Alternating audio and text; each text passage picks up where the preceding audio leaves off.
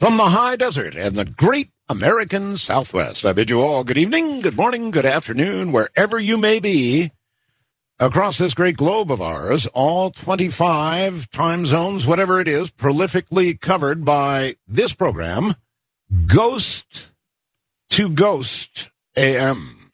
Good morning. I'm Art Bell, filling in for George Norrie on this evening, this ghostly evening. And we're going to do something a little different this year. We're going to do unscreened ghost-to-ghost calls. Now, there will be certain rules, and I hope you will try and abide by them. Rule number 1 is only one ghost story per caller. I repeat, one ghost story per caller. Number 2, please try and use anything but a cell phone.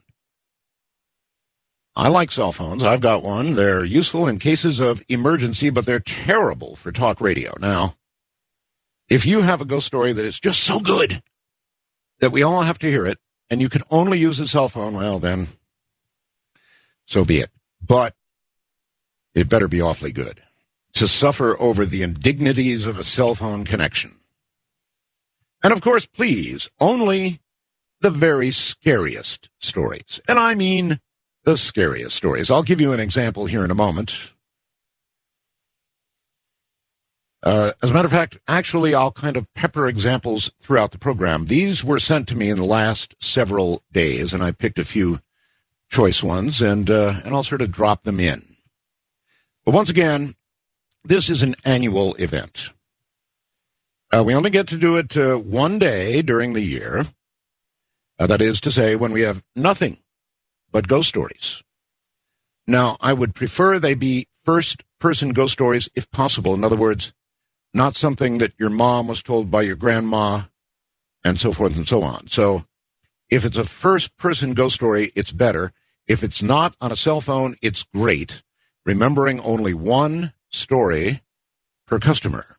And, oh, by the way, we took a Bell family Halloween photo. It's up on the website, right in the upper middle. If you go to coasttocoastam.com, you'll see it. We had fun doing that. The three of us. By the way, for those who are inquiring, all cats are fine. All our cats are just fine. Yeti, Abby, and our import Dolly, doing very, very well indeed. So a picture of the three of us, myself, Aaron, and of course Asia. That's on the website. And then if you click on the a webcam, there's a picture of just Asia there that I took the other day. I think is really, really cute. But once again, this is Ghost to Ghost, folks. So let me run over it one last time. One story per caller, one ghost story, your very best effort. If you can do it on a landline instead of a cell phone, well, bless you. Remembering you've got to let it, we're not going to use screeners. So that means let it ring and ring and ring and ring. And that way you'll not be charged for any on-hold time or anything of that sort. We'll pick it up when we're ready to talk to you. And only the very scariest stories.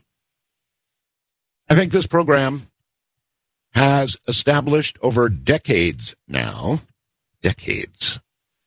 that there is indeed some sort of consciousness, some sort of continuation after death. Now, the nature of that continuation, we have not established.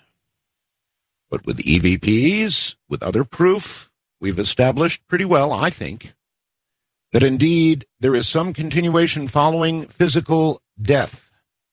Ghosts would be certainly one mainline piece of proof of that continuation. So if you have a good ghost story, here we are. Now, if you're west of the Rockies, the number to call is 1-800-618-8255. 1-800-618-8255. East of the Rockies, 1-800-825-5033. Remember, I will answer the phone, so it is up to you to have your radio turned all the way down right away as soon as you hear me answer. First-time callers, area code 818-501-4721. Area code 818-501-4721. 4721 wildcard lines. We've got several of those. Pretty good chance to get through at area code 818-501-4109. 818-501-4109 outside the country. The international line, call up your operator, have her connect you no matter where you are in the world to our toll-free international line, which is 1-800-893-0903. 1-800-893-0903. In a moment, Ghost to Ghost AM. Let's begin with something Kathy sent in from Springfield, Illinois. Art, let me preface this by saying my grandfather and I had always been very close. I know he would never have let any harm come to me in any way. My grandfather passed away in February of 1978. He had a heart attack in the bathroom of his home at about 3 a.m. My grandmother was home alone. We took turns staying with her after the funeral. About 3 weeks later, I was reading on the bed in the spare bedroom. Something caused me to look up. Coming out of the wall was what looked like my grandfather. He was transparent. You could see right through him, but he still had form. Words can never express how horrible he looked. He looked like he had dug his own way out of the grave. He had on a pinstripe suit, the one he was buried in.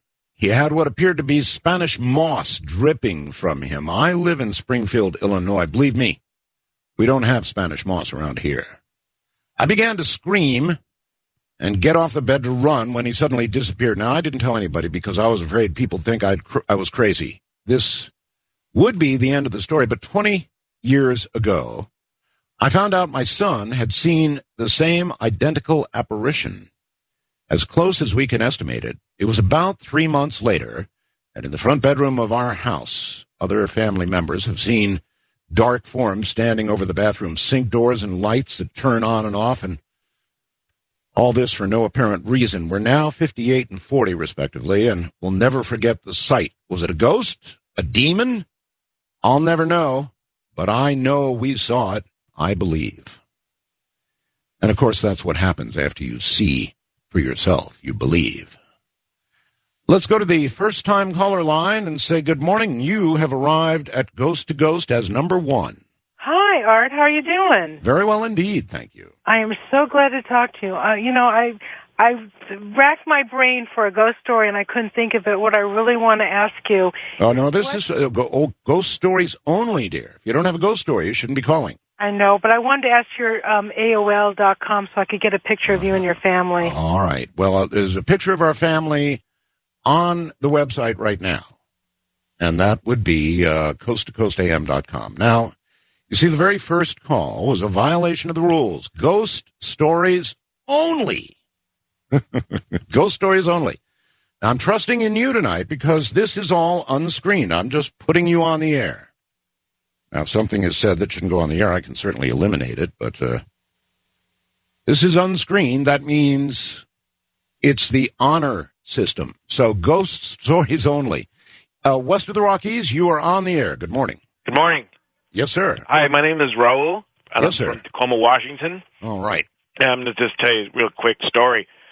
Probably I'd say it's about 20 years ago, I was living with this friend of mine in this duplex, and just out of the blue, all of a sudden, I started getting all these scratches on my like soft parts of my body, like underneath my legs where my calves are. Big wide scratches or like cat scratches or? It looked like there was at least always 4 like rakes. It looked like I was getting raked on my back by, my friends would joke and laugh. Hey, what did your girlfriend, making jokes like that. And I was saying, hey, I don't know what I'm getting here, and then my dad's being in the medical field. He says, well, it's probably just some, psoriasis or something like that. And I was thinking, well, I don't, and then I caught what kind of made me think more about it. I saw like this show with like Spock on it. It was kind of like, that's what was the only thing back in the 80s, that was like about paranormal stuff. Were these like human scratches? I mean, like human nails or what? Yeah, it was like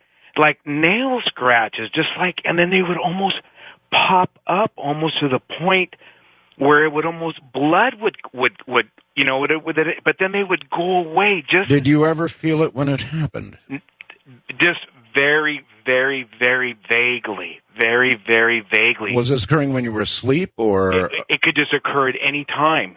We could just be sitting there at that time, in the early 80s, we were sitting there watching some MTV or something, just sitting around hanging out, and all of a sudden I'd say, hey, look, guys, and I'd pull down my shirt, and then right there behind my neck is these rake marks, and then it caught like I say, that show, was that narrator, and they showed this same similar incident to this guy that was just in like Boston, So how did it resolve? Did it just go away, or what? Finally, when we moved from that duplex, it just went away.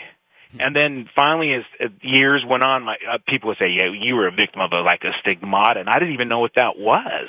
Mm-hmm. I didn't know about all this stuff, and so I started listening to your show. And then I started hearing more about it, and I think, one of these days I'm going to call Art. I'm going to do it. Sure enough, I get in the first call. This was the second call. This was your night then. Scratches. Wonder what that could be. Not to say for sure that it's a ghost, but human scratches on the body just suddenly appearing, barely felt when they occur, but then turning up as big welts. East of the Rockies, good morning, you're on the air. Hi. Hi there. You're on a cell phone, aren't you?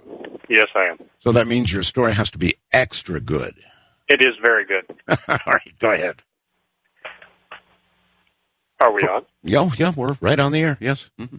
Okay. This is why I believe in ghosts. For 10 years, I was stationed at F.E. Warren Air Force Base, Cheyenne, Wyoming. Yes, sir. I was a security policeman, and we did maintenance. We did security for all the missiles that were in the missile field. Mm-hmm. There were thousands of people that have been through this Air Force base, and all of them, I bet, can repeat this story. All right, the story goes, one day, a missile maintenance crew was out in the field. While they were working on the missile, a set of arms clamped a man. If you can imagine sticking up your finger in the air and grabbing it with a pair of pliers, that's what these arms are like. Because... Wait a minute. Why would everybody know about this story? Because when I finish, you're going to understand. This is a very famous story. Okay. But I've never heard it repeated. So... this missile is held in place by these large clamps because it can take a direct hit from a nuclear missile. So these things are very, very solid. Right. So while he was working on the missile, for some reason, this clamp activated and pinched the man almost in half. God. So very quickly, they made a call back to the base, and as quickly as possible, by helicopter, they flew out a medical crew. The man wasn't doing very well. His blood pressure was beginning to drop. So they asked him, is there anything that we can do for you? Because it doesn't look like that you're going to make it. Mm-hmm. The man said, yes, I would like to be able to tell my wife one more time that I love her. So they arranged to make a radio call to his wife. And he was able to speak to her one last time. After the phone call was finished, they said, all right, we're going to release this arm from you. The doctor told him, I don't think I'm going to be able to stop the bleeding. Mm-hmm. And this may be the end. So he said he was ready. They released the arm. And as the doctor said, the man died on the spot. The place where he died was Missile Silo Kilo 11. All right. As I said, these missile silos can take a direct hit from a nuclear missile. They have a 10-ton concrete door on top of the missile. Right. On the outside of the missile, there's nothing but a fence. They don't worry about people getting inside, so all you need is a fence. But there are alarms. There are alarms on top of the ground and below the ground. After this incident happened, almost every night, the alarm underneath the 10-ton door, inside the missile, where it was impossible for anyone to go, would go off almost every single night. Good Lord. And the men would have to respond and go out there and check outside the fence all around, and then they would have to open the hole and go down where the missile was. So he was still there. So they say. Yeah. I really appreciate the story. Thank you. I've heard similar stories. There was I think it was Law & Order, very famous Law & Order series in which a man, in a similar fashion, was squeezed by a subway train. And they actually got the train stopped, and it hit him about midline, in other words, right across the stomach. And as long as that subway was in place, much as the man just talked about the arms around the missile, the blood flow or the blood pressure in the upper part of the body stayed roughly, kept him alive. But the very moment, of course, they moved the train or changed anything, blood pressure immediately dropped and the man passed away. So what that man just had to say about Kilo 11 was entirely possible. What followed, with that alarm going off on a nightly basis, is, it's why we're here talking about ghosts. Many times, spirits appear, and this is a part of life after death that I would love to have solved, because I think it kind of makes us all a little nervous. It sometimes appears as though a spirit, or an echo of a spirit, if you will, remains continually setting off alarms, or people getting a glimpse of the same thing again and again and again, like a terrible tape loop, like something that wasn't finished. Wildcard Line, you're on the air. Good morning. Hi, Art. How are you? And it's a pleasure to talk to you. It's good to have you, too, but you're also on a cell phone. Yeah, I hope the distortion's not too bad for you. It will clear up. Not too good at the moment, but go ahead and give it a try. Okay, my name's Herbert. I'm a truck driver. Yes, sir. I was in the military, stationed in Mayport, Florida. Lived on base housing, and we had a baby goat. The wife started hearing it at different times. It would cry, and when I started hearing it, I'm sure you're familiar with footy pajamas. With what kind of pajamas? We call them footy pajamas. It's got the feet. Oh, sure. Okay, I know. Just up the middle. Yeah. And I had two small boys, and sometimes at night I would hear the footy pajamas come in there to my room, and right there at my headboard, I think it was one of my sons, and I'd reach out, and neither one of them be there, and I'd get up, go check on them, and they'd be sound asleep. So it was kind of funny at times. It never scared us. And then one night I heard the footy pajamas come into bed, and all my hair is staying on in right now. And I felt the foot of the bed go down. So I knew it was one of my sons climbing in bed with us. Mm-hmm. And I raised up, and the moonlight was coming through the window, and there wasn't nothing there whatsoever. And I couldn't scream. I couldn't holler. I was just terrified. And my wife, she was a real light sleeper. Anytime you touch her, she wakes up to see what's up or what I needed. Sure. I started shaking her on it. I almost tossed her out of bed. And just out of the blue, something come over me. I don't know what willed it over me, but I lost all motion, all feeling. I wasn't scared. I wasn't anxious. I wasn't nothing. And something without the feeling of touch just made me lay back down. As soon as I hit my pillow, I was out. Were you paralyzed? No, I mean, at one point when the feeling came over me, I didn't have no emotion. It's hard to describe. It was almost like a void. I had no feelings whatsoever. Okay, so this was not sleep paralysis of any kind. Oh no, I was wide awake because I was wide awake running some things in my head because I was going up for advancement exam the next day. Yes. And I was wide awake, and I was running over these figures in my head so I could do good on my advancement test the next day. So I wasn't even asleep when this happened, but I got it. All right. Well, listen, we're coming up on a break here, so I appreciate your call, and we'll continue with ghost stories. I've got a number that have been sent in to me, and I'll kind of pepper the program with those. But otherwise, we're depending on all of you non-cell phone people to call in. Ghost to Ghost AM, actually. Unscreened calls. We're just picking them up as we get them tonight.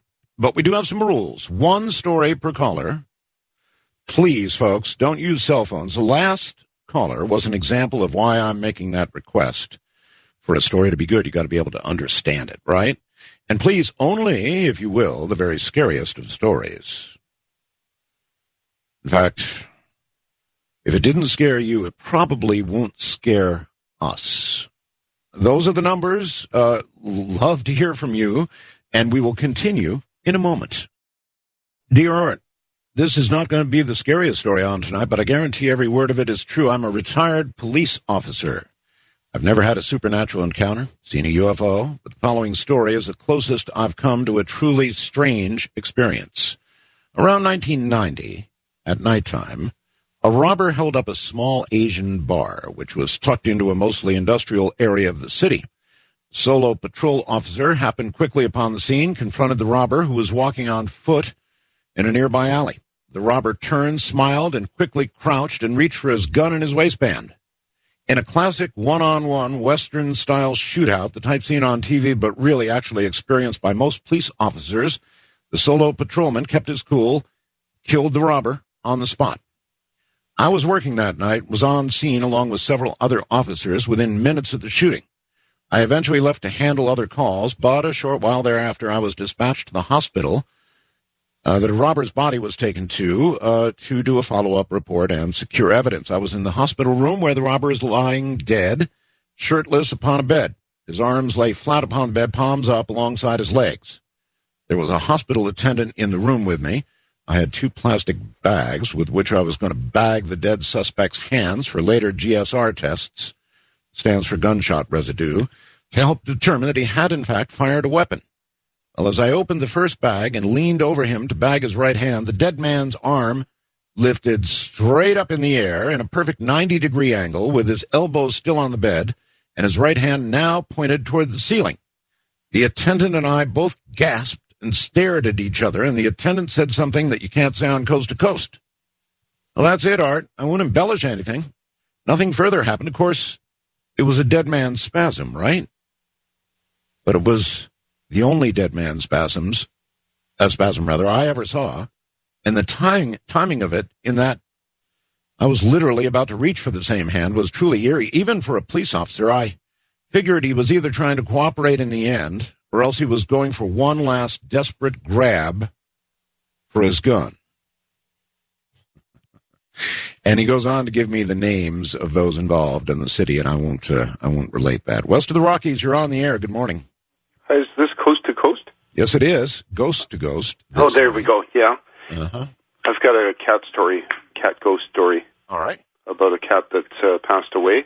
Yes, sir. And basically said goodbye with the motion sensor light of the porch, on the porch when I was Yes, inside. yes. Uh-huh.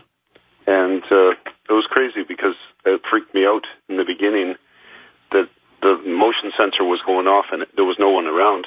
But well, sometimes insects can set them off, Oh, no, this wasn't set that sensitive. Like it had to be a person walking by or a car. But I think this was the way of the cat saying goodbye, and I'm okay because it had been hit by a car the day before. Oh, I'm sorry. It could be. Various things appear to us, and I'm not sure if our brain makes the connection because it wants to make the connection, because we want to be able to say goodbye. We want to be able to say, I love you, or one last thing. And so sometimes our brain makes that connection. Sometimes perhaps there's a little more to it. Make that west of the Rockies. You're on the line. Eric, good morning. Good morning. Hi. Hi. My name is Candy, and I'm calling from Sacramento. Yes, Candy. Well, my story is a pretty scary one. I haven't told many people this throughout my lifetime. I'm 36 now. Mm-hmm. And I remember the weather was hot, so it must have been around June or August in the summer months from school. and I was in the 6th grade, and the family was on vacation and at home. I didn't go with them wherever they went to. I can't remember that now. But Grandpa stayed with me, and he was in the living room, and I was coloring on at the dining room table. Mm-hmm. And I had one of these old organs in my room, and down the hallway I could hear this music coming from the organ, and I knew I didn't leave it on, and it didn't play by itself. And it was beautiful yet eerie, and I kept coloring, and I thought, well, it's going to end anytime soon, but it kept going, and I kept more curious about it. So when I went down the hallway, there was this chill in the air, and Grandpa had told me a couple of months previously that if I were to experience anything scary, just to call on the name of Jesus, mm-hmm. and everything would be all right. And I was getting scareder by the moment I kept walking up the hallway to my room, and I called on the name of Jesus, but it didn't go away. Did you get into the room? I got so close to the doorway that the music was blasting my ears. And what happened was I didn't know what to do, and I didn't want to go back and get Grandpa because I thought I could handle this by myself.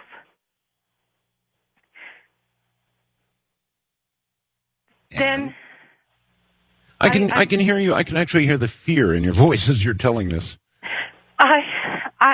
I've been listening since 1998 to you and George Norrie. And this is the first time that I've ever been able to get onto the radio to tell my experience. Okay, so what finally happened? Did it just stop or what? No, when I turned into the doorway real fast, there was this thing that I can't describe to anybody, but I have drawn pictures of it to. Okay, we'll try. You're going to have to give it a try. This thing, yes, non-human thing. I guess if it was human, you wouldn't say thing, would you? No, it was unearthly. I have no formal description of how to put into words what it looked like, but it was red, and it was glowing, and it must have been a demon that I saw. Did it have a form, a body, arms, legs, that kind of thing, or any appendages at all? Yes, and it was using its hand-like fingers on my organ player. Yikes! And it looked straight at me with yellow eyes. Yellow eyes. And red with yellow eyes. Yeah, it was the most unbelievable, undescribable being, and I'm shaking right now. But I can hear it. It challenged me at the age of 6 years old. So I said, in the name of Jesus Christ, be gone, I command you. And it lifted its head up like it had never been told this before and just vanished. Whew. All right, well, that's some story. And those are some words from a 6-year-old. I really appreciate your call. Well, thank you for taking my call. Well, thank you for making it, and take care. Yellow eyes, huh? Listen, I've got a picture up on the website you might want to see. I'm pretty picky when it comes to so-called ghost photographs. I don't latch on to just any, but this was sent to me by Robert. It arrived about a week and a half ago or so. It's obviously taken in an ICU room in a hospital in Colorado. And it was just a nurse testing a new camera, testing the flash in a new camera. Nobody else in the room, and yet if you look in the mirror, you will clearly see somebody dressed in what appears to be perhaps a uniform, sort of half there and half gone. It looks like an old uniform to me. Looks like whoever this is has been around for some time. And this has to be one of the best ghost photographs I think I've ever seen. So you might want to go take a look at that. Again, from a Colorado ICU room. And Robert, I want to thank you for sending that along. It's really a good one. I can usually pick apart a ghost photograph and say, well, it's this or it's that. But if you look carefully at the mirror, the objects reflected and all the rest of it, there's nothing at all bogus about this one. On the wildcard line, you are on the air. Good morning. Yes, Art. Hello there. This is Lee from Phoenix. Yes, Lee. I got a ghost story for you. Good one? Well, you be the judge. When I was a kid and freshman in high school and got to run around with other kids on Friday and Saturday nights dragging the main and stuff, one of the guys, older guys, says, you know, hey, you guys been out to the cemetery? He says, the damnedest thing. He says, we was out there a couple of weeks ago with our girlfriends, because sometimes we'd go out there and they'd find a place and they'd park and make out with their girlfriends. He says, we got out and he says, we went up to, and he said, well, there was this one grave that had this enormous upright headstone that was taller than we were. And the girl said to us, he says, I didn't know we were by this one. She says, let's go back to the car. He says, well, why? He says, because it's haunted. He says, what do you mean? He says, if you stay, there's an old man buried there. And he says, if you walk up and you stand at the foot at the stroke of midnight and say, hey, old man, what are you doing there? He'll answer you back and he'll say, nothing at all. Anyway, we said to our friend, no, we'd never heard about it. So he drove us out there. There was about four of us. We were just kind of really nervous. And we did. We walked up, struck midnight, and stood like he said, and sure as heck, the old man answered back and he said, nothing at all. And you heard that clearly? Don't forget it, Art? Yes, I do. Nothing at all. Thank you, Art. You're welcome. That's fairly normal in the world of spirits. A repetitive this and repetitive that. You know, I don't think any one of us want to think that that we just sort of hang around in the place where our body is returning to the earth slowly, year by year, and do the same thing over and over again. Wildcard line, you're on the air. Hello. Yes. Hi. This is Bill from Southern California. Hi, Bill. Yeah, I got a ghost story for you. Fire away. It deals with Native American burials. Okay. You still there? Yeah, I'm right here. Go ahead. Okay. Well, I'm an archaeologist. I don't have a PhD, but I do have a master's. And I was working on a survey crew, and we found an area that had a lot of broken pottery and whatnot. And we flagged it, and we went on, came back to it a couple of days later, started excavating, and equipment failure, like you would not believe. Laptops would go dead. You come out of an area, they come back on. You go back in, they go back off. Generators, the same way, for lights and stuff. It was just a crazy, crazy deal. In other words, something was taking all the energy, at least temporarily, from whatever you brought in that had it. Yes, sir, it was. Right. And our little base camp that we had set up, we had a cook and everything. The first night there, our personal equipment we found in trees and scattered all over the place, so we thought it might have been animals or something. Mm-hmm. Second night, the cook, he came out the next morning. He was mad because everything, around the camp cook area was just scattered all over the place. When we started excavating, we started finding human remains.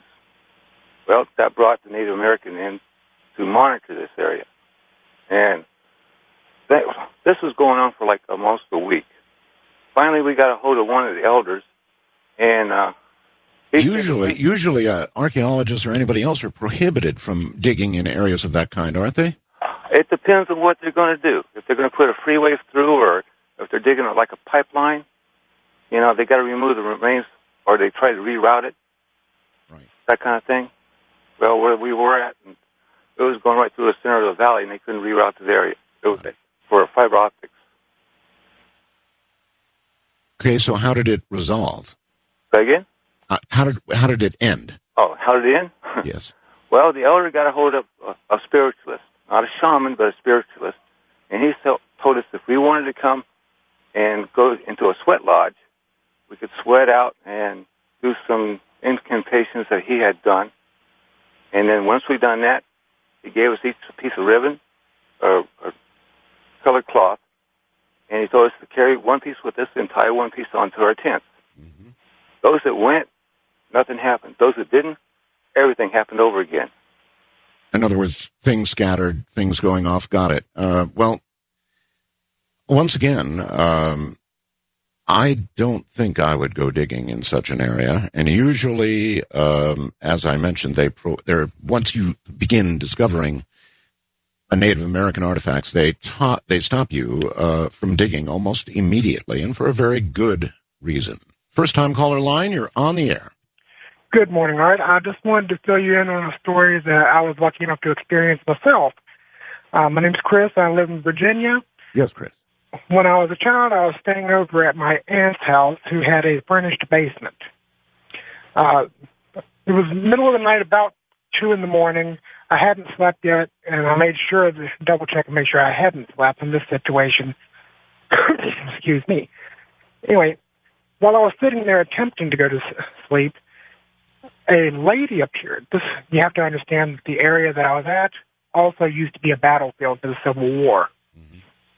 So this lady appears in a beautiful gown, and a gentleman came up to her.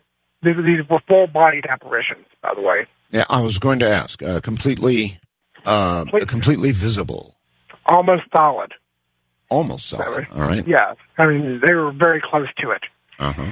Anyway, he was wearing a blue uniform, so obviously I think we have an idea of what side he was on. Yes. And they embraced, and they were seemed to be having a romantic interlude, I'd have to call it. Wow.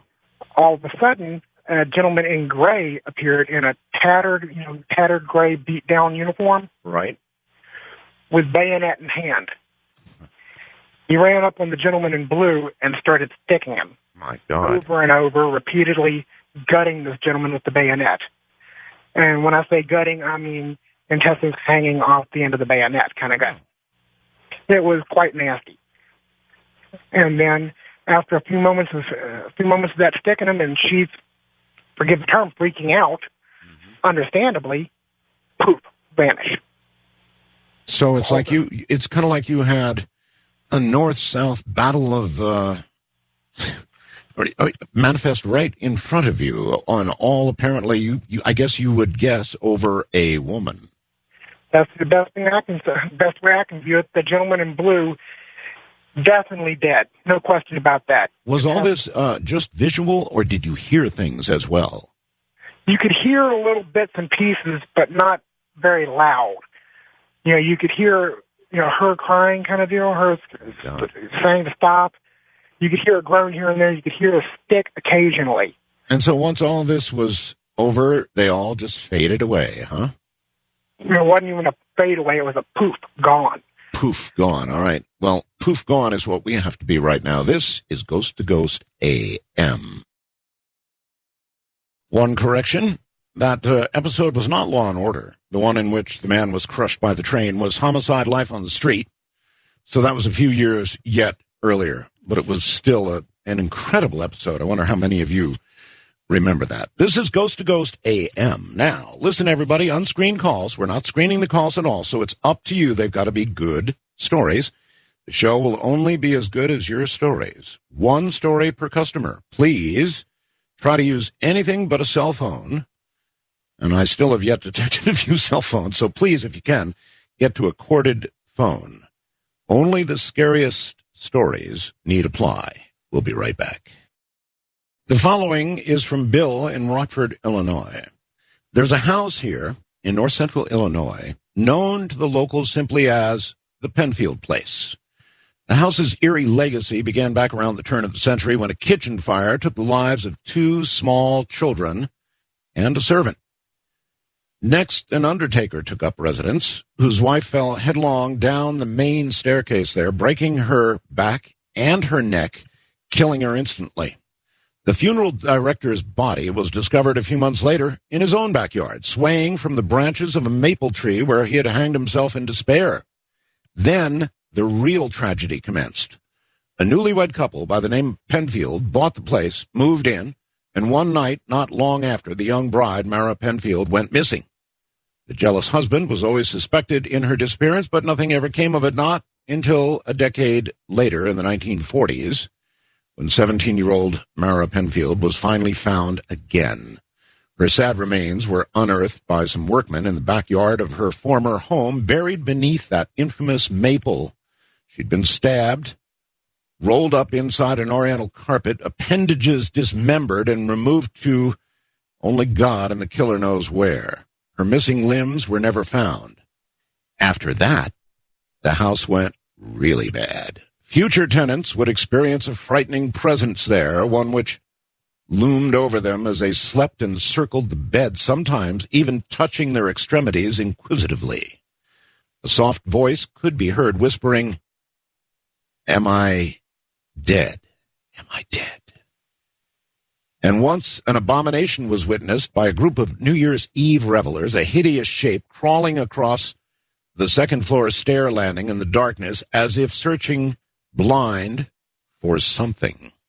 When somebody let out a scream, the form raised up suddenly and glided away, nightmarish and black with no face to speak of.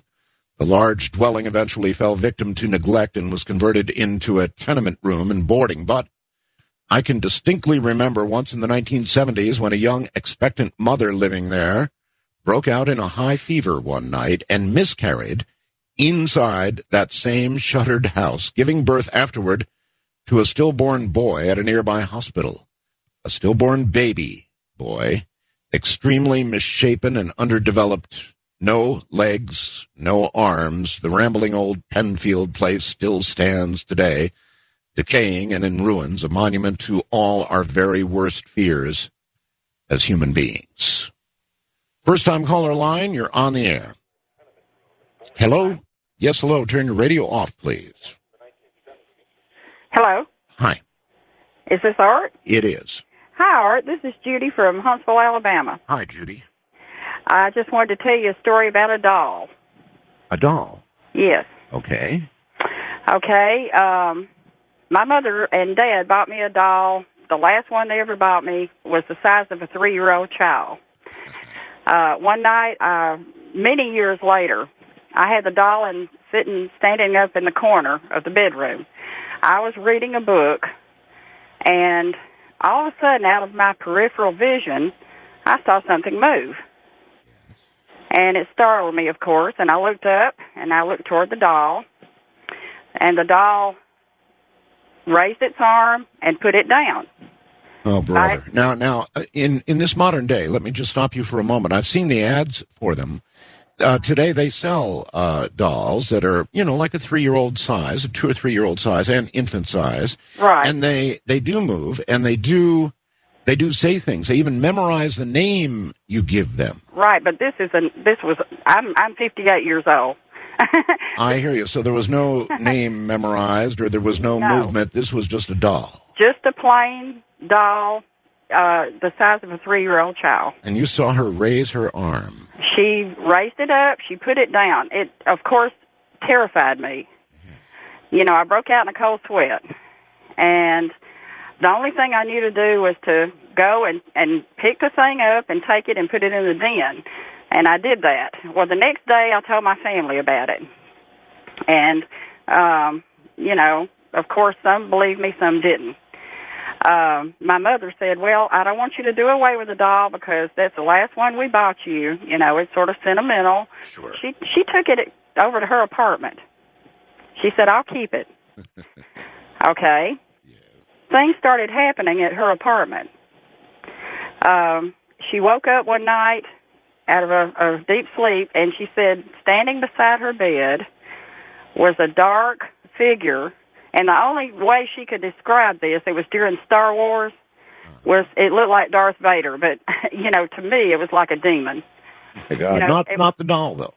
No, it wasn't the doll. It was a dark figure standing beside her bed. Do you think the doll brought this to her? I think it did.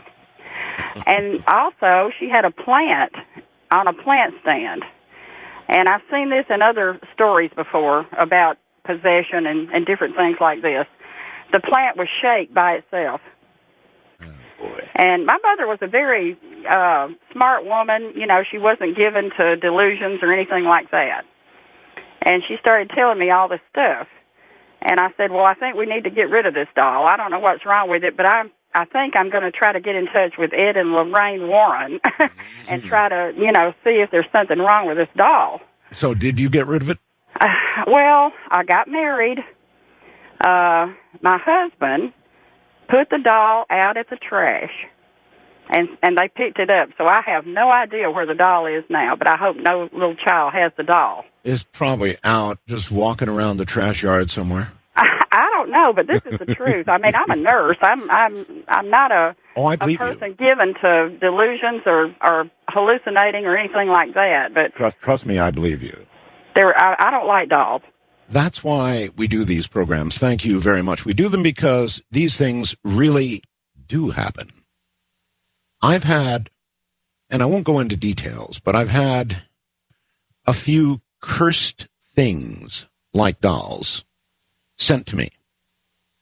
And some pretty strange stuff happened. People come into the possession of something like what she was just talking about, that doll, and they don't know what to do with it. And so they end up, in the old days, when I was doing a 5-day, 6-day-a-week show, they'd send them to me, and they would tell me this, whatever it is, I won't go into what it was, is cursed. Well, mistakenly, I did keep something for a few days, and what a mistake that was. Good morning, West of the Rockies. You're on the air. Hello.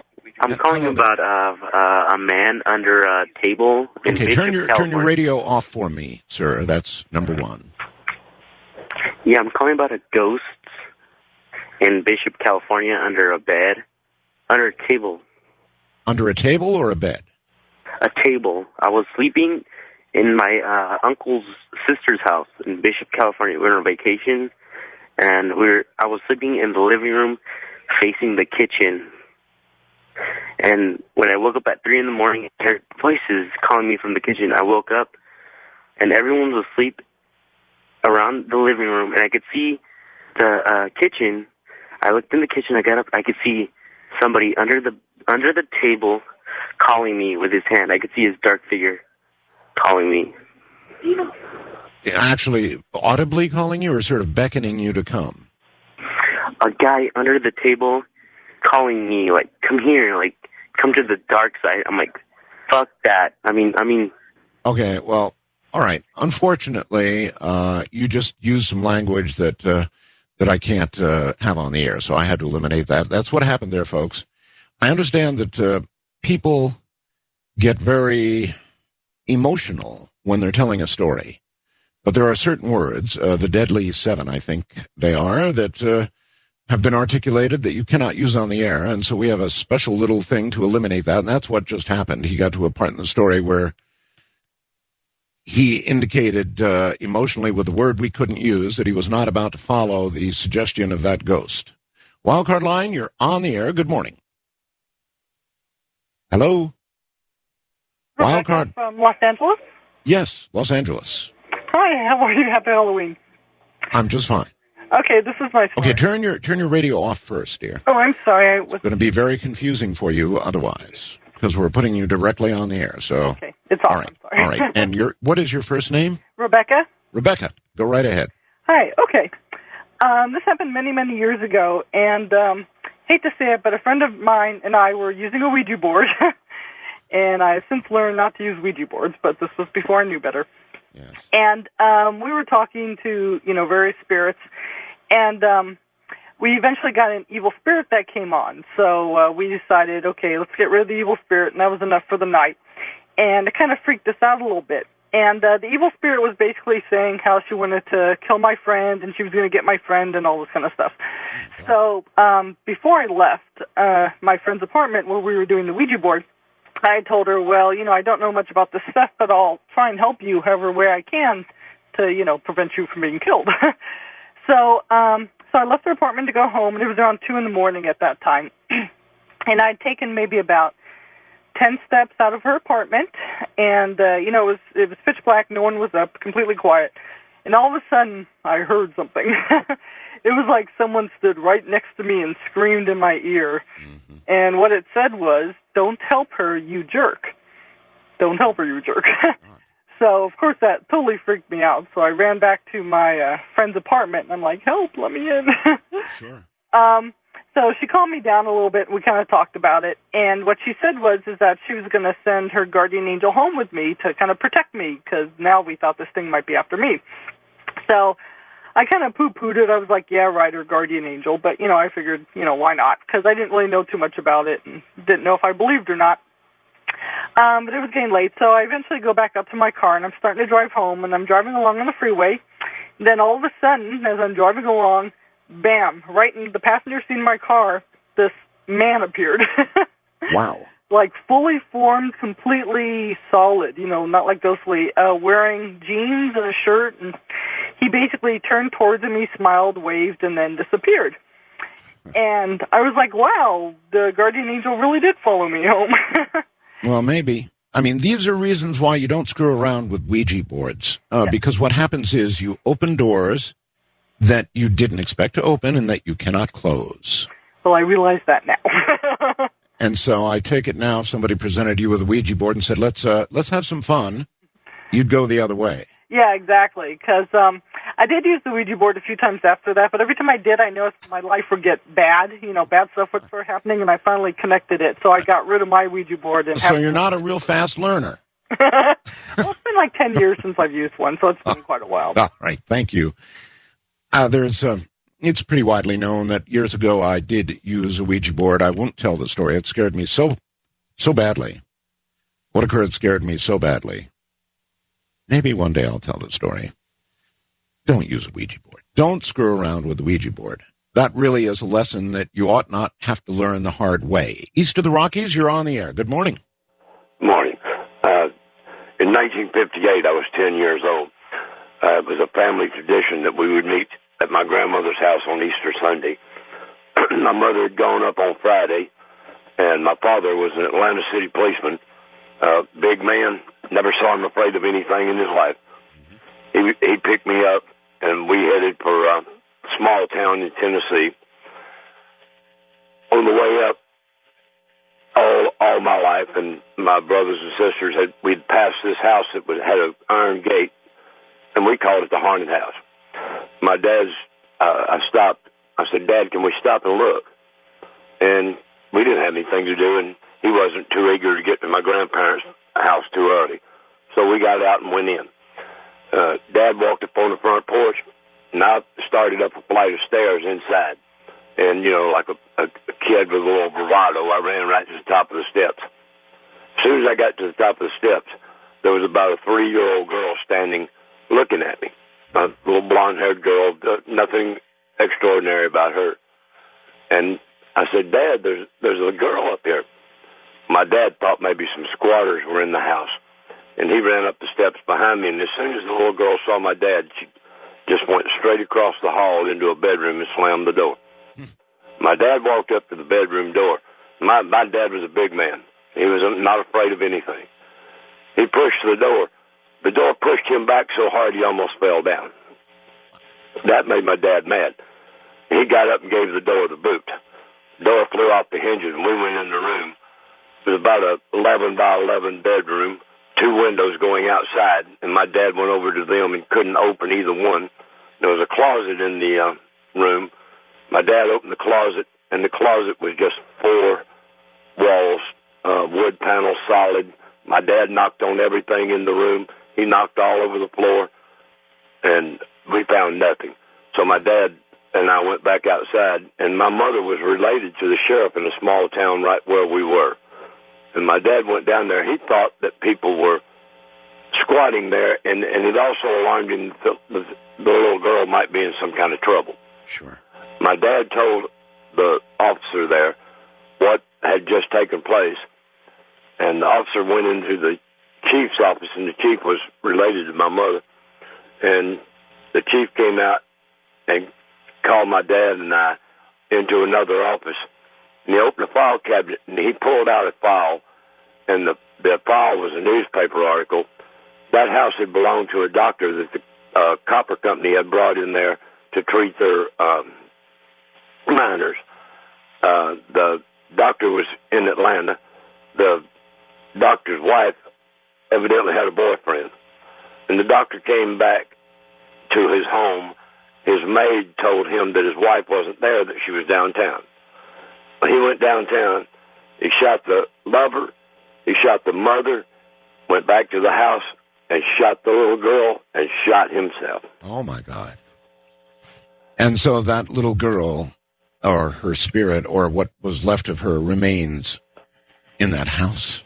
The article went on to say that people heard the little girl. He shot the maid also, but the little girl was the last alive, and she went running up the steps screaming, and then a gunshot. Wow. I really appreciate your story, sir, and your call. I don't know, again, what this tells us about life after death. Many ghost stories are associated with violent deaths. Many ghost stories are associated with suicides. In other words, some sort of very traumatic, unfulfilled, unrequited love. All of these things seem to bring about a continued presence. Now, whether this is a contemporary awareness or it's just some sort of echo of what was, it's hard to say. Either way, it certainly is freaky. Wildcard Line, you're on the air. Hello, yes, this is Coast to Coast? Yes, it is. Ghost to Ghost. Turn your radio off, please. Oh, okay. Oh, sorry about that. Okay. Yes, I'm Kevin Palmer. Sorry for the last name. I'm Kevin in Iroquois Falls, Ontario. Yes. And I have to say, the first time I listened to Coast AM, I get it through the internet. I was listening to older episodes, and I invoked a demon when I listened to Coast AM. While you were listening to Coast? Well, I got into Coast AM after through my friends on Pal Talk, and they sent me a link for some of the shows, and I invoked a demon when I was listening to Pal Talk, and his name is JC. All right, thank you very much for the call. That's not exactly a ghost story, although there's a little bit of terror certainly involved in it. JC. This is Ghost to Ghost AM. We'll be right back. Fascinating. How many stories I get from police officers, ER nurses, and doctors, but they don't ever want to be named, or rarely. I protect them anyway. Matt from Plainfield, Illinois, says, this is just a fast blast. I used to be a narcotics detective. One night I was called to the scene of a drug-related murder. When I arrived, I saw a man standing over the dead body telling him to get up. Long story short, it was the dead man yelling at his own corpse. We'll be right back. You know, even though what we're doing tonight are ghost stories, this is really all about whether there is some kind of existence after physical death, right? Barbara says, not that scary, but this is the reason I believe our spirits go on after we leave our physical bodies. In 2000, my ex-wife and I were expecting our youngest son. I was in the Navy at the time. We lived in San Diego. I was on a 6-week exercise in Hawaii when I got a sudden Red Cross message that I needed to get home. My ex-wife had to have emergency surgery, and there was a very good chance she'd lose the baby at 5 months. I was able to get emergency leave and a plane ticket, made it to the hospital 21 hours later, just before she went in. The surgery went fine, though there were a few touchy moments, and we went home a few days later. Over the next couple of months, my ex began talking in her sleep. The conversations always sounded friendly, though I could never make out quite what was said. She'd never talked in her sleep before and didn't say anything about having strange dreams, so I left it alone. She was put on bed rest, and we were at the doctor's office about twice a week. I was worried and prayed every night for my son to be healthy. My ex went into labor, and it was a problem, and then another problem, and a problem after that. There were issues with the pain medication they'd put her on, problems with monitoring equipment, you name it, it happened. When my son was born, he didn't have a heartbeat, wasn't breathing, and was a light blue color. I think every doctor in the hospital that night was in the room, and I can't say enough good things about them. They placed my son on a cart and ran out of the room. There were people taking care of my ex, trying to make sure she was going to make it, so I went to find my son.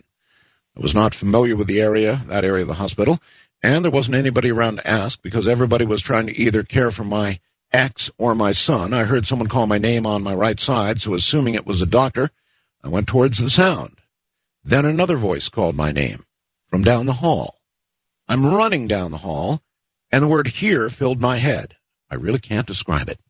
I looked, and there was my son being worked on. I walked into the room. The doctor looked at me. He had this look on his face, and I just know it wasn't good. The nurses just looked at me. I began to cry because I knew my son was dead. Now, this is where it all gets a little strange. I noticed some movement out of the corner of my eye. It was very fast, so I looked in that direction. There wasn't anything there. I walked over to where the little baby was and was going to touch him, my hand an inch over his chest. The doctors were doing whatever they were doing a little away from me. They'd totally given up. Then out of the blue, my son starts slightly moving and lets out this huge, strong cry. Of course, I jumped a little. I lost my balance and began to fall backward. I turned a little, trying to right myself and see the window. Both of my grandmothers were there in the reflection, smiling, and it looked as if they were staring at the table, smiling at my little boy. After that, he did have a few medical problems, a couple of surgeries to fix a few things. Now, a healthy 7-year-old. The only thing about him is, well, that's strange. He talks from time to time about angels that he sees at night. He says that sometimes they're old ladies, sometimes they're mommy's age, but he says they always look kind of the same. I did find a picture of one of my grandmothers a couple of years ago, and he pointed to it right away and said, "Granny." So I'm sure they came to help. That's our story. Happy Halloween. East of the Rockies, you are on the air. Good morning. Art. Yes. This is Wayne from Pennsylvania. And my dad, he had 16 brothers and 5 sisters, and he was the 7th son. And one time, I had he bought me a box of Cracker Jacks with a toy in it. And I took it upstairs and put it in my drawer. I remember those toys, yes. And so I went down and played outside a little bit. I was like 7 or 8 years old, and I decided to go up and get it. And then the door was locked. There was no lock on the door, but it's like, I couldn't push it open. So I looked under the door, and I could see these feet look like dog feet. And I was pushing, all of a sudden it opened. I seen it going out the window, and my toy was gone. And so something like a dog had taken your toy, not let you in the room? All I seen was just 2 dog feet, like. I didn't see the rest of the body. But they were like dog feet. Yeah, and my toy was gone. It went out the window quick. And then what really got me, when I was about 14, and my mom and my dad were separated, and all of a sudden, about 2 o'clock in the morning, there's like a big explosion in my head. And I got out, ran out in the kitchen, and my mom, she asked me, "What's wrong? What's wrong?" I said, "Something's wrong with Dad," because he worked, distance away. And she goes, "Nah, it can't be." I said, "Mom, there's something's going on because I have a feeling something's wrong," And then about an hour later, she got a phone call. He got hit by a tractor trailer. I'm so sorry. That there are so many stories like that. For some reason, people, they seem to know when something awful has happened to a relative. Now, I have no idea how that happens or why that happens, but it does. That communication takes place. A relative somewhere has died, and as that man said, it's like an explosion in your head. You just suddenly know. And you've got to ask yourself, what mechanism transmits that message? It's really as mysterious as other things that we cannot explain. Wildcard line, you're on the air. Hello? Hello. Hi. I have a story about EVPs for you. Where are you calling from? I'm calling from Niagara Falls, Canada. Okay. And my name is Cindy. Okay, Cindy. Hi. We were, my boyfriend, myself, and a friend decided to go ghost hunting, and we brought our digital recorders with us, and we were out in a graveyard down in Niagara-on-the-Lake. I'm not sure if you're aware, if you know where that area is or not. I do, yes. Okay, we were down in one of the graveyards down there, and so we were there for about an hour, and we were just about to leave, and my boyfriend goes, well, why don't you try just ask a couple more questions before we leave? So anyways, we asked a couple more questions, and then my friend, for some reason, goes, oh, I wonder if somebody's going to come home with us. And I'm like, that's not even funny. Don't even joke about that, right? So then we get into the car, and I'm like, well, let's listen to what we've got, right, see if we have anything. So we're driving back. We get to the part on the tape, or not, it wasn't in tape because it was digital, but we get to that part where she says that, and clear as day you hear on it, go home. And we don't know who it was. It wasn't like any of us saying it, but it's clear as day you could hear somebody say, go home. Go home. And I assume you kept going home. Yeah. Yeah, we did. That's because EVPs work. Now, what they are, of course, we don't know, but we know they're real. That's why I continue to have my EVP guests on the air, because they're real. And if you doubt it, get a recorder. If you've got the cojones for it, take it to a graveyard or somewhere else where there might be spirits about, do a few hours of recording, come home, and, then send me an email or let me know what was said. Fact of the matter is, EVP works. What it really is, we have no way of knowing. But it's not a joke, and those who take the time and trouble to really go out and try it inevitably get something they cannot explain. First-time caller line, you're on the air. Hi, Art. This is Vince from Wyoming. I got a ghost story for you. Yes, well, it's got to be extra good since you're on a cell phone. Okay, well, going across Pennsylvania one time, back in the 70s, the truck got awful cold inside. Look over in the passenger seat, and there's like an entity sitting there. Oh, well, this is good.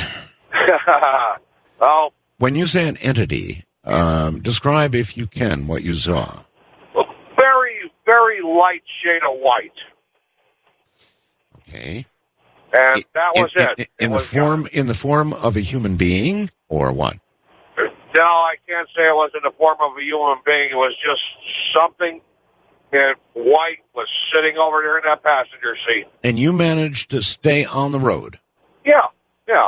It didn't bother me. It didn't bother you? Not at all.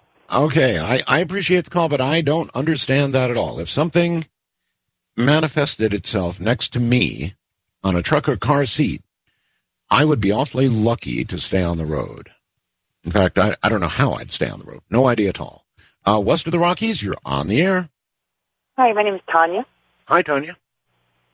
Hey, I just want to say that I've had several ghost experiences in my life. Well, we only have time for one, so give us your best. Okay, let me think about it. Well, I just moved recently to Washington State, and two separate instances, a very similar kind of event. I was laying in bed, and I felt like something was walking towards me, and I was like, what? I looked up, nothing was there. Laid back down, and then I felt something getting close to me again. I was trying to ignore it, and nobody was in the room except for me, and I felt something like lean on me, toward kind of on my chest, and then something screamed into my right ear, just like screamed. And then a separate incident, which was the same kind of thing, same kind of pressure on me, and then something screamed in my right ear the second time, but it said, save me. It screamed like, save me. Really? And what did you do? Oh, strange enough, I wasn't really that scared, because I've had some other experiences before, but I tried just to go back to bed. The first one, I actually jumped out of bed, and I said, okay, I better get in the shower and wake up. The second one, it was actually right before I went to sleep, and I just was like, okay, I'm going to ignore this, put a cover over my head and go back to bed. but it was really weird. I just Well, the felt like words "save me" have obvious meaning. So, didn't you feel compelled to get up, investigate, and try to help somebody? Well, I mean, I honestly, when I first, the one when I heard something yell "save me," it was like really only in my right ear, and I felt like something. It felt like something leaning on your chest, kind of. Originally, I thought my boyfriend was sleeping right next to me, and I thought, well, maybe his psychic energy. At first, I thought maybe his psychic energy was like telling me something. I don't know, but a tree fell down behind our house maybe around that time, and he said maybe the tree was trying to say "save me." I don't know, but I was like, I had to go to sleep. I had to go to work the next day, so I was like, okay, I'm like kind of scared, so I'm just gonna like try to like just go to sleep. But it freaked me out. I mean, the first time when it happened, I jumped out of bed, and I thought, this, whatever it is trying to tell me to it's trying to get me out of bed. It's like, don't sleep anymore. It was like saying, you gotta get out of bed and start the day. Okay, well, if that had happened to me, I'm sure it would have worked. I doubt that I would have slept the rest of the night. Whether or not I would have got, awakened and tried to help somebody, I don't know. East of the Rockies, you're on the air. Hi, Art. This Hello. is Mike from Indianapolis. Hi, Mike. And I am just calling. I had a story when I lived in Kentucky in 1993, and it's very interesting, and it involves some pretty famous landmarks there in Kentucky. To begin with, I was a teenager, a senior in high school, and I had missed my bus for school. And seeing as I really had to graduate, and I didn't want to get get in trouble from my father, I decided I better get to school as fast as I can. For me, that was usually a reason to stay home. Missed the bus, Mom. Yeah. Anyway. And it seemed to be around this time, actually, probably beginning of November. And there's a place there called Valley Station, Kentucky, and I was going to school, and I kind of ran a lot when I was younger, and so I was kind of jogging, and I was new to the area at the time. I just moved there, and what happened was I decided to take a shortcut, and from this experience, it is ill-advised, and I took the shortcut to get to school, on time, a little bit earlier to not get in trouble. So I'm jogging up this hill, and I pass this golf course, and I get to the end of the top of this hill, and it is a place called Waverly Hills Sanatorium, and of course everybody's heard of it now, but at the time, I had no idea, of the actual experiences there. But, I was jogging, I had my headphones on, and decided, at the time that place was abandoned in around 1993. Mm-hmm. And so I'm jogging through this place because the gate is usually, it's left open. And so I'm jogging through, and I get, heading west towards what's known as Dixie Highway. And I get to the, top of the hill, and I pass the actual hospital, and I'm listening to my headphones, and my music's blaring, and I head, past the hospital and get to the behind of it, to the west side of it.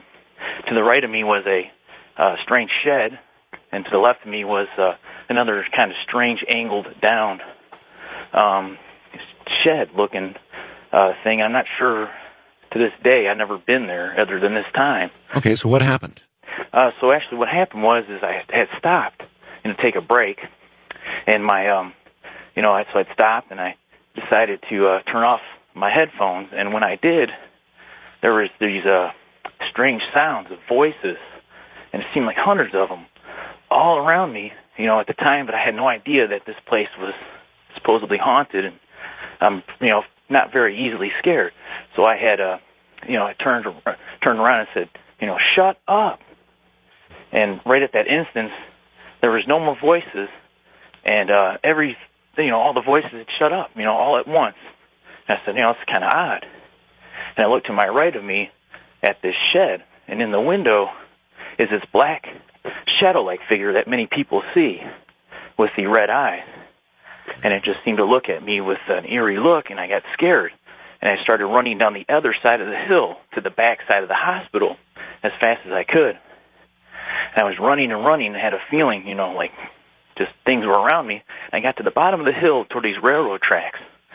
And what seemed to appear out of nowhere was a man and his dog.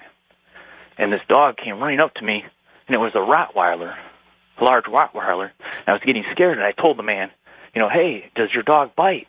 and the man never answered. It was a man in a trench coat, a large man with a long beard.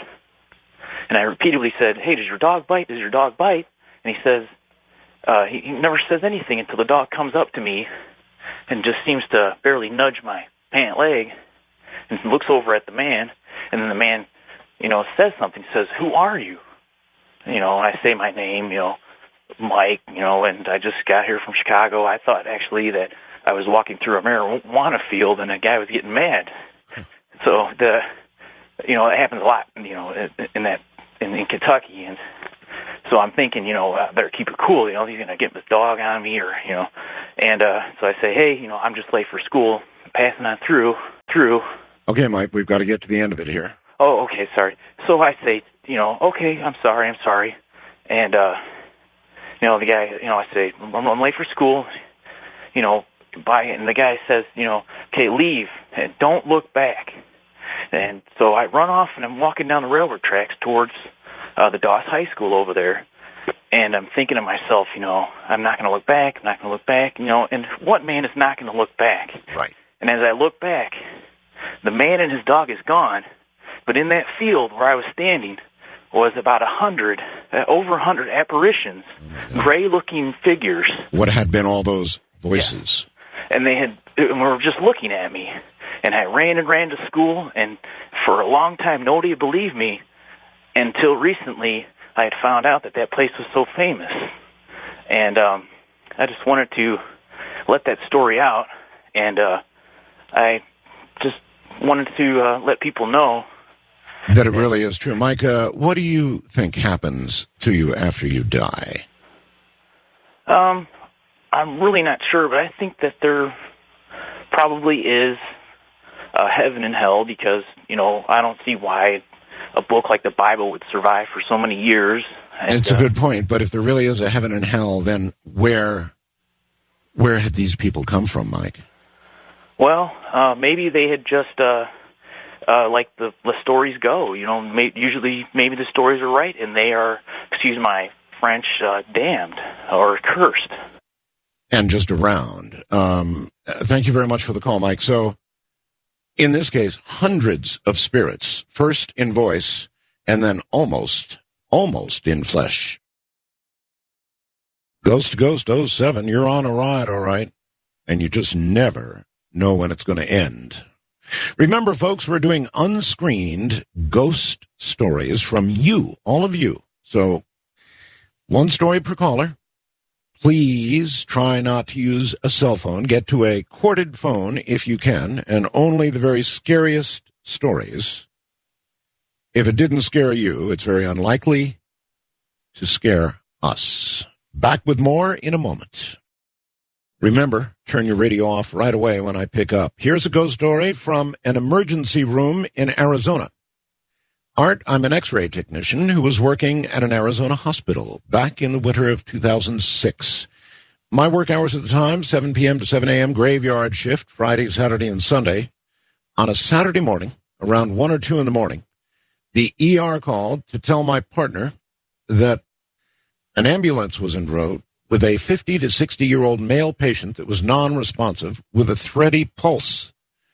We were to stand by and be ready to do a portable chest X-ray, post-trachea intubation.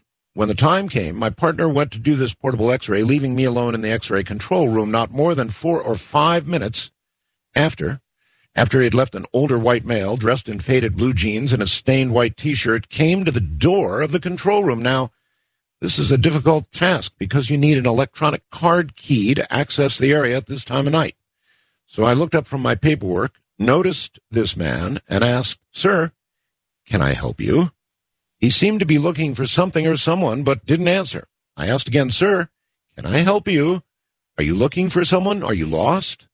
This time, he raised his bright blue eyes in my direction and seemed to look right through me. The man said, "No, son, I think I've found my way."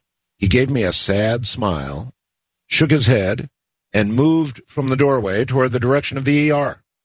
So I got up and went to the open door and looked down the long hallway, didn't see anyone.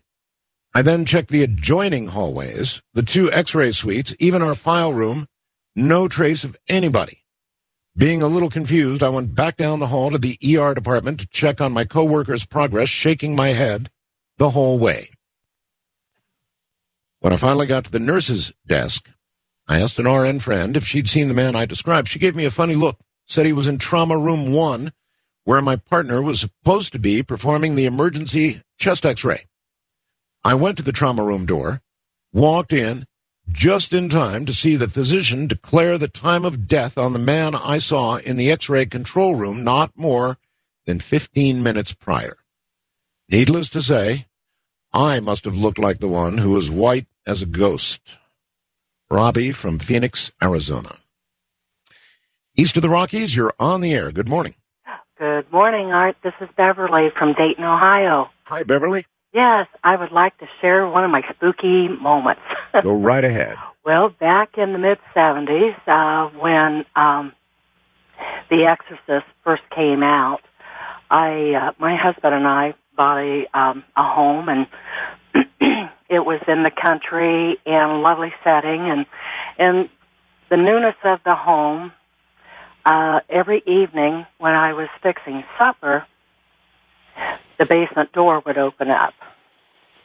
All by itself. All by itself. And I thought, well, maybe it's just the settling of the house and the change of the season. But night after night, the door would open right around the same time. And then my son, he would say that there was something that was coming into his room, and it was scary. Yeah, and of course you dismiss these types of activities because it's a new home. And then one evening, my husband and I were asleep, and we both had a vision or a dream at the same time.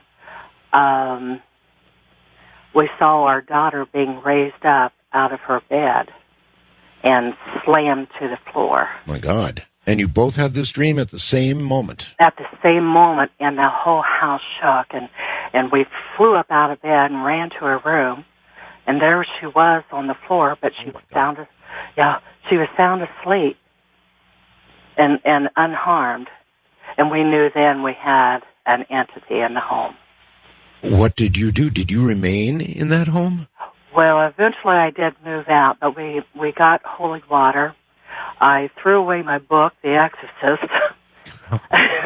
I don't know what I'd do. I doubt that I'd remain in the home. I'd get buckets of holy water. I'm not sure what I would do. Yeah.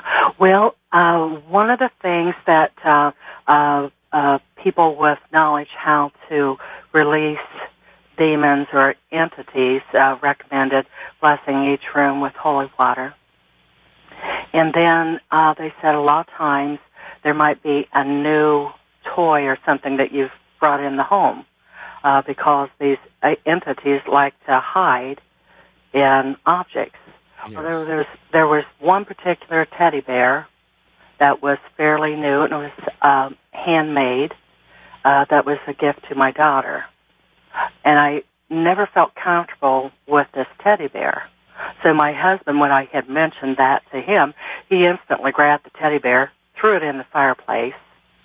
My goodness.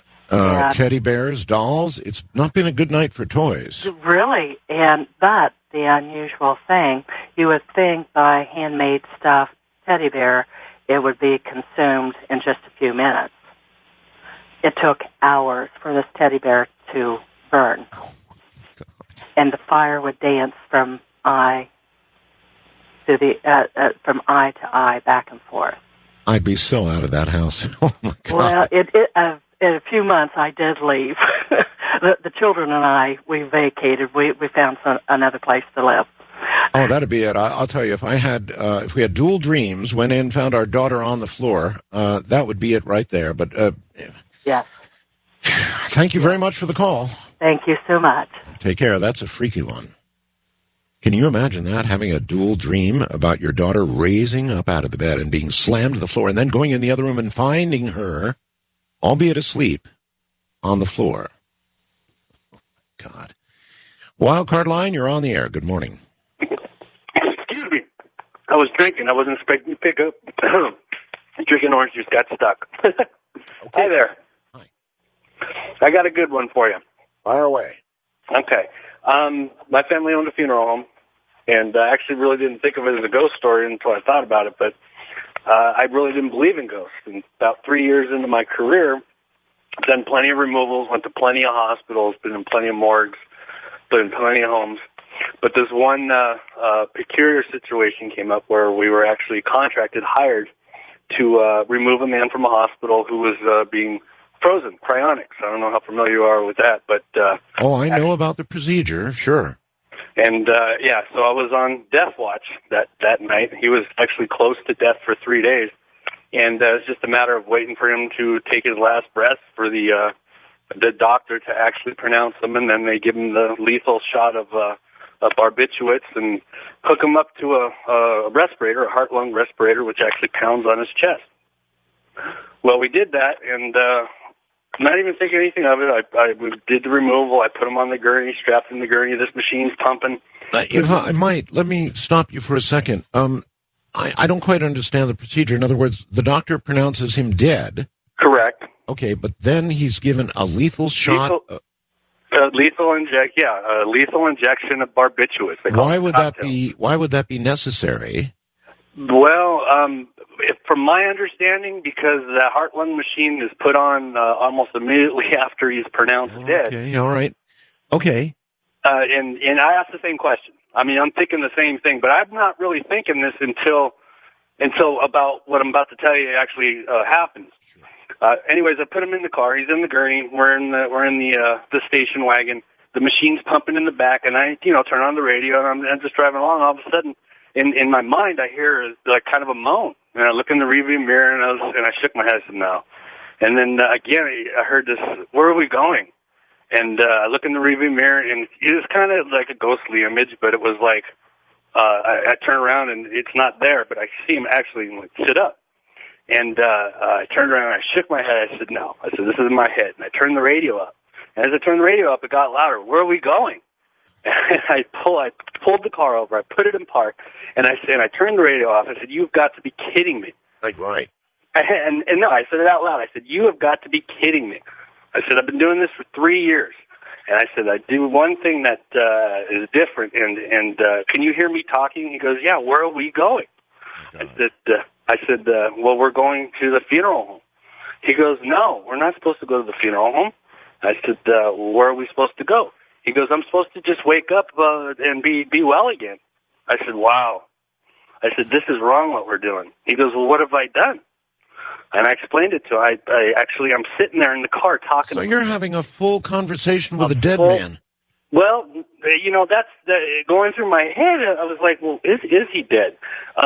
Well, if you're having that kind of conversation, I'm sorry? If you're having that kind of conversation, I'd be turning around or something. I mean, I did. I turned around. Every time I would turn around, I don't mean turn around in the car. I mean turn around and head back to the hospital.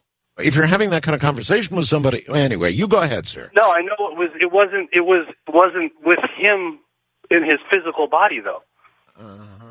Because in the mirror, I could see him sit up, and I can visually, see him.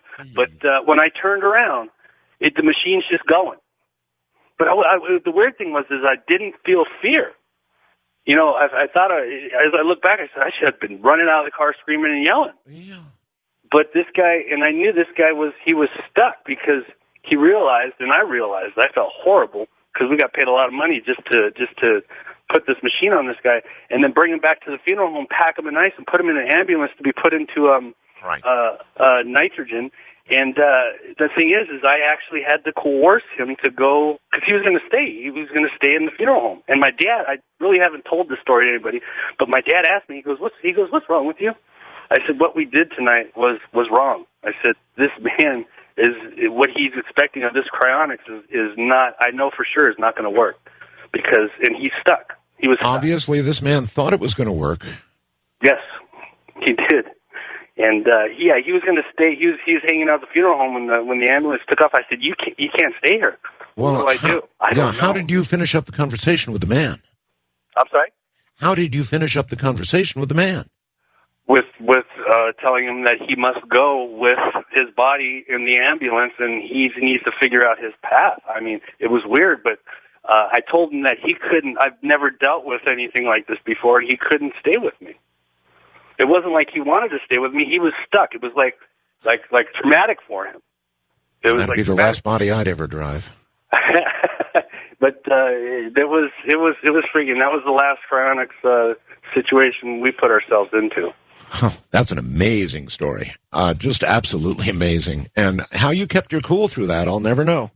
It was strange because I didn't, in my mind, and throughout my career, I had actually put it out of my mind. I said, you know what? There's got to be no such thing as ghosts because I deal with bodies every day, fresh death in situations, and I've never ever anything. And when I heard him say, "Where are we going?" and I saw him sit up in the rearview mirror, I pulled over and I said, "You've got to be kidding me." I hear you. All right, sir. I really appreciate the story. Thank you. Thank you. You know, maybe there's something different about the expectation of a spirit that was, frankly, expecting to wake up in good health. In other words, he was expecting to be cryonically frozen and to wake up one day in the far future healthy and probably wealthy if he had good investments. But instead, he woke up on the way to the cryonics lab. Neither here nor there. That is a freaky story. East of the Rockies, you're on the air. Good morning. Hey, Art, how's it going? It's getting very interesting, sir. Go right ahead. Okay, I guess you could call it a haunted house story. There was a farmhouse near where I grew up, big old house, and dated back to like the 1800s. But people had lived there on and off up to like the 1970s, and then it was vacant, and it was kind of set back on a dirt road, and we were teenagers and back in the early 80s, and we went there one night, and it was a big old house, and it wasn't really dilapidated or run down. It was just nobody had lived there for a while. And I'd been there a couple times, and I was showing my friends around, and there was 6 of us. It was 3 boys and 3 girls, and 2 of the boys, 2 friends of mine, were farm boys, and down in the basement of this place was an old beat-up, broken-down old antique tractor, and they were down there looking at it, and me and the 3 girls were upstairs, and I was showing them. This place was pretty big, and it had like some old servants' quarters, which I thought was kind of neat, and I was showing them that, and so we were in the 2nd floor, and all of a sudden we heard this huge noise, big kaboom, smash, bang, something was going down the stairs, obviously, and we ran out to look, and something or someone had thrown the toilet from the 2nd floor bathroom down the stairs. Wow. Now, we didn't hear it getting ripped out of the floor or anything. It was bolted into the floor. I remember that. There was no water, of course, hooked up. But while we were up there, something had torn that toilet out of the floor, carried it down the hall past us. We didn't hear anything, and threw it down the stairs. And anything that could rip a toilet bolted in right out of the floor and then throw it down the stairs is nothing to be trifled with. Right, and like I said, we didn't hear it getting torn out of the floor or anything like that. We just heard it go down the stairs, about 5 feet away from us. We were in boom, boom, boom, hallway. Boom, yeah. And the kids from the basement came running up, and the girls, of course, they wanted to light out of there as quick as could be. And I'll tell you what, I was the first one out the door myself. I was going to say, when it comes to that kind of thing, there's not a lot of difference between guys and gals. No, well, we can run faster, and I'll tell you what, I ran the fastest that night. That's an awful... And so this thing was just sitting at the bottom of the steps, and that's when you took off. Well, for once, I agree. I would have done the exact same thing. Hey, happy Halloween, Art. Well, happy Halloween to you, sir. All right. Art, in the mid-'90s, we sold our rural home, moved into a small town of about 6,000 people. We rented a quaint little house located beside a small church and graveyard in the center of town. We moved in 1 week before Halloween. Our 4 children were eager to decorate for the occasion and decked out the house and yard, including headstones on the lawn and a hangman's noose, which was suspended from a large willow tree beside the front door, including a very realistic dead man. We bought tons of goodies in anticipation of the throngs of ghouls that would visit that night. Halloween Eve came and went without one ghoul racing our door, even though we observed dozens of them greedily shuffling from door to door across the street. By midnight, we were feeling a bit rejected, very rejected, turned in for the night, only to be awakened by a blood-curdling scream coming from downstairs. I rushed to the stairs to find our 11-year-old daughter trembling in fear and staring up at something. I glanced up to see a hangman's noose suspended from seemingly nothing. It hung there a few seconds and then fell to the stairs, totally freaking us all out. Needless to say, no one got any sleep that night. The next day, I found what everyone else obviously already knew. Apparently, we were living in the old church rectory in which a former pastor of the neighboring church had hung himself. That's from Eileen in Alberta, Canada. So, as you can readily see, whether it be a layman or a priest, if the death comes in an unseemly way, a suicide, or in some unexpected, quick way, perhaps a body to be frozen forevermore and then awakened one day, healthy, wealthy, if not wise, look out, folks. Isn't it fascinating? We all hope, even pray, that there's a life after this one. And yet, we don't seem all that thrilled when we hear or see evidence of it. Has that ever occurred to you? We'll be right back. The following is from Elizabeth in Morris Plains, New Jersey. My mother and I had to stay with my grandparents during World War II. My father was drafted when I was 9 months old, and he didn't come home till I was just about 5. My grandfather owned and he managed a funeral home on the first floor of a very large Victorian mansion. Mom and I lived on the 3rd floor, along with an aunt and an uncle who was in the Air Force station locally, so he could come home for the weekends. My grandparents' apartment was the entire 2nd floor, along with my youngest aunt. Grandpa told me when I was very young that, quote, these people are nice folks. They wouldn't hurt you. They wouldn't have hurt you when you were alive, and they won't do so now. I said, okay. And I was confident he told me the truth, at least until I was about 11. I made the usual walk through the casket showroom where an older man was getting readied for his family's visit. I felt all the hair on my head and body standing straight up, and I just knew that man was staring at me. I did a bit of whistling as I dashed out of the room and tore up the stairs to the safety of my grandmother. That night, I awoke in the very early morning hours, and there he was, standing at the foot of my bed, staring right at me. I took a deep breath and slowly pulled the covers over my head. I did not go to sleep. My ears were on super-sensitive settings all night, waiting for him to make his move. It was completely terrifying. I could barely breathe, and my heart was pounding. His funeral was held at 10 o'clock in the morning, and they finally dragged his sorry ass to the cemetery. I have never in my life been so terrified. Now I'm 64 years of age. I've always wondered what his problem was.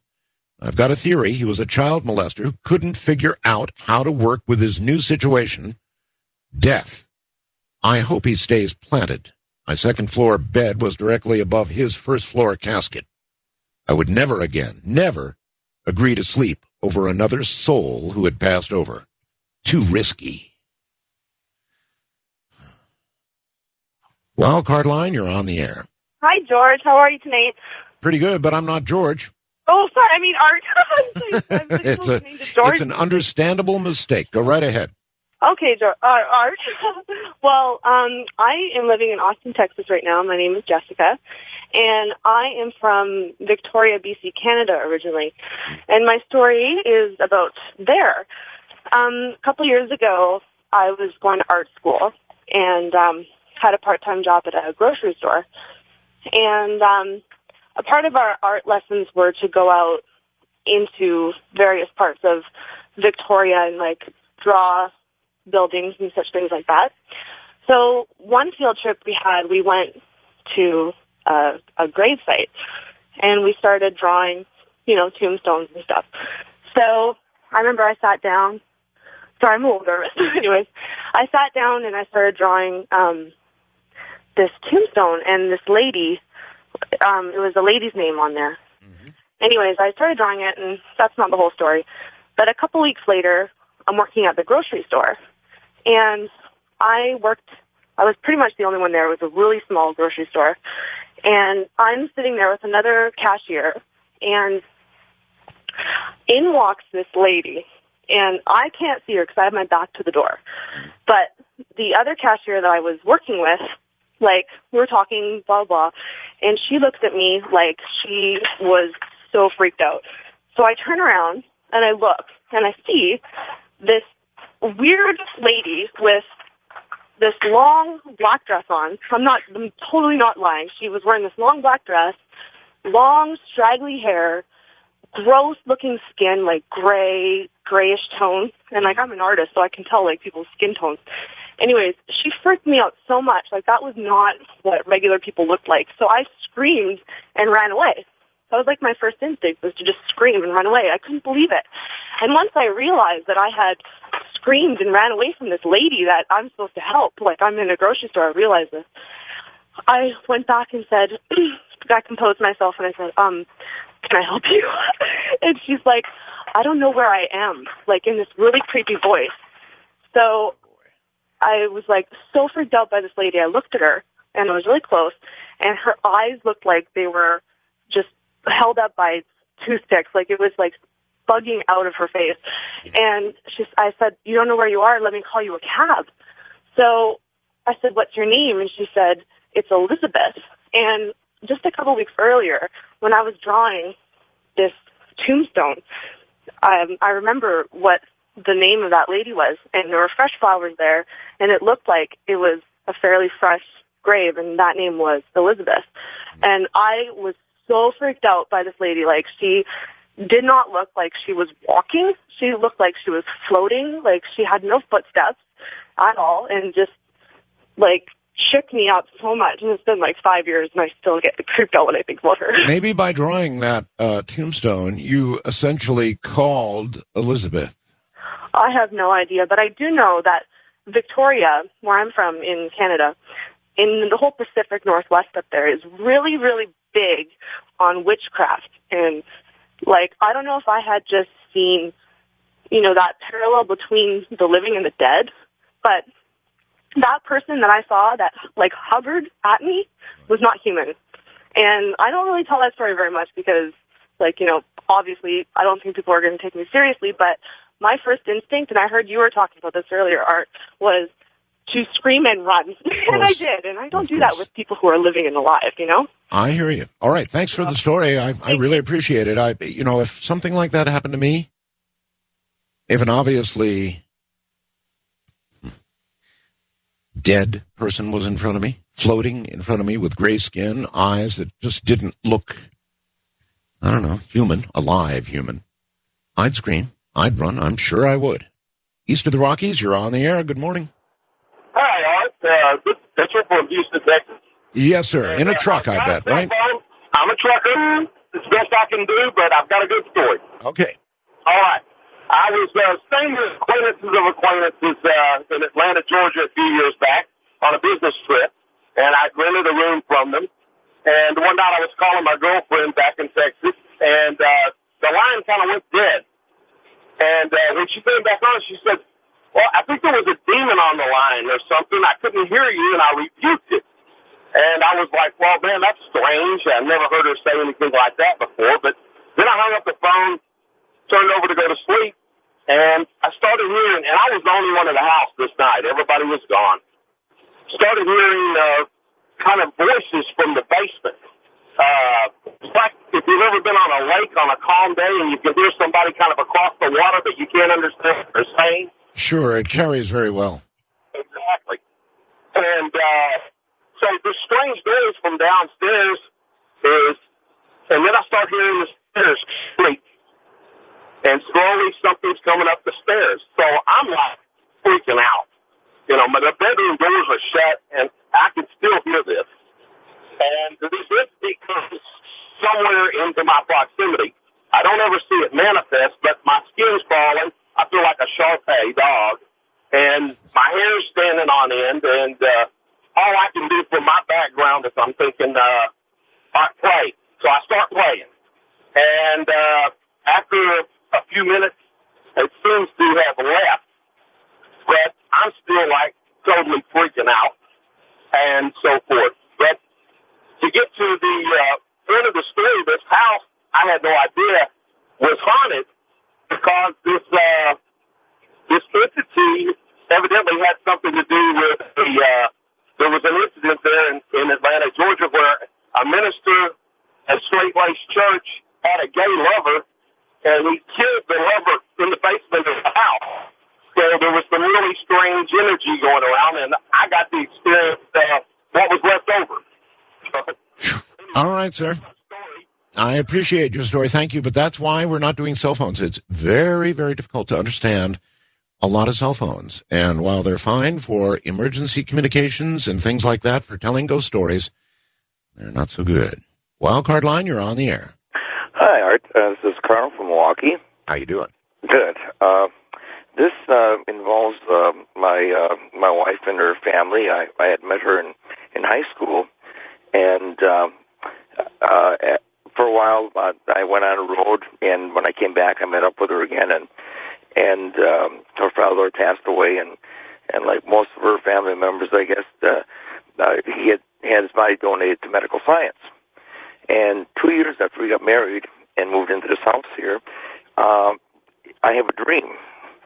And in the dream, we're in the cemetery. And I don't know how I knew it was her dad, because I really don't have a lot of recollection about what he looked like or sounded like, but I knew it was him. And I asked, "What are you doing here?" And he says, "I'm looking for my body." That's when I woke up. And when I woke up, I was even more scared because I couldn't move. And I barely was able to call out my wife's name twice. And the next morning, I was kind of miffed at her because, she didn't answer me. And I asked her, "Did you hear me call you?" And she said, "Yes, I did." And I said, "Why didn't you reply?" She says, "Because you sounded like my father." Well, that's pretty strange, all right. I don't know if, I have two explanations. I mean, I have narcolepsy, and people who have narcolepsy also have what's called cataplexy, which is paralysis. Now, which one might have altered my voice, or it could be supernatural. I don't know. Well, it could have been some kind of sleep paralysis, or your body could have been taken over. In other words, one could go with the other, paralyzed, and then the voice that came from you was indeed not yours. Wildcard line, you're on the air. Hello. Yes, I'm back, Art. Yes. Yes, I have a story to tell you. Okay. This is your first call? Yes, sir. Okay. Where are you calling from? I'm calling from Los Angeles. L.A. And you're on a cell phone too, aren't you? Yes, I am, sir. Okay. Well, we'll see how it goes. Go ahead. Oh, okay, fine. This happened when I was about 21 years old. I had just been back from Vietnam, and I was staying with my grandmother for 1 day a week. She was about 87, 88 years old, and would take her to church 1 day a week, and everyone in the family would volunteer one day. So that night, I'm sleeping in my uncle's bed. This was the heir apparent to my grandmother's estate who died prematurely. He was going to inherit a great deal of money, and unfortunately, he died at 15 of pneumonia. I'm laying in his bed in my grandmother's home, and I was very emotional because I really missed this man. He treated me like his son, and I said a little prayer. I said, "Uncle, I miss you with all my heart, and I would give anything to have you back again." And as I was falling asleep in this dark room, all of a sudden the light, great light, engulfed the room, where the light permeated my eyes even though they were closed. Right. Like the sun had come into the room, and simultaneously the sound of chimes, or a ringing sound of laddis or chimes, suddenly became apparent, and I was terrified, absolutely terrified. I had never been so scared in all my life. Possibly in Vietnam was the only other time. And I opened up my eyes for a split second, and there's a piece of paper floating in the air. And I said, oh, my God. I said, I know I'm not imagining this. This is real. And I jumped out of the bed, ran out of the bed to the next room, turned on the light, and my heart is jumping up and down. And my grandmother comes hobbling in from her bedroom with a cane and says, Andrew, what's wrong? And I said, Grandma, I just had a terrifying dream. She said, turn the light on and sleep with the light on. It's going to be okay. So I go back to the room. On the floor is a piece of paper. And on the paper is handwriting that I asked several of my aunts and uncles, and they said it was my uncle's handwriting. He had been dead for about 6-7 months. And what was written there? That's a good question. It was his doodling. He would doodle on paper, nothing that you make sense out of. Okay, but it nevertheless was his handwriting, and you saw that paper in midair. I swear to Almighty God, I saw it floating in the air, touching the ground. That's when I knew I wasn't dreaming. I knew, and the sound of chimes. And by the way, I had heard one other story. Okay, well, we've got to keep it to one story per customer, but that was a good one. And I am convinced that if people who pass away really have a strong enough will to do something, they can do it. West of the Rockies, you're on the air. Hello. Hello. Hi, I was calling in to tell a ghost story. Okay, I'm hearing clicking on the line. I just turned off the radio. Okay, again, I'm hearing a lot of clicking. Where are you calling from? I'm calling from my house in San Francisco, California. San Francisco, okay. I'm taking it upstairs where the receiver is. I was calling to tell him this story about this place I used to live in. It was in San Jose. Okay, I'm going to have to pass on this one. You're going to have to try and get reconnected. That was a very bad clicking sound. First-time caller line, you're on the air. Yeah. Hi, Art. I guess I'm a first-time and probably a last-time caller as well. Really? Well, I was going to tell you, it was in the mid-'80s. I was quite a youngster. My brother and I were a couple troublemakers. Being from Idaho, you can guess that we're kind of like Hicks and a stick. We thought we'd scare some people with the Ouija board. We had a Halloween party, and along with the bobbing for apples. Have you ever tried to bob for apples? Oh, sure. It's pretty tough. But anyway, we decided to get a Ouija board and scare our friends. So I had quite a good memory. I remembered pretty near every number I've ever dialed on a phone back then.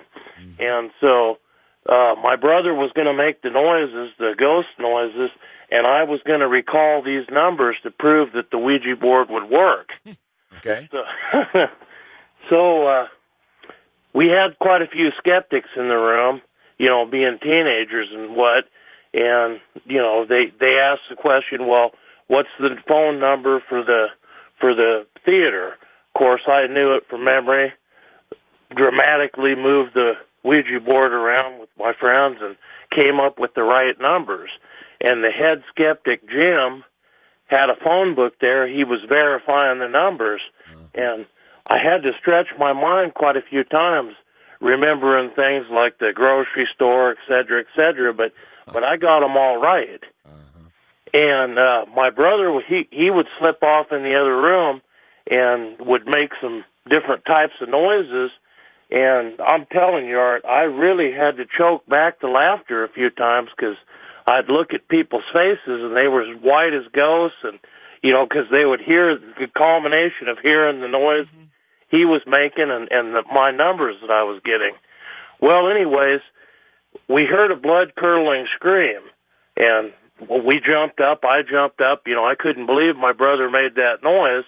We rushed in, and here my brother was speechless.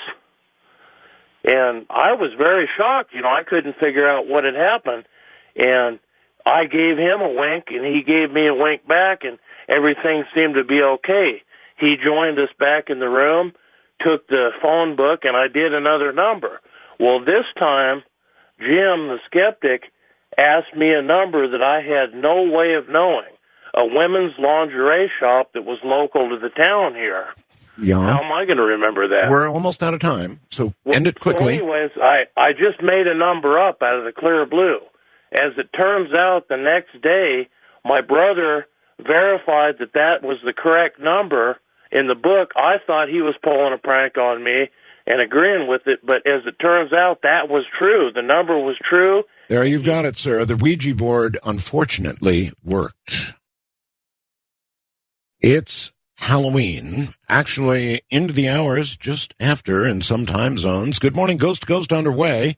One story per customer. One, folks. Make it your best. And if it doesn't scare you, it probably won't scare us. And if at all possible, please do not use a cell phone. They're just too difficult to understand, and you miss certain little parts. At any rate, in a moment, back to Ghost AM. The following is from Joan in Ferndale, Washington. During the 80s, I worked for a university in the Department of Journalism that had offices in an old Victorian house located off campus. A beautiful old structure with 3 floors and a widow's walk overlooking the bay. It was during the summer, and the faculty was gone, and I was left alone attending to the routine of the office. At first, I noticed a child crying, but upon checking, found no one. However, the desperate sound would continue over the summer, often interrupting my work. My office was located on the 2nd floor in what used to be a bedroom, down a long hall with a Palladian window at the head of the stairs. It became increasingly difficult to mount the stairs, pass the window, and go to my office, because I had to pass through an atmosphere that was chillingly cold and somehow thick. On the 3rd floor was what used to be a servant's quarters, but were now used for storage. I had the keys to all the rooms, was not able to open a door that was located at the end of the 3rd floor hall, though I tried repeatedly. My friend, who was intensely interested in all paranormal things, expressed an interest in investigating the old house. That Saturday was gray and wet, thoroughly depressing, made even more so by the house. We entered, went room to room, my friend feeling nothing until we reached the 3rd floor.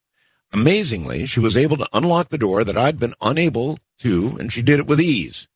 It swung open to reveal a room papered in a yellow floral hanging in tatters, ragged curtains at the window. Upon the floor, in a thick layer of dust, was a child's tiny footprint.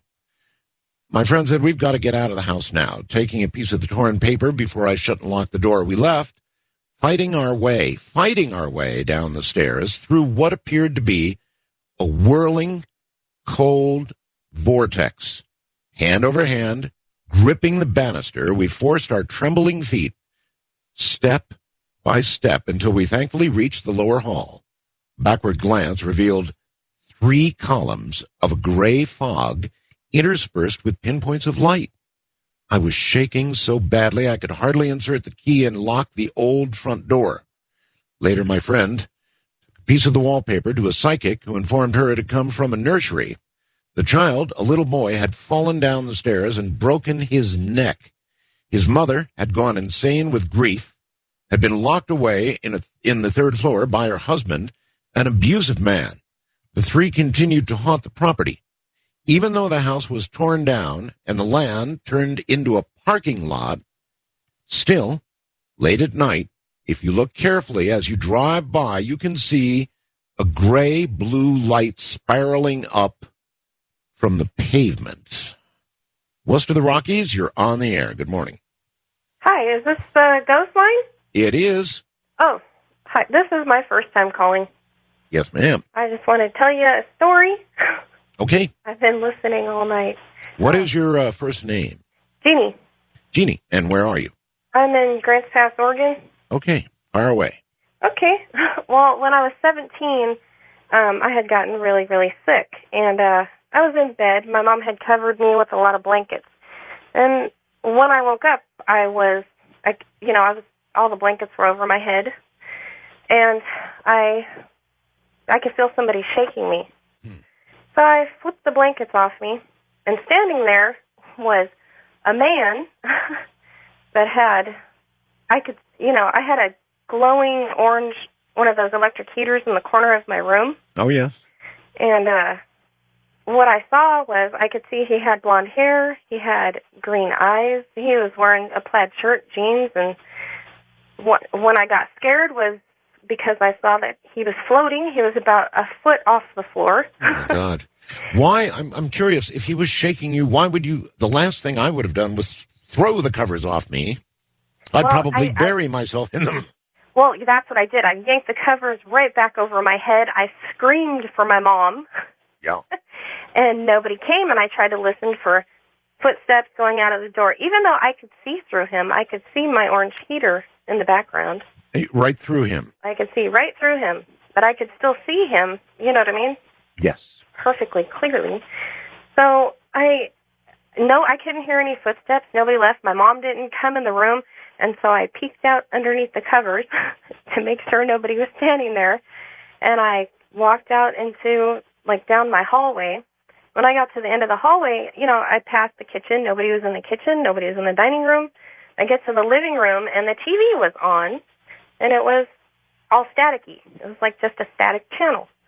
And I stood there. Nobody's there. I looked in all the bedrooms because bedrooms were to the right, and nobody was in the house. And the TV switched off, and I took off out of the front door, and I ran next door, and that's where my mom was.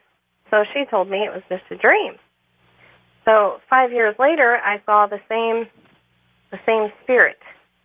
He had come to me in a dream and taken me to a room and was telling me that my boyfriend, which was my son's father at the time, was going to hurt me. And I said, no, he's not going to hurt me. He would never hurt me. He said, you need to get out. He's going to hurt you. I said, why should I have to get out? I don't want to leave my things. These are my things. I shouldn't have to leave. He's not going to hurt me. And he goes, you need to get out. And he screamed, get out, really loud. And then all of a sudden I was back in my bed, and he was floating over me. And the next thing I knew is I had landed on my back on the floor right next to where my son's father was sleeping. And it was like I bounced from my bed onto the floor. I didn't roll, just bounced. And the next day we did get in an argument. And right there in the spot where I had landed the night before, he choked me until I believe I was dead. Oh, God. And he couldn't wake me up. He said I had turned blue. And he was slapping me, and I could hear him slapping me, and I can hear him talking, but I couldn't feel it. And he was crying. His tears were dripping on my face, but I couldn't feel anything. I couldn't remember anything. But it's if I ever see that entity again or that spirit, I will absolutely listen instead of argue. Yeah, I guess if you get a warning like that, it means something. It's hard to know, isn't it? If somebody comes to you, you can imagine it's in a dream, and I suppose the first instinct is to believe, particularly after it's over for a while. Your mind does that as, kind of a protective measure. Well, it was a dream. But then, of course, when it comes true, next time you listen. On Wildcard Line, you're on the air. Hi, Art. How you doing? Doing well, sir. This is Finch from West Yarmouth, Massachusetts. Welcome. When I was, this is 1965 story. When I was about 5 years old, my mom had to go work with my dad, who owned a pharmacy, and they were out late, and she called and said they were going to be very late. So my older brothers and sisters were in charge of watching us. And long story short, first thing that went wrong that night is we had a TV downstairs and one upstairs, and there was no cable then or satellite TV. Mm-hmm. The TV upstairs started broadcasting like 10 seconds after the one downstairs, which started freaking everybody out. That is weird, yes. Yeah, and then by the time we had to go to bed, my older sisters, Susan and Cindy, they had the downstairs bedroom, we had the upstairs bedroom. So all the boys upstairs started screaming because we saw a shadow man on the wall, because we had a stereo that was turned down, but the light allowed you to see it. Right. And we ran downstairs in her room. She thought we were nuts. Then we were all in her room downstairs. They opened the door, peeked out into the living room, and we all saw it again. And when my parents got home, they didn't believe any of us. Of course not. TV or the Shadow Man, look with the hat that looked like Lincoln. The story about the TVs is very interesting. Now, in this modern day, you can observe such a difference in transmissions. For example, from a C-band signal. Some of you will know what I'm talking about. C-band satellite signal. And then one that comes in on KU band, you can notice a 5 to 8 second delay. But with respect to what he's talking about, that would indicate some sort of time distortion, if you will, that could be real. On the international line, you're on the air. Hello. Hello. Going once, going twice, gone. East of the Rockies, you're on the air. Hello. Good morning. Good morning. Is this Art? It is. Turn your radio off, please. Oh, my gosh. Okay. Oh, my gosh. I didn't... I've been trying to get a hold of you for years. I'm a long-time listener. Yes, sir. Thank you. Well, you're on the air. Okay. I got a ghost story, and it's a real true thing. My uncle passed away back in the early 70s, and we went to his funeral. And I was just about 8 or 9 years old, and I got a twin brother, and the whole family went down there. My dad flies an airplane, so we flew down there to get to his funeral. Before we went down there, my uncle said that he wanted to come up and visit our new house. Well, we just moved to a new house on the lake, and he never got to see it. And he said, well, I'll be up there on that Thursday. My uncle said that, and but he passed away before he got a chance to come up to visit the house. Right. So we went down to the funeral and flew back up to Michigan. And on that Thursday that he said he was going to be there, my brother and I, my twin, shared a bedroom, and we had hardwood floors on the floor, and we started hearing somebody walking on the floor, and we're going, I'm shaking, my bed was on one side of the room, and his bed was on the other side of the room, and we heard us walking on the floor. I got scared. I jumped over to my brother's bed, and we're hugged up against the wall, and we left the door open, and all of a sudden we seen this figure come into the room, and my uncle dressed real nice. I mean, top hat. He was a car salesman, and restaurant owner, and he always dressed real nice, and he wore glasses, and he just we're laying, up against the wall, shaking like leaves, and it was just, you just couldn't believe it, the feeling that I had, we had. So there was no question about who it was? Yeah, it was my uncle. He was in our room, and he peeked in the door and looked over at my brother and I, and then he went downstairs, and then all of a sudden a bunch of banging noises started going off downstairs in the kitchen. And my dad came in. He says, "What the heck are you guys doing?" To my brother and I, He says, "What are you guys doing?" We said, "We ain't doing nothing. We just saw Uncle." And he didn't believe you, I'm sure. Yeah, it was. Well, my dad went down to investigate because my dad saw something going downstairs. He thought it was my brother and I, Mm-hmm. And I wonder if there's a certain period of time after you die when you do have an opportunity to do something like that man obviously did. He had intended to make that visit, and I wonder if there is a certain period of time after you pass when you can accomplish or finish or send a message or cause a piece of paper to fly in the middle of the room or something so that somebody knows that you're on the other side. East of the Rockies, you're on the air. Hello? Going once, Going twice, gone. West of the Rockies, you're on the air. Good morning. Good morning. Hi. Turn your radio off, I've please. got my finger on the radio. There you go. Am I on the air? You are. Oh, this is Kat from Idaho. Hi, Kat.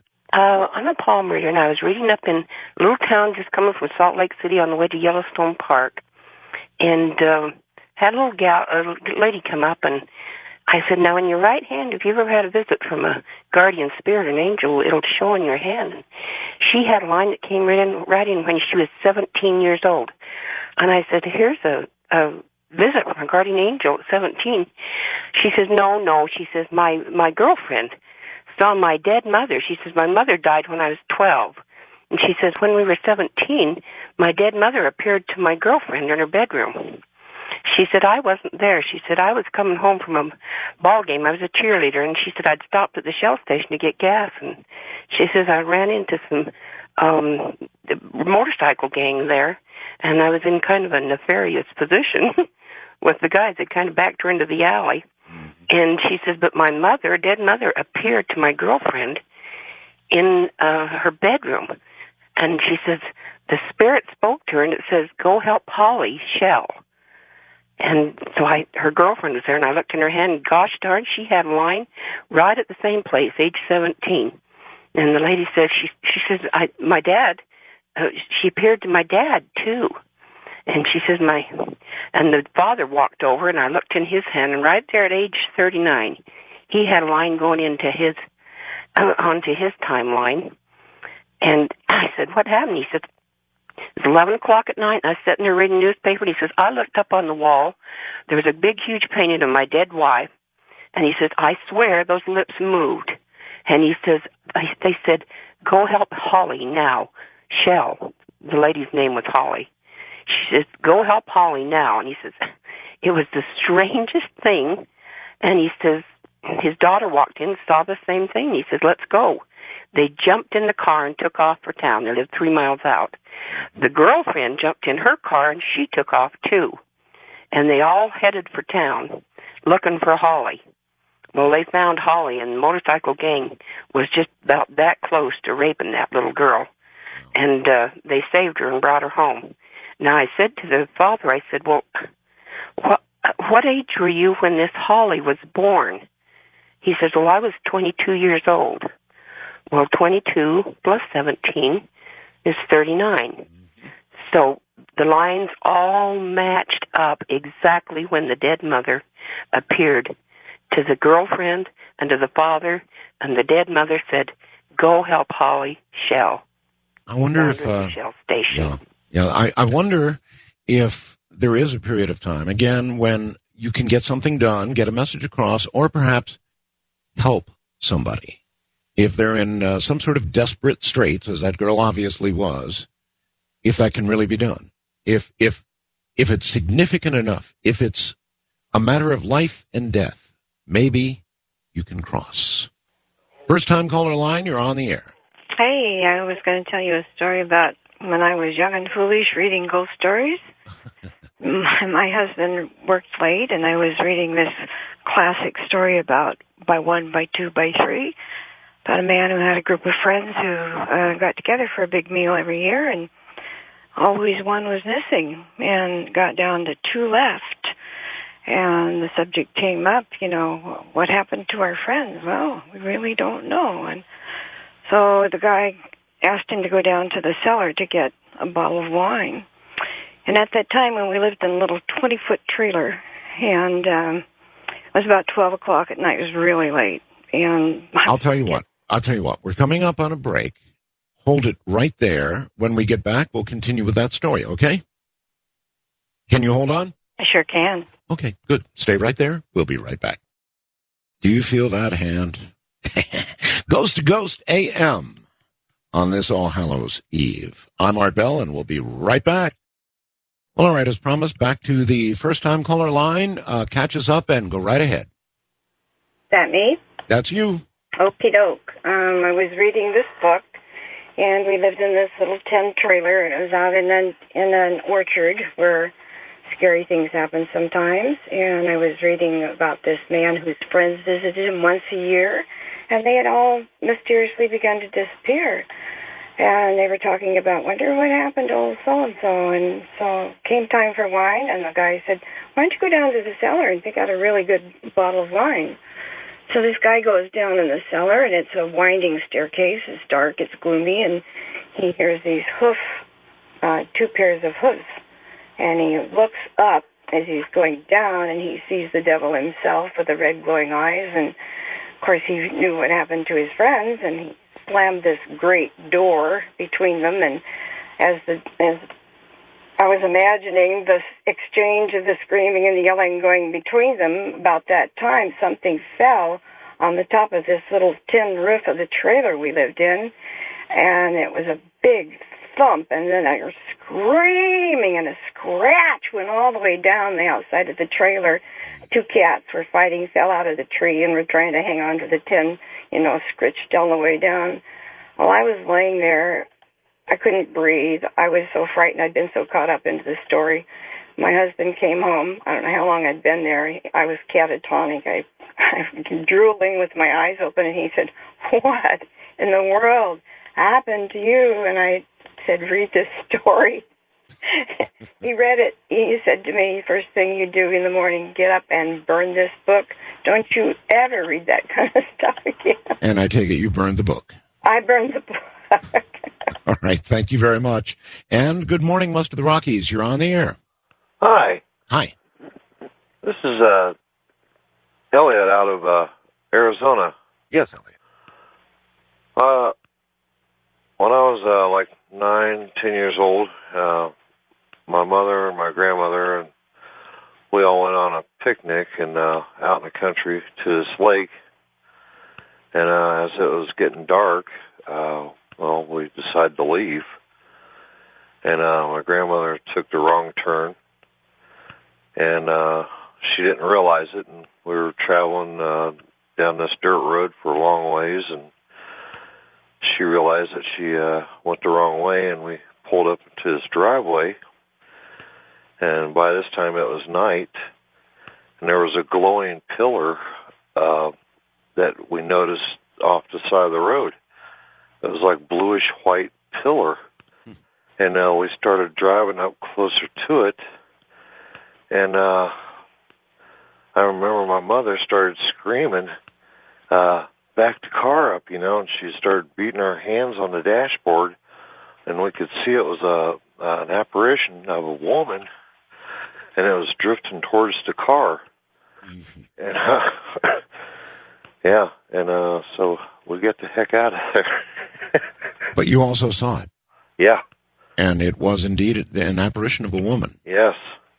All three of us seen it. All right. And so you beat feet and got out of there. Yeah. All right. Okay, thank you very much. As I would do. You see, the lines are just chock full. Hundreds, thousands of people trying to call with ghost stories. Now, what do you make of that? So many people have seen so much. There's got to be something to it. East of the Rockies, you're on the air. Yeah, Art. Yes, sir.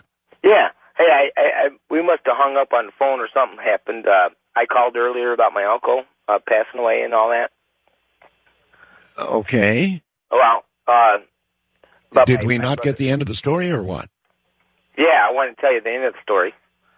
Well, the beginning of the story was that my brother and I were my uncle passed away, and we had to fly down to Indiana, and my uncle showed up in our bedroom. We heard him walking on our floor. Yeah, I recall. Okay.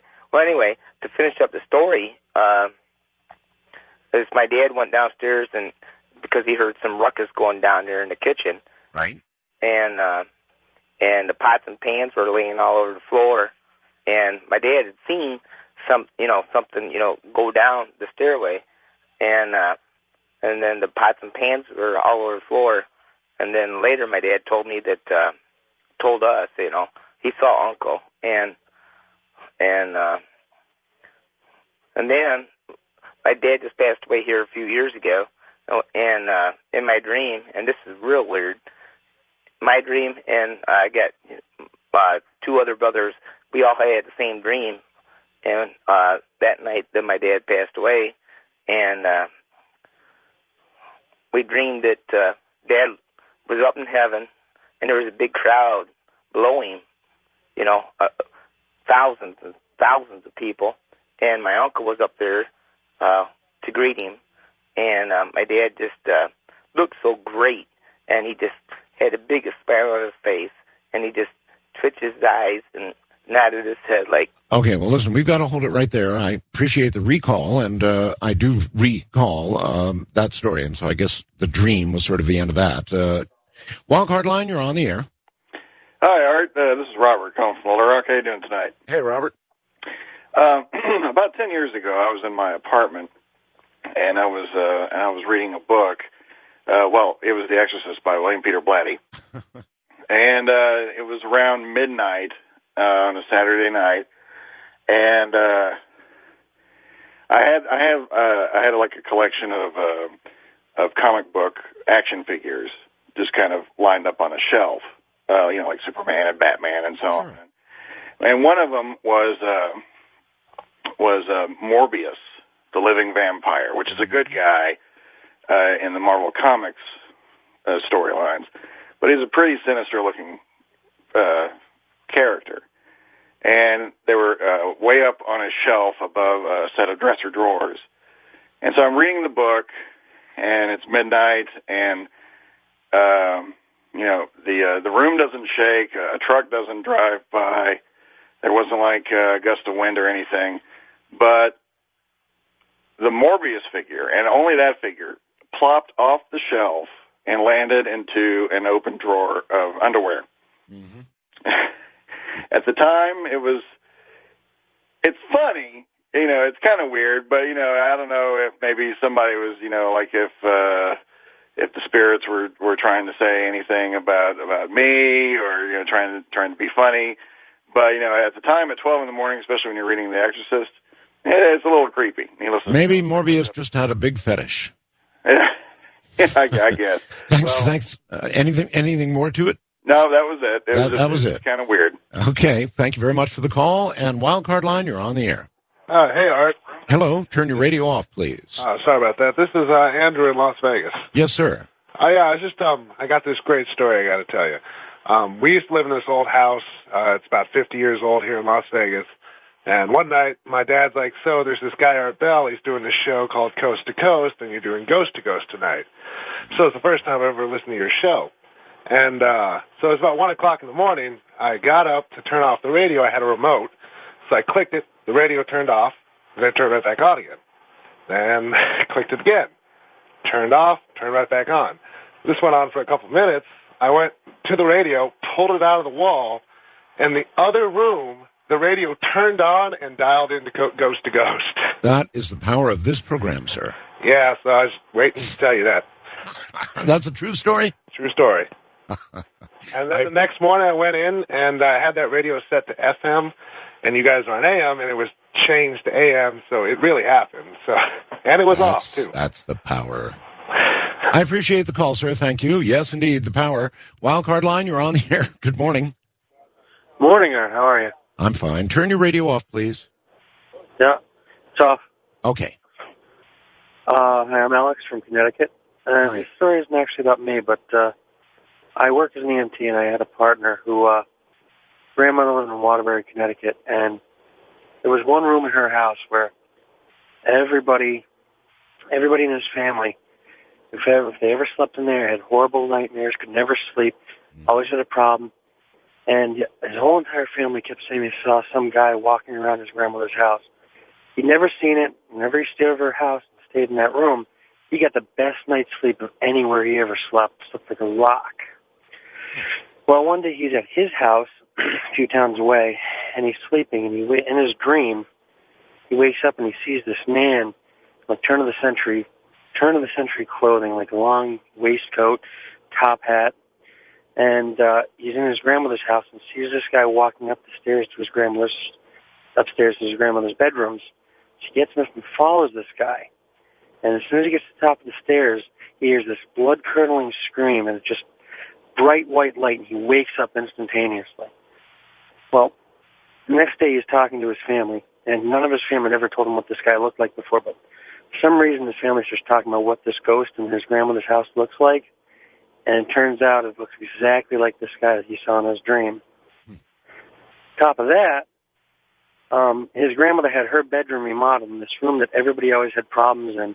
She had to stay in that room while her bedroom was being remodeled. She stayed there for a couple months while her bedroom was being remodeled, and she kept getting all these ailments while she was in that room, including at one point in time she got that flesh-eating bacteria and was being treated and started to get better, and then she'd go sleeping in the room again, and it'd get worse again. As soon as she moved back into her bedroom, after it was remodeled, she never had any more problems.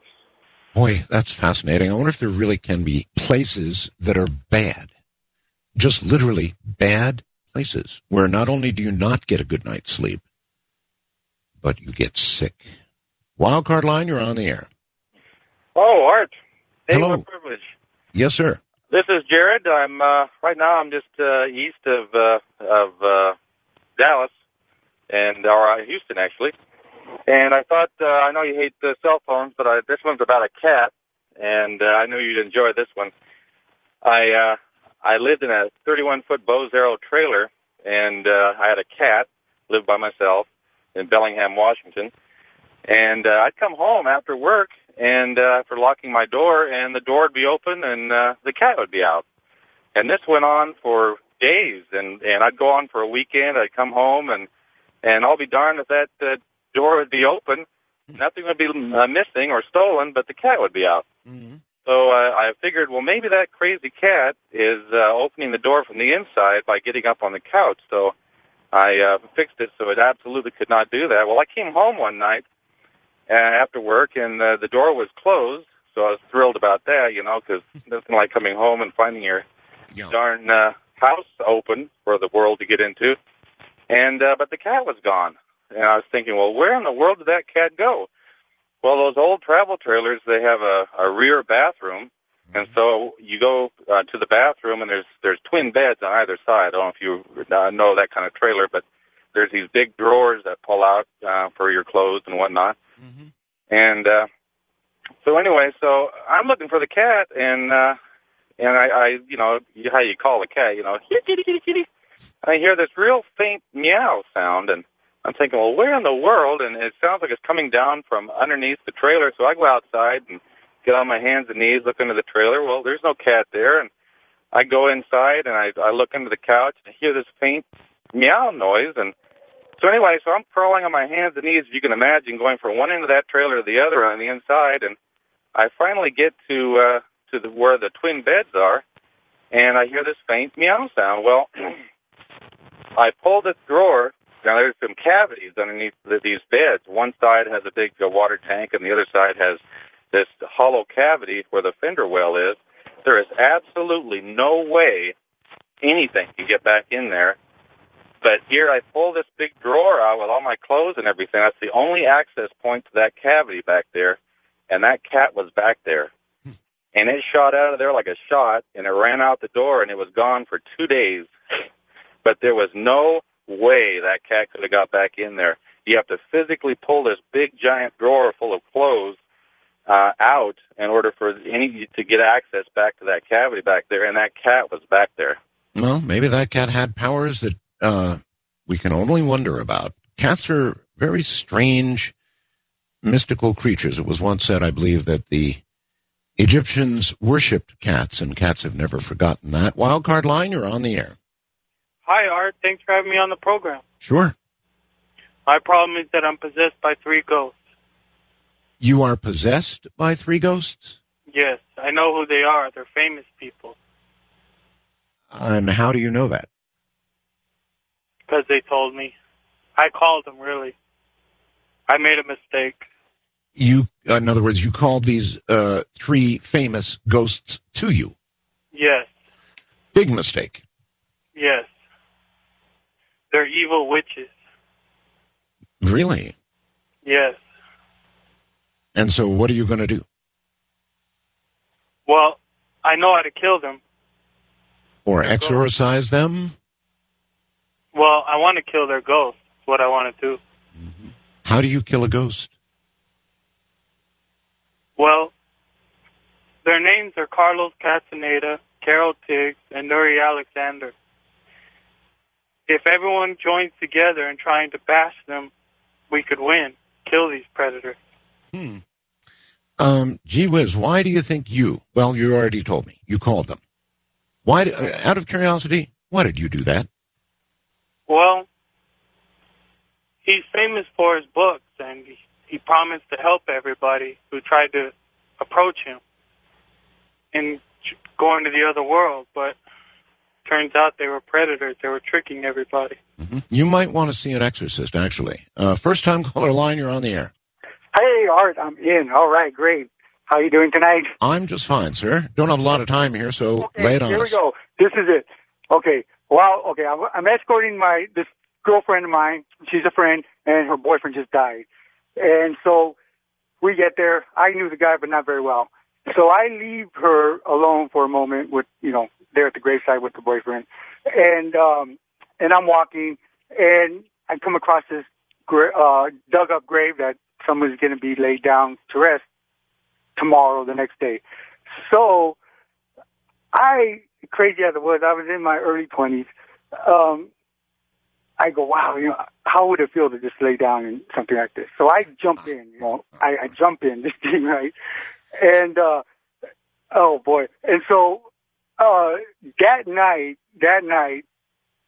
I'm in bed, and this lady appears, right? And she goes, I really don't appreciate you laying where I'm going to be laid to rest, in other words. Yes. Boy, oh boy, it scared the living daylights out of me. It was something else. It was, boy, I guess I'm getting some payback, because the thing is, after she was visiting her boyfriend, this was as it was getting dark too. It was just starting to get dark when we went. Anyway, she starts to look for me, right? and I hear her calling me, and I go, oh my gosh, what am I going to do? And so I come up out of this hole, the hole there, and boy, she was scared to death. She saw me coming out of that hole, and it was something else. Boy, she turned really white. I felt so bad. She was so mad at me after that. Moral of that story is, do not lie in others' graves. Listen, everybody, that's going to do it for Ghost to Ghost 07. Some pretty good ones along the way. It has been my pleasure, and who knows, perhaps 08 will do this again. From the high desert and the great American Southwest, I'm Art Bell. Have a great night. From the Southeast Asian capital city of the Philippines, Manila, good morning, good afternoon, if you're over here where I am. Good evening in other parts of the world. This is Ghost to Ghost AM. And I'm Art Bell, filling in for George Norrie, who has the spooky evening off, well-deserved night off. All is well. Maybe. All the ABs are well, anyway. And it is November 1st here in the Philippines in the afternoon. It's All Saints Day here, which actually is a holiday in the Philippines, and most Filipinos will gather food and take it to their dead relatives, visit their graves. In fact, I picked up something I thought you'd be interested in from Yahoo Philippines this morning. I read the local news every morning. And I'll just read it as it is and see what you think. The demons talk to you. The Reverend Father Michael Joe Zerudo, a parish priest in the Divine Mercy Church and a real-life exorcist, describes what demons do during an actual exorcism. He is an exorcist here in the Philippines. He says that a demon can make a possessed person talk in a foreign language, do bodily contortions, even levitate. The demon is a show-off, he says. The reason why Satan or the demon makes a person do bodily contortions is that he wants to intimidate. When fear sets in, the demon, he says, already has you. Exorcism indeed is a very intriguing ritual for us Filipinos, but for the Roman Catholic Church, this has been done since the time of Christ. According to Father Zerudo, maybe somebody I should get as a guest. Exorcism is a sacramental or an official prayer of the Church that is designed to drive away demons from persons, objects, or places possessed or infested by them. In other words, it is a direct confrontation with the devil, ordering him to go back to hell. Exorcism dates back to the time when Jesus Christ himself drives away demons. He gave his disciples basically two powers, one to heal the sick, number two to drive away demons. So here you have the beginnings, says Father Zerudo, of exorcisms. In fact, way back in 1614, the Roman Catholic Church compiled prayers of exorcisms and even made changes, and I didn't know this, in 1999. Father Zerudo adds that not anyone can perform the ritual in the church. The bishop does exorcisms because he possesses the fullness of the priesthood and the holy orders, but a bishop can also designate this power to priests, and that is how Father Zerudo became an exorcist. Filipinos often mistake possession with exorcism. Possession refers to cases wherein demons go into the body of a person, while exorcism is the ritual. Also, contrary to popular belief, exorcists do not necessarily see dead people. The ritual is very delicate, can even be dangerous. This is the reason why exorcists first ask the person to undergo a psychiatric evaluation before the exorcism. The exorcist will interview the person and try and find out how the devil made the claim of that person's body. They then ask the person to confess and fix his or her relationship with the Lord. On the day of the actual ritual, both the exorcist and the possessed person are asked to fast. The exorcist also celebrates Mass. At the start of exorcism, Father Zerudo says, the exorcist prays the litany of sins, reads out a gospel passage and a psalm. Then the priest asks the demon's name, when it entered the body, when it will leave. He adds, when the demon answers back, the demon is hurting the most. Sometimes he refuses to give his name and just leaves without giving his name. In rare instances, the demon becomes stubborn and won't get out. The person concerned must have given him a reason to stay, especially when they've tasted favors from the demon, according to Father Zerudo. A doctor is present during exorcism to look after the possessed person, while a lawyer is also there to observe the ritual and avoid any legal liabilities.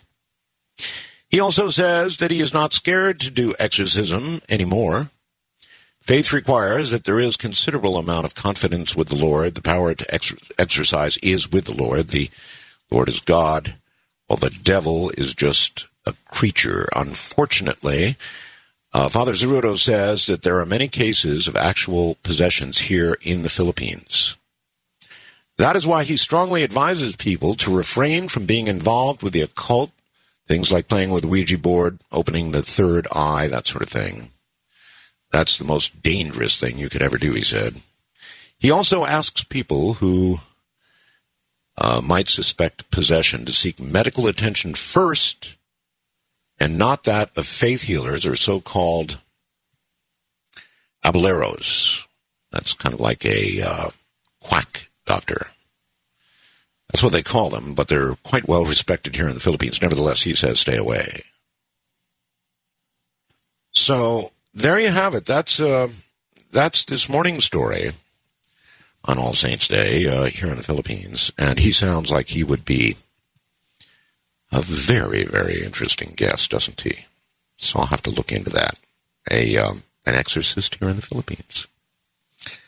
I'm Art Bell, and this is Ghost to Ghost AM. That means that when we open the line shortly, it's just going to be you and me. That's it. You're going to have the opportunity to call in and tell a ghost story, a single ghost story. No multiple stories, just one. Pick your best one and tell it like it happened. So the evening through, it'll be all open lines. We are going to use a screener. So you might just give a very short version and try and tantalize my screener, upping your odds of getting through. Rarely do I use a screener, but for the purposes of Ghost to Ghost AM, it does make sense. So say hi to Gina when you call. She'll be the one you have to convince that your story is really, really creepy. With that, we'll take a quick break and be right back. As you may or may not know, I received some ghost stories by email, and I thought this one was appropriate. As you know, I'm a ham operator, got a new license over here in the Philippines. I'm 4F1AB. How's that for appropriate, huh? Pretty cool call. Actually, it's a very cool call that I'm proud of. Had to take the test to get it over here. The Philippine test. 4 Foxtrot 1 Alpha Bravo. Anyway, this relates, so I thought I'd read it. My father, this comes from Dale in Lincoln, Nebraska. My father was an avid ham radio operator, KA0, and then I'm not going to give the rest of the call letters. He had built a radio shack in the backyard that he used as a getaway, when he wanted to spend some time on the radio. My father died April 22nd of 87 at the age of 53. He had a massive heart attack. About a week and a half after his death, I just needed to get away from all the people coming and going at the house after he died. So I went out to the shack to watch TV and to listen to his radio. It was about 9:20 in the evening, and there was a little local chatter going on, and I was only half listening to that. All of a sudden, I heard someone calling my father's call sign. Not having a ham license, I didn't respond. About 30 minutes later, I heard someone calling for my father. The person who first called him came back to the second person and told them he wasn't around. The second person said something about my father had talked to him the night before and said that he'd be around at about this time. First person said my father had talked to him also the night before and said the same thing. Knowing that it was wrong, I felt, nevertheless, I needed to let these guys know about my father. I got on the radio and let these guys know my father had died on the 22nd. They talked to me about having talked to my father many times in the last week and how he'd set up times for them to be around. While we were talking, 3 more people came on and told me that my father had talked to them also. After about an hour of talking to all of them, answering their questions, and receiving well wishes and condolences, I logged off the radio using my father's call sign for one last time. I guess he loved the radio so much that he needed to stick around for a short time to say his goodbyes. You can imagine that one got me. All right, let me give you a very quick version of the phone numbers to give us your ghost stories, your various ghost stories, and there's no shortage of ghost stories. And that also should tell you something. I mean, it really should tell you something. The fact that there are so many ghost stories, that it just never ends, that we open the lines and they come trooping through, some better than others. Hopefully this is a night full of good ones. But if you've got one you'd like to relate, west of the Rockies, 1-800-618-8255. East of the Rockies, 1-800-825-5033. First-time callers, love you. Area code 818-501-4721. If we really loved you, we'd have a toll-free number for you, too, huh? Wildcard line, we have many of those. Area code 818-501-4109. This is old. I hope they haven't changed. And the international line, no matter where you are, and we're on the air all the way out here toward the Pacific to Guam and most of the way toward Europe. International lines, 1-800-893-0903. Get hold of your international operator, AT&T. Tell her you want. 1-800-893-0903. And I'll sprinkle some of these additional ghost stories that I've got through email, kind of through the show as we go. But for now, let us begin with a wildcard line. Good morning. You are on the air. Oh, okay. This is me? Only you know that for certain, but it sounds like you, yes. Okay, well, I'll try to be as fluid as you were with your story. Art, my story goes back about 20 years ago, and I was spending time with my girlfriend from college, and certainly wasn't allowed to sleep in the same bedroom as hers because her father was very strict, and so I had to sleep on the couch in the living room. Good for her dad. Yeah. And not to mention, her father was an auxiliary cop, and he kept a handgun in his nightstand. So there was always this thing about if he ever catches me in there, he's going to kill me, literally. So long He story probably short, would have too. yeah. So long story short is, one night I'm sleeping on the couch, and I look over her parents' bedroom door is across from the living room. There's a hallway, and then there's his bedroom. And all of a sudden, I thought I saw her mother getting up in her nightgown to go prepare him breakfast because he got up really early in the morning to go to the city for a job that he had down in the city. And I'm looking at it, and I'm trying to make out details of the way she looks, and of her figure, and it was like transparent, so I really couldn't see her, the detail, and I realized that it was a ghost, and I was just like staring. I was rubbing my eyes, and I was, shutting my eyes and opening them and everything like this, and this was going on for like a couple minutes, and now I'm like petrified. I couldn't even move.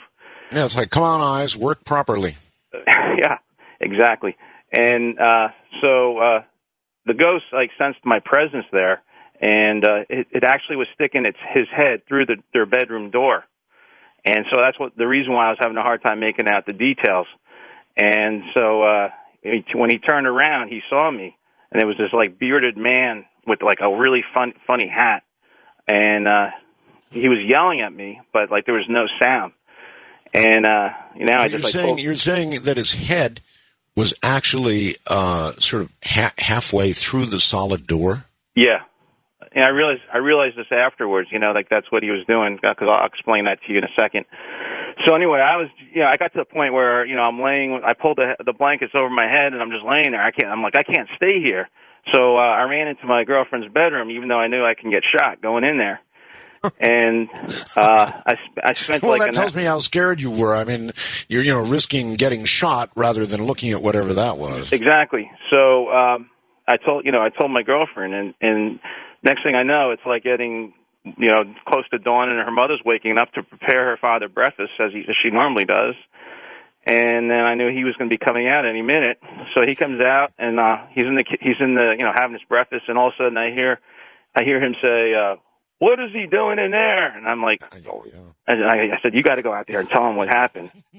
Please, I'll hide under the bed. You go. So now he's calling me into the kitchen, and I'm thinking to kill me.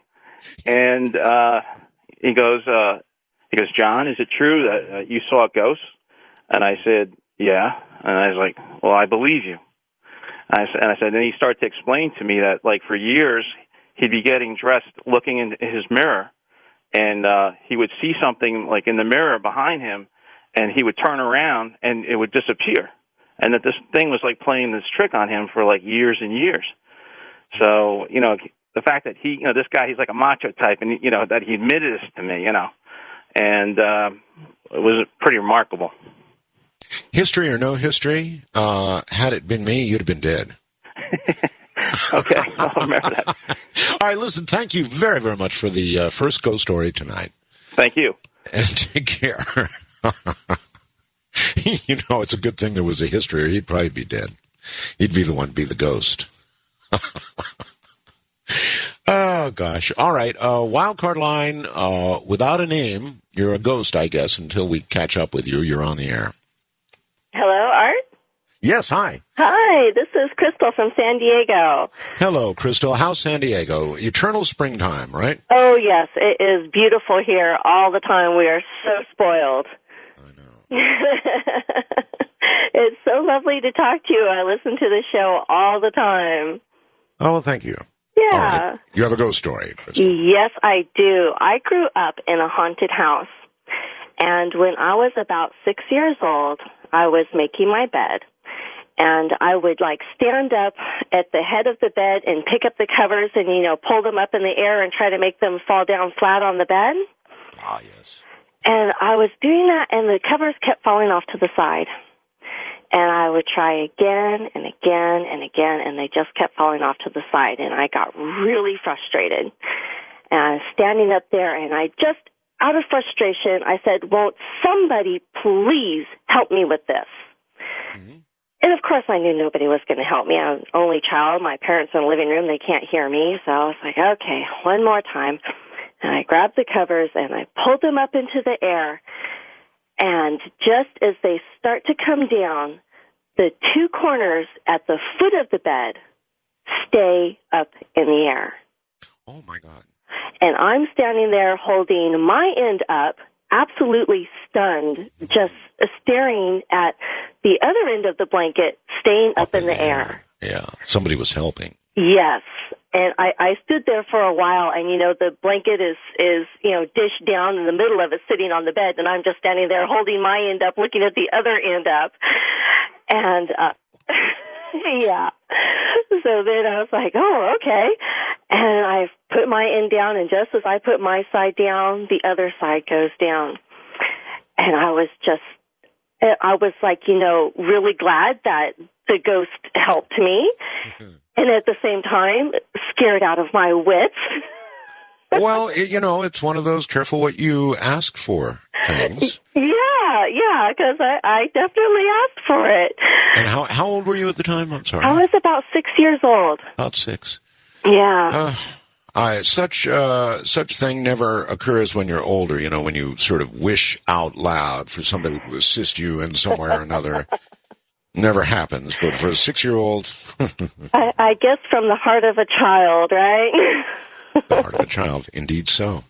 Oh, that's a wonderful story. Thank you very much. You're welcome. Thanks for letting take me care. be Can you imagine, your covers up, covers come down to one side, then the other side, then the other side. Will someone help me? And then the bottom covers are standing in the air. Now, that would freak you out. Certainly would freak me out. Sometimes I wonder why our children are blessed with more frequent occurrences like this. And sometimes I think, well, it may be because they have not been taught yet that this kind of thing just can't happen. Just doesn't happen. But as they get older and older, everybody says, oh, that's baloney. That kind of stuff can't be. It's not true. But it is true until you're taught it cannot be true.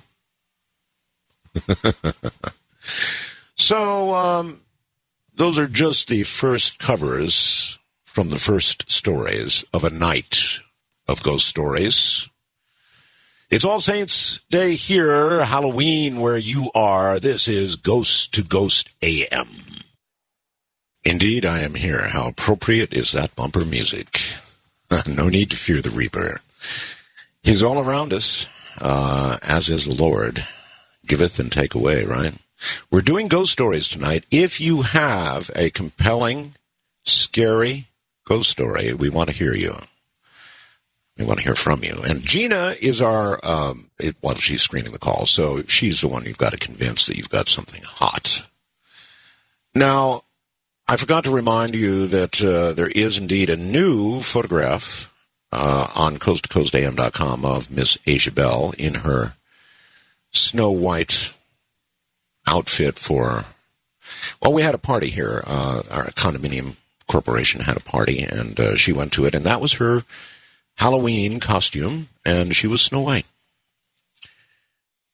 One quick story that came by email, Art. I've been waiting to share my story with you for a lot of years. I grew up in Sacramento, California, and at 12 years old in the late 50s, we lived in one of these old houses built in the 1900s. It was a 2-story with many bedrooms, being one of the oldest of 5 girls. Can you imagine 5 girls? I've got 1.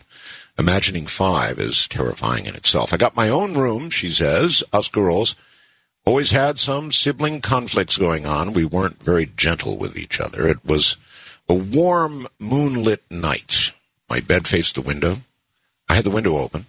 Light from outside slightly lit up the room so you could make things out in the room. I was under the sheet, not asleep yet. Looked at the foot of my bed, saw what I thought was one of my sisters sitting there. My sister was about the same age, 8 years old, and also had long brown hair. This girl was wearing a white dress, lots of ruffles, sort of olden style, just sitting there at the edge of my bed with her back to me, looking out the window. And I said, "What are you doing?" "Get off my bed." She didn't move. She did nothing.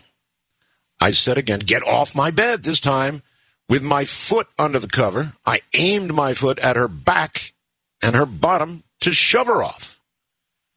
Or my foot went right through her into the air. I gasped in shock, too afraid to scream, pulled the covers over my head, too scared to move, not knowing what I saw. From that point on, I was terrified something was going to happen to my sister. I never told anyone into my adult life years later. Over the years, my father told us the family who had lived there before us had lost a little girl.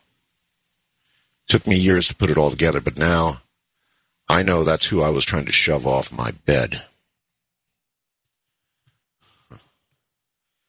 That's from Deanie, by the way. Did you know there was a ghost story associated with Ted Bundy? Get to that one.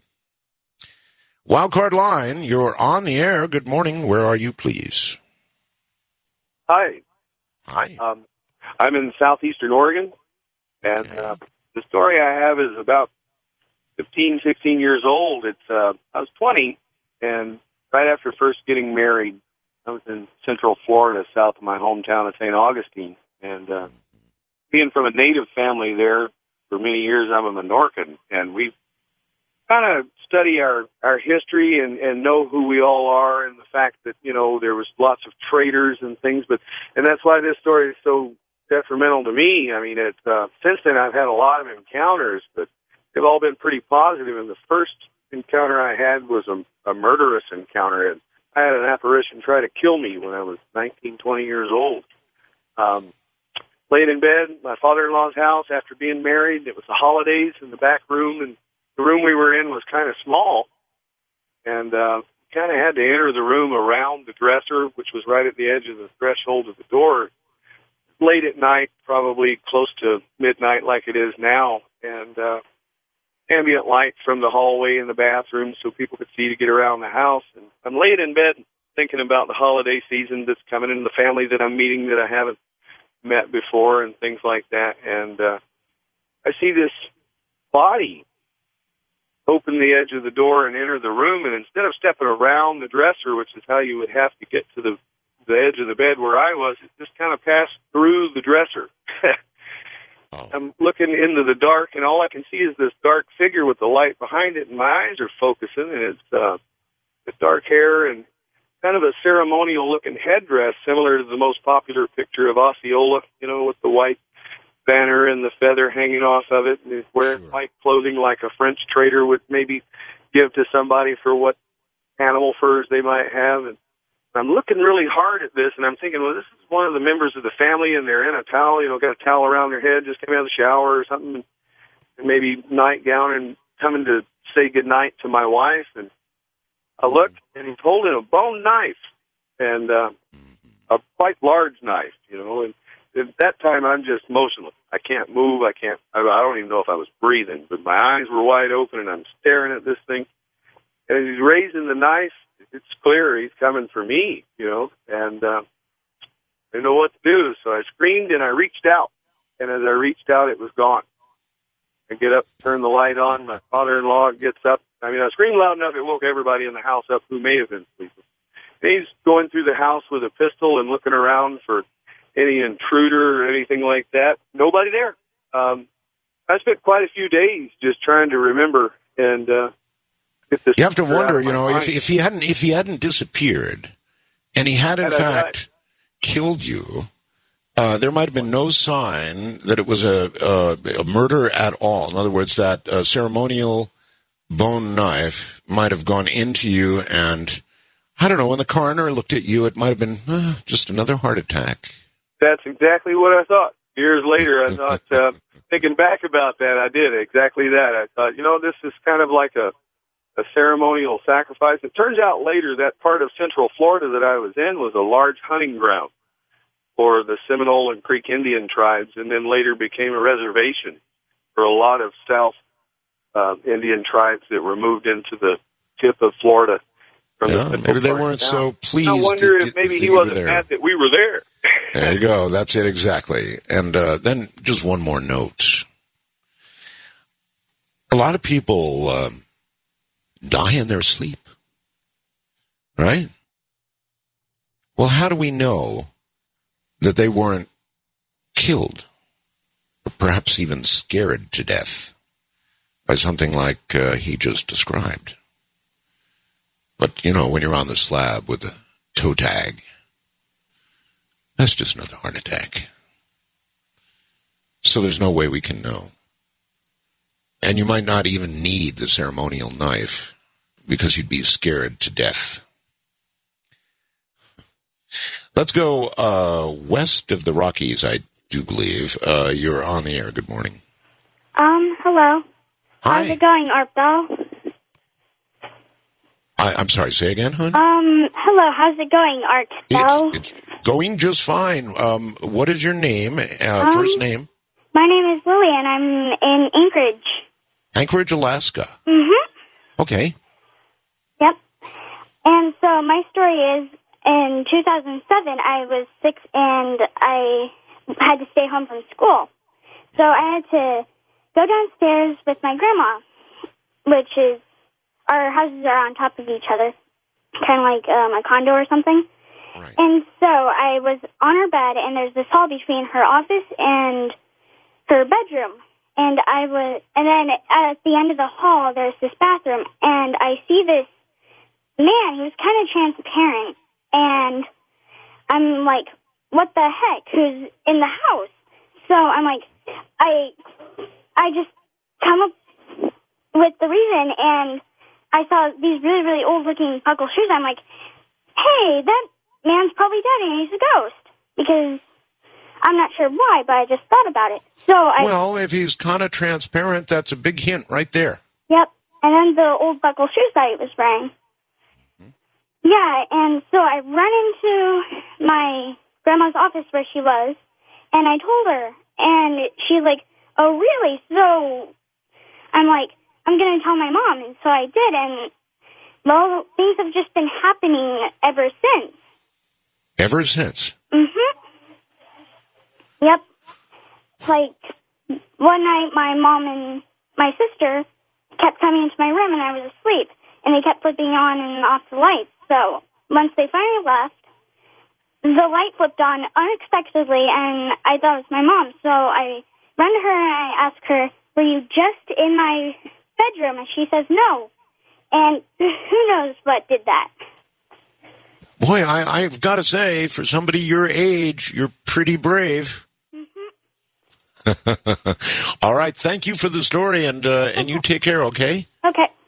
Okay, bye-bye. The young ones. Happens to the young ones. And maybe it doesn't have as much to do with bravery as it does with just acceptance. When you're really young, you just accept a lot of things. I mean, my daughter, who is now 3 years and 5 months. Oh, by the way, you can sure see a good picture of her. And what they did tonight was very interesting. I sent the current photograph, and they put a series of photographs by it that date all the way back to 2007, so you can see her growing up. It's kind of cool. And so that's all on coasttocoastam.com, along with a lot of Halloween-related kind of stuff. But you can see her since she was a baby, you know. They just selected some pictures along the way, and you can literally see her growing up. Really cool. East of the Rockies, top of the... Well, no, I'll tell you what. East of the Rockies, hold tight for a moment. We're going to do a break, and then we'll go east of the Rockies. You know, Asia lives in her imagination a lot of the time. It's a really good imagination. In fact, it must be a wonderful world. So if you were to see something like that at a young age, seems to me it would just be a component part of your imagination, or you would interpret it that way. And you might not stop seeing these things until you were taught that you ought not be seeing them. East of the Rockies, let's give it a try now. You're on the air. Hi. Hello. Are you there?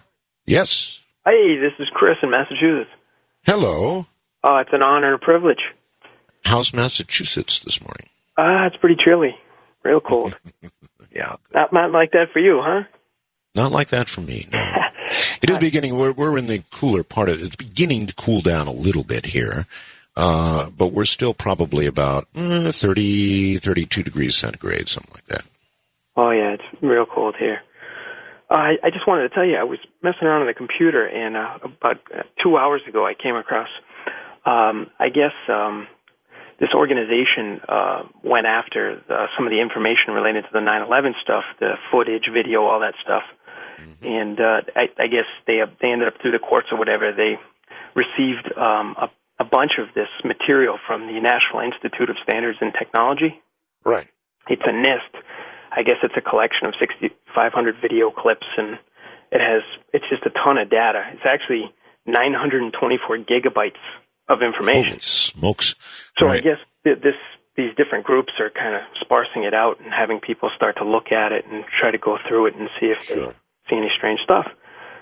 So it's so huge. I started looking at it, and I just picked this little clip. It was like a 2 gigabyte clip, and it had probably, I don't know, maybe 100 videos in it.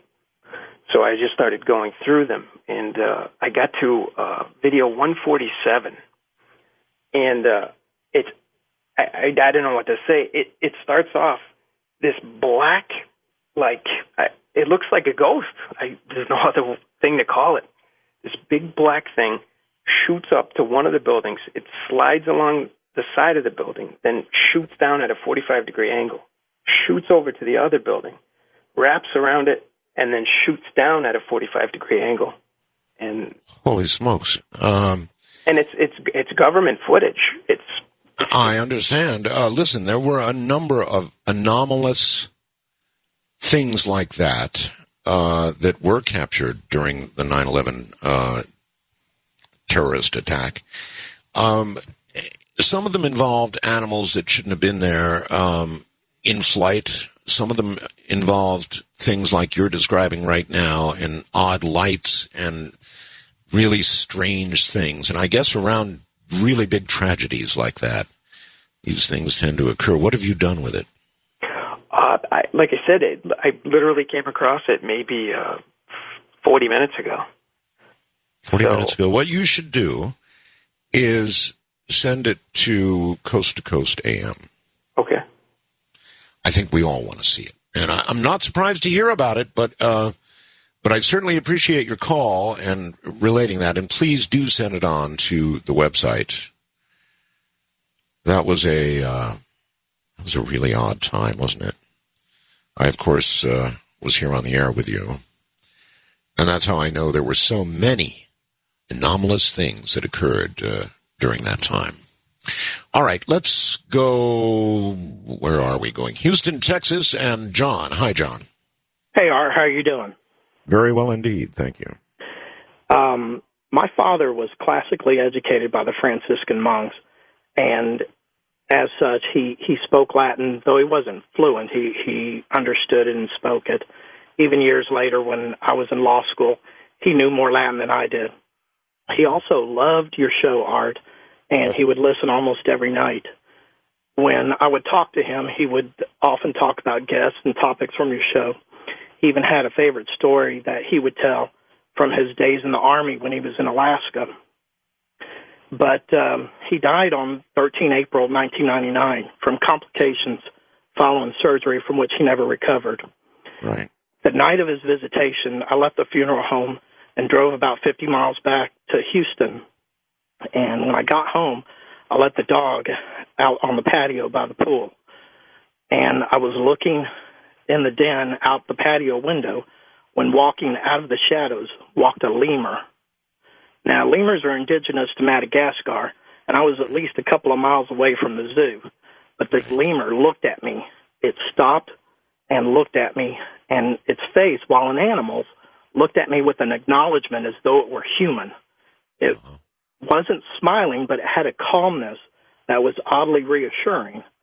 I just froze. I stood there, and it walked past the window. It continued walking slowly. It never ran. It just walked slowly. The dog, who was still out on the patio, was a Great Pyrenees, never barked. It never looked at it or anything. And the lemur just walked on past the patio door, but it never stopped. When I ran past the patio door and ran to the kitchen to look out the window to see where it went, I couldn't see it anymore. And so I went on the internet to verify that what I saw was indeed a lemur. And the pictures confirmed it was a lemur. But then I read something really chilling, and that was that the word lemur comes from the Latin word lemure, which means walking dead. Well, there are many times strange animal appearances associated with the death of somebody close or a loved one. In my father's case, a bat came to us. And that bat stayed all day and then left that night. It was so odd. So I'm not surprised, but I'm sure that you'll never forget it. Oh, I certainly believe that my father chose to come to me as that lemur to let me know and assure me that he was okay. Either that's the case or that's what your mind decided it meant. Either way, it certainly was reassuring. That's a wonderful story. Thank you. You're welcome. Right, take care. That really is quite a story. And I bet there's a million stories like that out there. On the morning of my father's passing, a bat came to us, just really odd, out in the desert, landed right on our porch in the sun. He was okay. The bat was okay. There was nothing wrong with that bat. He just decided to land right on our porch, right in front of our front door. We picked him up. That's right. We picked him up and carried him to the shade where he remained during the day. And then that night, once the sun had set and the desert was quiet, he flew away. But he stayed all day long on the day of my father's death. This is Ghost to Ghost AM. Good morning, everybody. It is Ghost to Ghost AM. All we're doing is telling ghost stories. If you've got a good one, and I mean a good one, then give us a call. Try and scare Gina. She's a call screener. If you can scare Gina, you'll get on the air. George, during the break, was talking about constructed terrorism for the purpose of, well, taking rights. And while I don't totally subscribe to that theory, I do want to reference something for you. If you want something that'll send a chill down your spine, go back and watch the movie, The Long Kiss Goodnight. Gina Rowlands. The Long Kiss Goodnight. There is a line in there. It was made, I think, back in 96, 97, 96, I think. And there was a line in there about the trade centers, and, well, if they didn't get it right the first time, they'd just have to do it again and kill 4,000 people. And it was really, really eerie. And it was said by somebody who, in that movie, represented some rogue part of the government. And they wanted to do this so they could, prosecute the war on terror with more fervor. It is a freaky line. It's in The Long Kiss Goodnight. Check it out.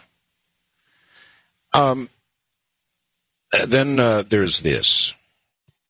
Ted Bundy, one of the most savage, awful serial killers in America's history. In April of 2001, a guard retired from the Florida State Prison at Relphore, Florida.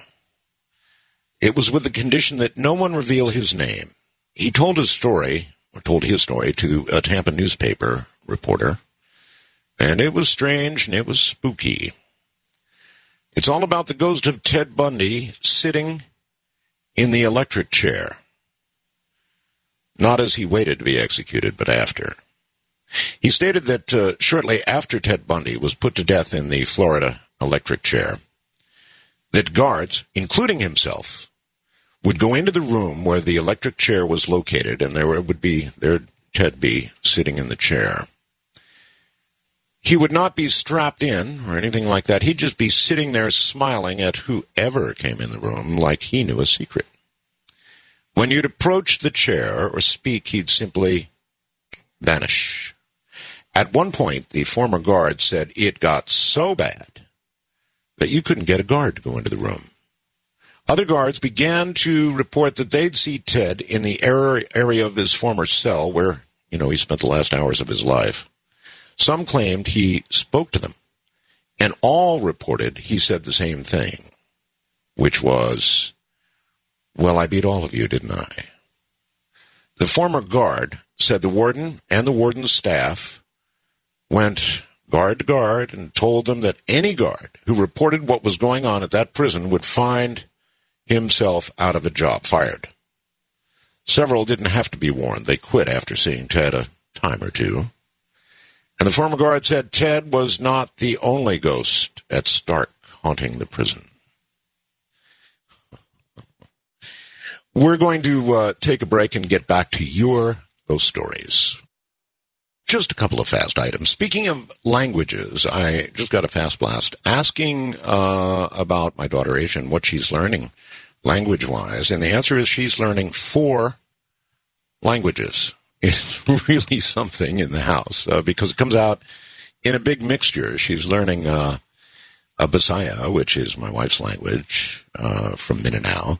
She's learning Ilongo because we have a Yaya who is Ilongo, and so she teaches her Ilongo. And she's learning, of course, Tagalog, and then she's learning English. So 4 languages. And we read an interesting article recently which said that children, very young children like Asia, can be exposed to multiple languages when they're infants. And that by the time they become 5 or 6, this was a very recent study, they begin in their brain to separate the languages and are able to speak all of them. So right now it's kind of interesting because it sort of comes out in a great mixture of different languages. He's learning them all. And then one more item. This is from the news, and I'm breaking a long tradition by reading this to you, but it's the Associated Press current 5-minute summary of the news, and it's impossible for me not to relate this to you. And you might want to get up on the internet and download the full article, which I have not yet done. But here it is. There's a study from England this morning. The headline is, "Alcohol More Lethal Than Heroin or Cocaine." From London, the Associated Press. Alcohol is more dangerous than illegal drugs like heroin and crack cocaine, according to a new study. British experts evaluated substances including alcohol, cocaine, heroin, ecstasy, and marijuana, ranking them based on how destructive they are to the individual who takes them and to society as a whole. So next time you bend the elbow, think about that a little bit. Alcohol, more dangerous than heroin and crack cocaine and, of course, marijuana. So, I don't know. I think the U.S. is moving in the right direction. This drug war has got to eventually end. We legalize alcohol, and it is by far the most dangerous drug. That's something to think about this morning. All right, back to the lines, back to your ghost stories. It is the wild card line, and Evo in San Francisco, who needs to please turn your radio off. Yeah, the radio is off. Okay. Hello, Art. Hi, I've got a story for you, and it concerns a church ghost story. And in fact, you just had talked about England, and it occurred in London.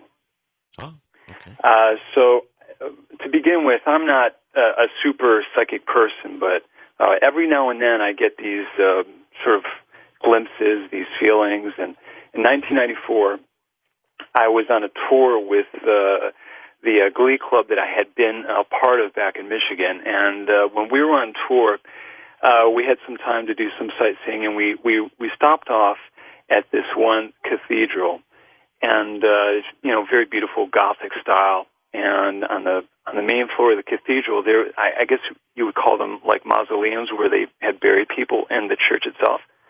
Mm-hmm. And I was taking some photographs of those mausoleums, and I started to feel something. And if you want, I could tell you more about that later. But I proceeded to go to the second level of the church. Now, this church was really dark inside. I just remember black and brown, just very dark, stained glass windows, but they were small stained glass windows that just let in a little bit of light. And when I was on this second level in the church, they had these rooms, and I decided to go into this one room, and there was some people that were exiting the room, and I went in, and it was just myself in the room. And there was like a pew where you could kneel down and pray. And there was a very small stained glass window off to one side, just letting in a little bit of light. And it's an old cathedral. I don't know how many hundreds of years old. Very dusty, kind of smelling, sort of damp, mildew-like. And I just recall when I was in the room, I could literally hear a voice telling me to get out, you need to leave, just get out, go away. It was really strong. Mm-hmm. And it was literally like I could hear a voice telling me to do this.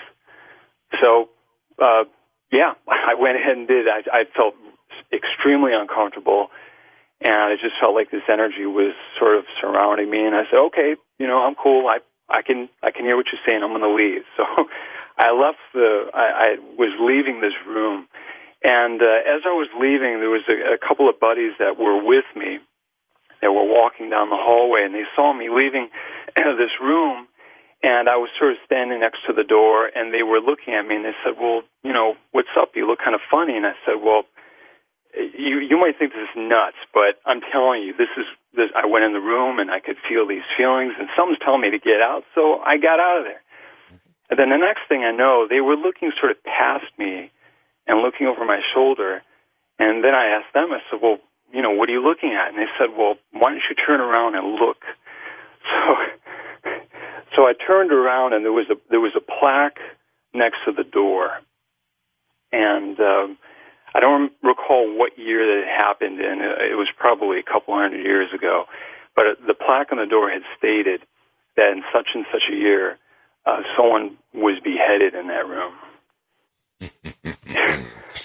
Well, okay. You know what? I absolutely believe you, and here's why. We just did a show on EVP, electronic voice phenomena, and through the years, I don't know how many times, some voice, I guess a ghost, has told them to get the hell out. So that you would feel that, or feel that some entity was telling you to get out, is not a surprise. It's a frequent message that comes from the other side, if you will, if that's where it is, the other side, whatever it is. It doesn't want you there. And if it doesn't want you there and you feel that, you had best get the hell out. Let's go to Texas and Agnes. Agnes, hi.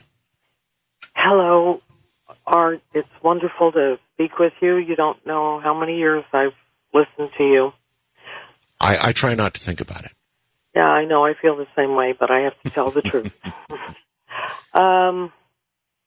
Years ago, my husband had passed away, and before he died, he told me, I just got two quick things. Before he died, he told me to watch out for black butterflies. And I don't think I've ever seen a black butterfly. Black butterflies down here in Texas. And in the mornings, and even today, I'll be somewhere, it doesn't make any difference where it's at, and more times than not, I will see a black butterfly. Also, there was a smashed image of a face in the window, which that scared the heck out of me. And if anybody can help me understand what that was about, it was right there in the bedroom window, and it was like a smashed face, like, I don't know if that was him, trying to, tell me that he was, visiting or what, but I'd appreciate some guidance. And also, after he had passed, I took care of an elderly man in his 80s, retired colonel, and for some reason, he would get in a bad mood, and his voice would change, and he'd start blaspheming and saying all kinds of horrible things. And I had a friend over one day, and I got so frustrated. Here he was breaking the dishes, you know. I made lunch and everything, and so finally it occurred to my friend and myself that, you know, he might have been possessed.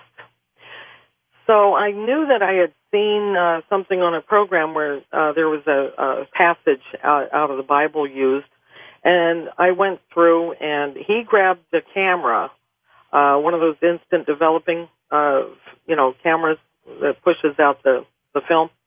Right. And, anyway, so I'm there going through this, and I keep repeating this to the old man.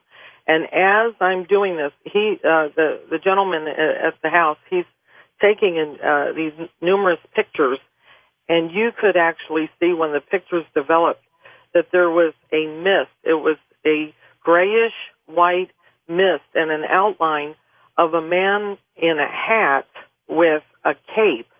And as I was saying this more and more, this chant over and over again, this mist went into the floor and actually disappeared. The old man fell asleep, and I never had a problem with him again after that. So Do you still have one of those photographs? Yeah, I sure do. We would love to get a copy, so please send it off to Coast AM. Particularly if it's a Polaroid. Those were virtually impossible to fake. Not so anymore. Of course, now we have Photoshop, and, oh gosh, people can do just about anything with photographs. But a Polaroid? in the sense of, hey, I've got proof. Polaroids were the gold standard. Long now gone, of course. California, Brian, hello. Hi, Art. Hi. Thanks for taking my call. Okay, my ghost story happened about 15 years ago. I was in my living room, and I was raised Seventh-day Adventist. My parents were very heavy religious people, and basically what happened is I was sitting in my living room, all the lights are on, and I'm talking with my friend on the phone, and I was kind of in a transitional period right now where I was kind of growing out of the religious aspects and kind of questioning everything, and I would always kind of pray, like, let there give me a sign that there is something past this life and that there is something.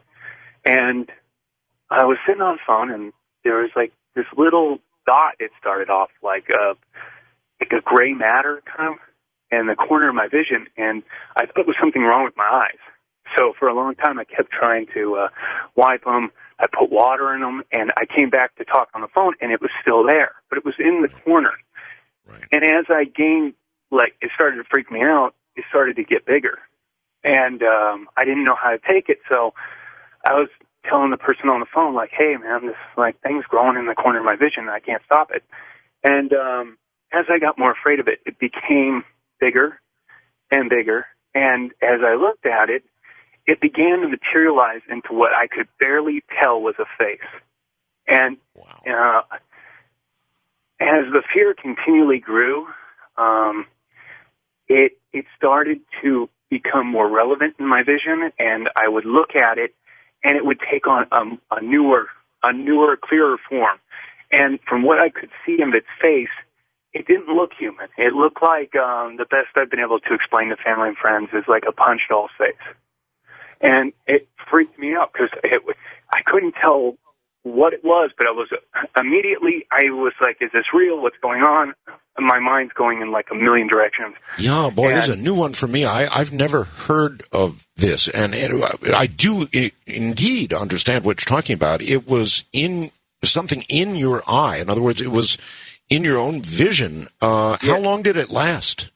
This is what's creepy. It lasted for, I lost count of time, but it couldn't have been more than a couple of minutes. It took about 10 minutes overall, but 2 minutes to materialize into something that I don't know if I fed it fear and it was able to materialize through it or how it happened, but I've never seen anything since or after this, but at the tip of my experience, I looked at it, and right before I ran out of the room, right through it, it looked like about 4 or 5 feet tall. And this is the thing I battled with, is it went around the corner and it was holding onto it, smiling at me. So I tried to think about what the heck was this thing. And I mean, it was either taunting me, messing with me, or doing something. And well, remember, you ask and ye shall receive. You asked for a sign, right? Right. And I absolutely got something. But I would think if it was something of God, it would have been something that would have been less frightening. This was definitely apparition of really Mary bad or something feeling. like that. But what you got was not necessarily from our Lord. No. And that's the thing, is it got weirder because I woke up my mother, I told her the situation, and she's like, oh, well, did you bring a demon into the house? And I'm like, I have no idea. I'm like, so I go to sleep, and I've got every light on in the house, and my parents' door is wide open, and I fall asleep. I wake up in my dream. I'm in my house, exactly where I slept. I got up, walked to my front door, and it kind of goes straight, and then there's like a hallway in the living room I was in. Well, Very outside, quickly, we're out of time here. Oh, no problem. There was like an abyss outside, and I saw what looked like a Pope's hat going by, but it was something screaming for me to come outside. And my parents came and fell on their knees and were like, what did you bring to our house? And I woke up. Oh, man, what a story. This is Ghost to Ghost AM. You can kind of feel it in the air, can't you? A more crisp crackling of the air on a night like this, Halloween. Yeah, it is there. It really is. This came in the email. When I was 8 years old, I lived in a small home in Terre Haute, Indiana. Woke up one morning about 3 a.m. to see an apparition of a military soldier standing right in front of my bed. The supposed ghost was in full military gear as if he was ready for war. It looked at me and said, "What the hell are you doing by my bed?" I looked down to my right side and saw a military-style bunk on my bedroom floor. I looked back at the spirit, and it vanished. 12 years later, I joined the Air Force. As I went through the years, I found myself on a training mission in Fort Dix, New Jersey. One evening, as I was retiring to my bunk, a young airman was going through some of my things near the bed. I asked him, "What the hell are you doing by my bed?" And now I wonder, could that ghost have been me at a future time? Thank you, Ryan from Indiana. That's kind of an interesting thing to contemplate, isn't it? That you, in effect, haunted yourself. All right, onward we go. Corpus Christi, Texas, brings Joseph. Hi, Joseph. How are you this morning? Oh, I'm doing quite well. I've been a big fan of yours since I was 10 years old, and I've been listening to your show ever since. How old are you now? Well, I don't want to know. Never mind. I'm 27 right now. 27. Okay. And I just want to let you know a scary story that I have experienced when I was 10. I remember over at my mom's boyfriend's house, I was getting ready to go to sleep. For some reason, I couldn't sleep. I kept tossing and turning all night long. Okay. All right, we're back. It happens every now and then. The ghost in the machine, don't you know? Are you still there? Yes, I'm still here. Okay, you were 10. Yes, I was 10. I was at my mom's boyfriend's house, and I was trying to go to sleep, but I couldn't fall asleep. And then as soon as I was ready to fall asleep, I saw something at the foot of my head. It was about 6-7 feet tall, had a white hood on with a black face, and it looked like it was getting ready to come towards at me. So I was like frozen stiff, didn't know what to do. I pulled the covers on my head.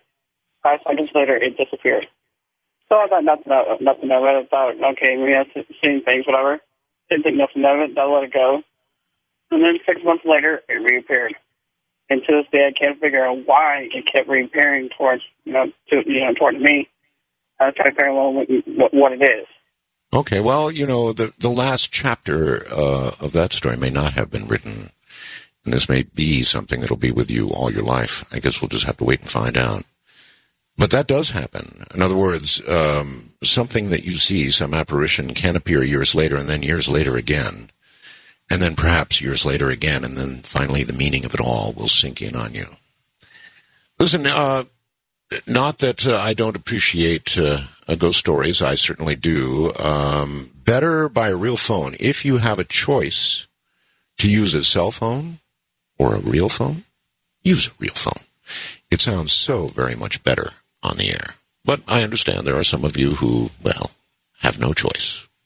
It's a cellular world we live in now. Chicago brings Greg. Good morning, Greg. Hey, good morning, Art. How are you doing? Very well indeed. Thank you. I am part of that new generation. I have a cell phone only, no regular landline phone. But anyways, so I was calling actually a week ago, Sunday, I photographed what I consider to be a ghost. I'm going around the city of Chicago photographing. I don't know if you know, probably you do, that there's quite the murder rampage going on right now in Chicago. And so I'm photographing all the different murder scenes. And I photographed one a week ago in using a photograph from the newspaper to identify the exact location. I'm going back to these locations. And where the blood is on the sidewalk in the newspaper photograph, I went back and photographed it, and right above that exact same spot is this really weird, ghostly, sparkly image thing. And I'm not using, you talked about Photoshop and all that stuff earlier. I'm using, negative film. I'm processing all my own stuff in the darkroom. So it's really strange. At how many of these scenes have you photographed something anomalous? So far, I've only photographed 3. Like I said, I just started doing this last week. This was the very first one that I photographed. I've developed all 3 of them. This is the only one that has anything in it so far. But it is eerie that it's the very first one that I did. Well, listen, number one, I'm not surprised. And number 2, advice to you, as I've given the others, please, if you get a good photograph, something really hot, send it off to coasttocoastam.com. Yeah, of course I will. All right, thank you very much. That's kind of a strange hobby, isn't it? Live in a violent city, sort of making note of where the murders have occurred and going to take photographs of it all. Oh, boy, that's strange. But I do understand, because hauntings tend to occur around the scene of violent death. It's always been true. And it does cause one to wonder why that would be. And I guess one of the answers would be that it is such a shock to the victim to be killed that for some reason there is more likely to be a haunting. There's more likely to be a person who has not yet moved on. Colorado brings Scott. Welcome to the show, Scott. Welcome, hop on, Art Bell. How are you? Just very well, sir. Thank you. Good. You make me jealous being over there in the Philippines. I wish I was over there right now. I was wondering if somebody threw some pancita in your dish up there when you had that outage. It happens every now and then. As I said, the ghost in the machine, who knows? We're going from one side of the world to the other. It's a pretty long haul. Well, if you don't have a UPS backup, you might have some power fluctuations, too, over there. You never can tell. But anyway, my experience happened actually there in the Philippines in Bayawan City, which is in Negros Oriental. Down in Mindanao. Mm-hmm. Well, yeah, anyways, I had a girlfriend over there staying in her house, and I always wanted to walk across this rice field, which they had a path and a little bridge and stuff like that, out over to the ocean. And she's like, no, the moo-moo, which is witch. That's their name for witch. I said, oh, come on, I'll be fine. She said, no. I said, okay, we'll go tonight. No. So I talked her in going over there, and we walked down this path, and we got to the little wooden bridge. She goes, oh, look at the little fishes. So we both got on our hands and knees on this little bridge and looked at this little pool off to the side of the stream at the fish, and all of a sudden there was a third image behind us, like another person. I whipped around, and of course the image was gone.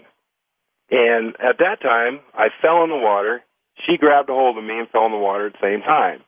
She goes, what was that? What did you whip around for? So I told her. She goes, well, that was probably my grandmother. I said, no, your grandmother? And she goes, yeah. She's been known to be seen around here. So I didn't think much of it, and I said, okay, her and her moo-moo and her grandma and all this stuff. So later that evening, after having much too much Tanduay, which is the number one rum. The houses are very close together, and right next to her place, there's probably about 6 foot span between the walls, is her cousin Marvin's. So I had to get up out of bed and go to the bathroom, and a little night light on. So I'm going to the bathroom, and there's the little window with the grill and stuff like that. And I kind of peered over to see if anybody was up at Marvin's or if they were looking over or whatever. And all of a sudden, this image appears again in the window, and it starts merging through the wall. And I'm going, what? Who are you? Get out of here! I'm still drunk on Tanduay, And after a couple of these shouts, stuff like that, about that time, the door opens to the CR, which is comfort room or bathroom for those who don't know. And I was so startled that it whipped around, and of course it was my girlfriend, except she startled me in the middle of, going to the bathroom, so guess what? She got soaked. But anyway, that was my story. Didn't have much experience of that anymore, but it was kind of interesting. Well, just remember, alcohol is more dangerous to your health, according to a brand new study. By the way, you ought to go up to the Associated Press and get that story before somebody yanks it. More dangerous than crack cocaine and heroin and you name it. The most dangerous drug is kind of the way I interpret it. That's quite a story, and I doubt that the powers that be will allow it to remain that long in the news. So I would grab it while you can. And speaking of while you can, let's take a break. We'll be right back. Well, all right, back to it we go. This is Ghost to Ghost AM. It's a night when all we do is take ghost stories, your ghost stories, things that have happened to you. And with that, we go to Robert in Atlanta, Georgia, the air hub of the U.S. How you doing?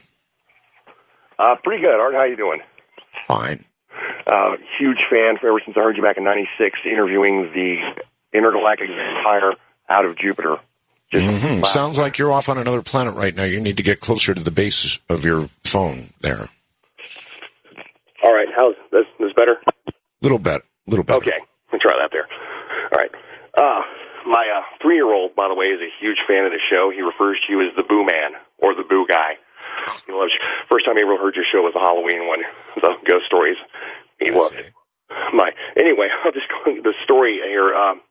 It started, this was years ago, when I had married my wife to the house we were living in. Her ex-husband was living with some friends of theirs, about two or three houses down from us.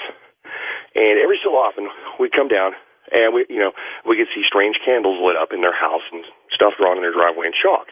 Come to find out that these folks have been dabbling in Thelemic occult instead of that, Anton LaVey devil stuff. Oh, yes. Yeah, the really good, scary stuff.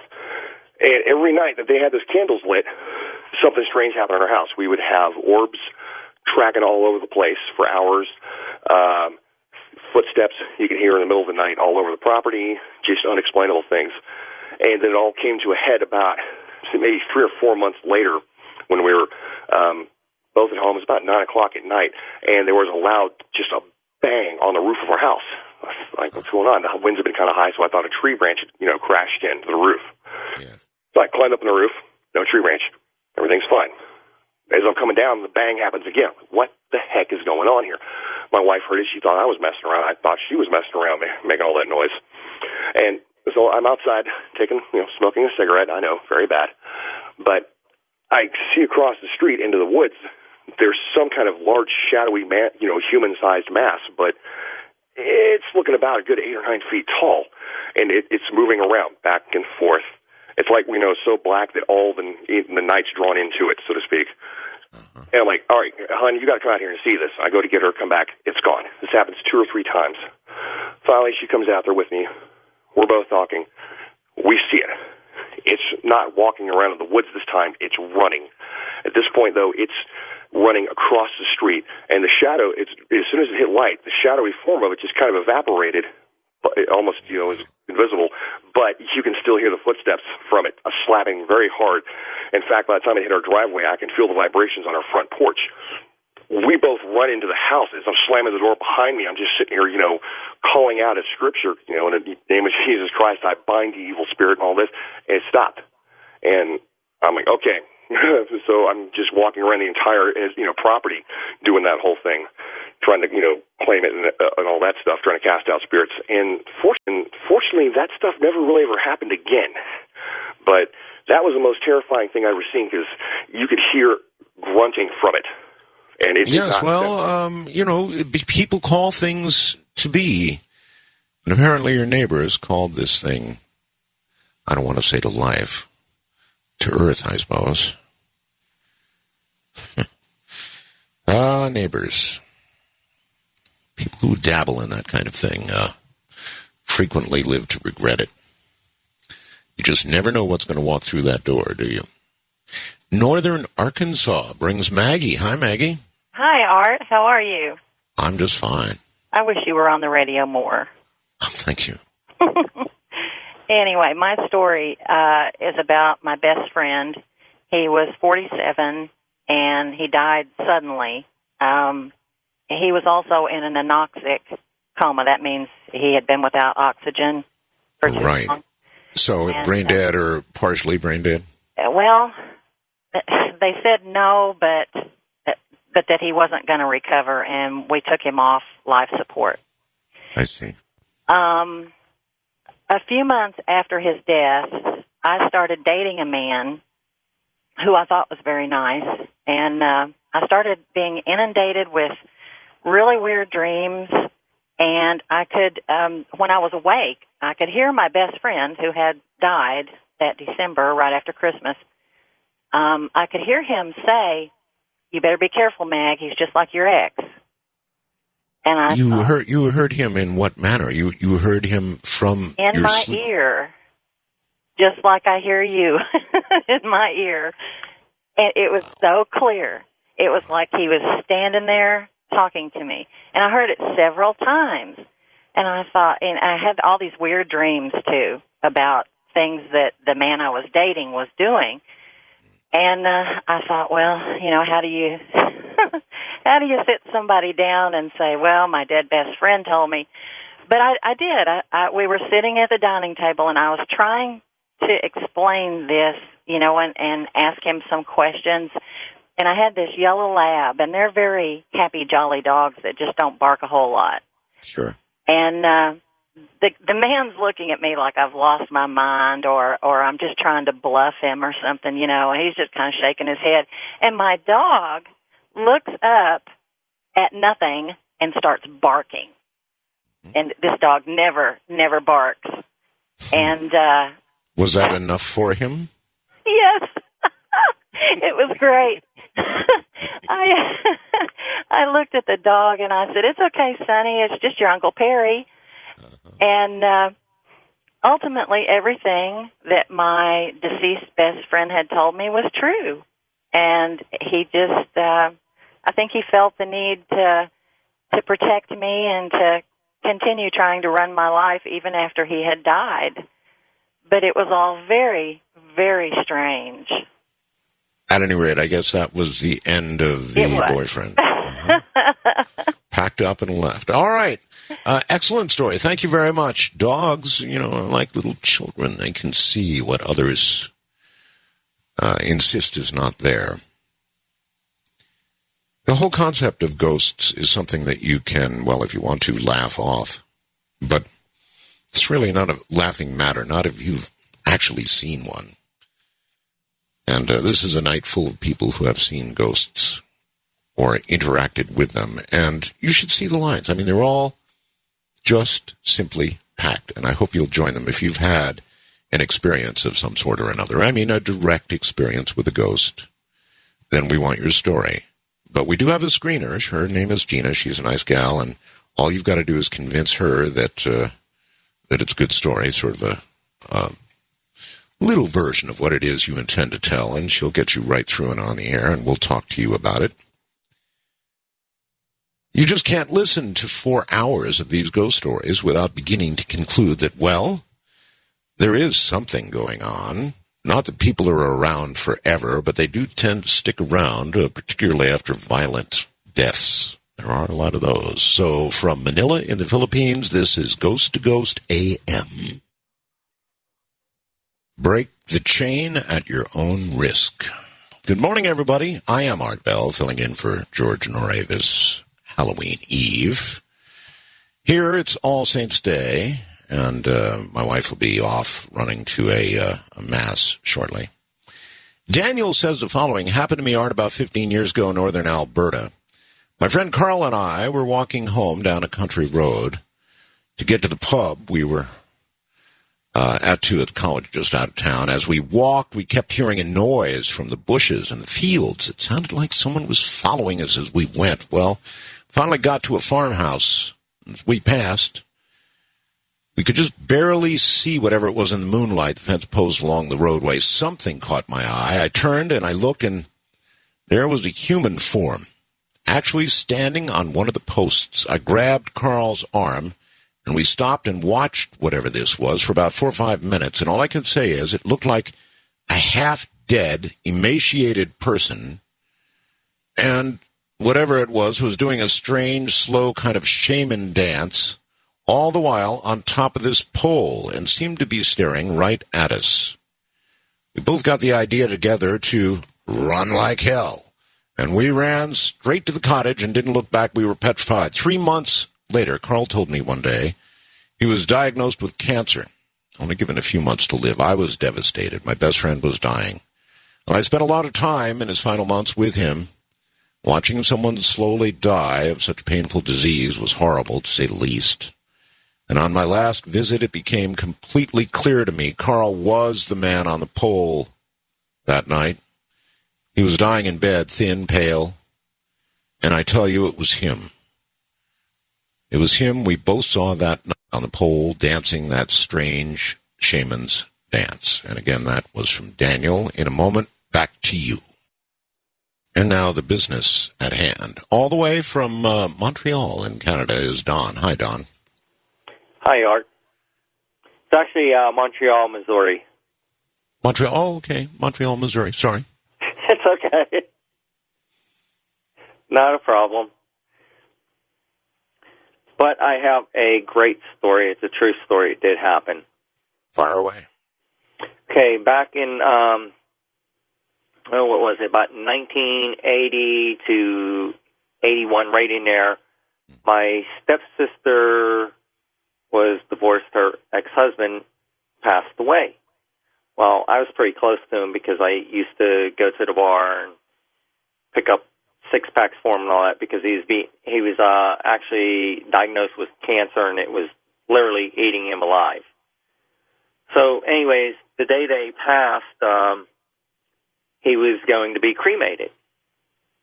Well, on that day, my sister was making toast in a toaster oven, like one of those ones that has like a glass window on it, you know what I mean? Oh, yes. Well, anyway, she's wondering what was taking so long. So as she started to walk over towards it, the glass blew out. I mean, literally shattered. It blew out. And what's crazy about it is when she got over there, she saw it was unplugged. And to top that off, the time that it shattered was the exact time that he was being cremated. Well, that is weird. A This was up in coincidence? Pennsylvania. Maybe. In Pennsylvania, okay. Well, I don't know. A coincidence? Perhaps. Our brains do attempt to make sense out of the out of chaos. You know, we try and figure out what it is, and so some of it could be that, some of it could be the real thing. Seattle and Sam. Hi, Sam.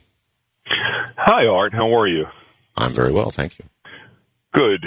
Well, here's my story. A number of years ago, I got involved in a business venture back east. It was a family involved in the broadcast industry, actually, and was brought into it by the daughter of the deceased patriarch of the family, who had been a very powerfully regarded individual in his community and had been extraordinarily successful in life, made a fortune. And also, there was a lot of contentiousness in this family, and she had told me that when her father passed away, he had said something to the effect of he hoped everybody would fight over the money that he left, which was to most of us, a huge fortune. Anyway, he hoped they would. Wait a minute. He hoped they would fight over it. Yes, he hoped they would fight over the money. Yes, that's what he had said. And in any case, I went back there to the home that her father had actually built by hand while he was developing this business.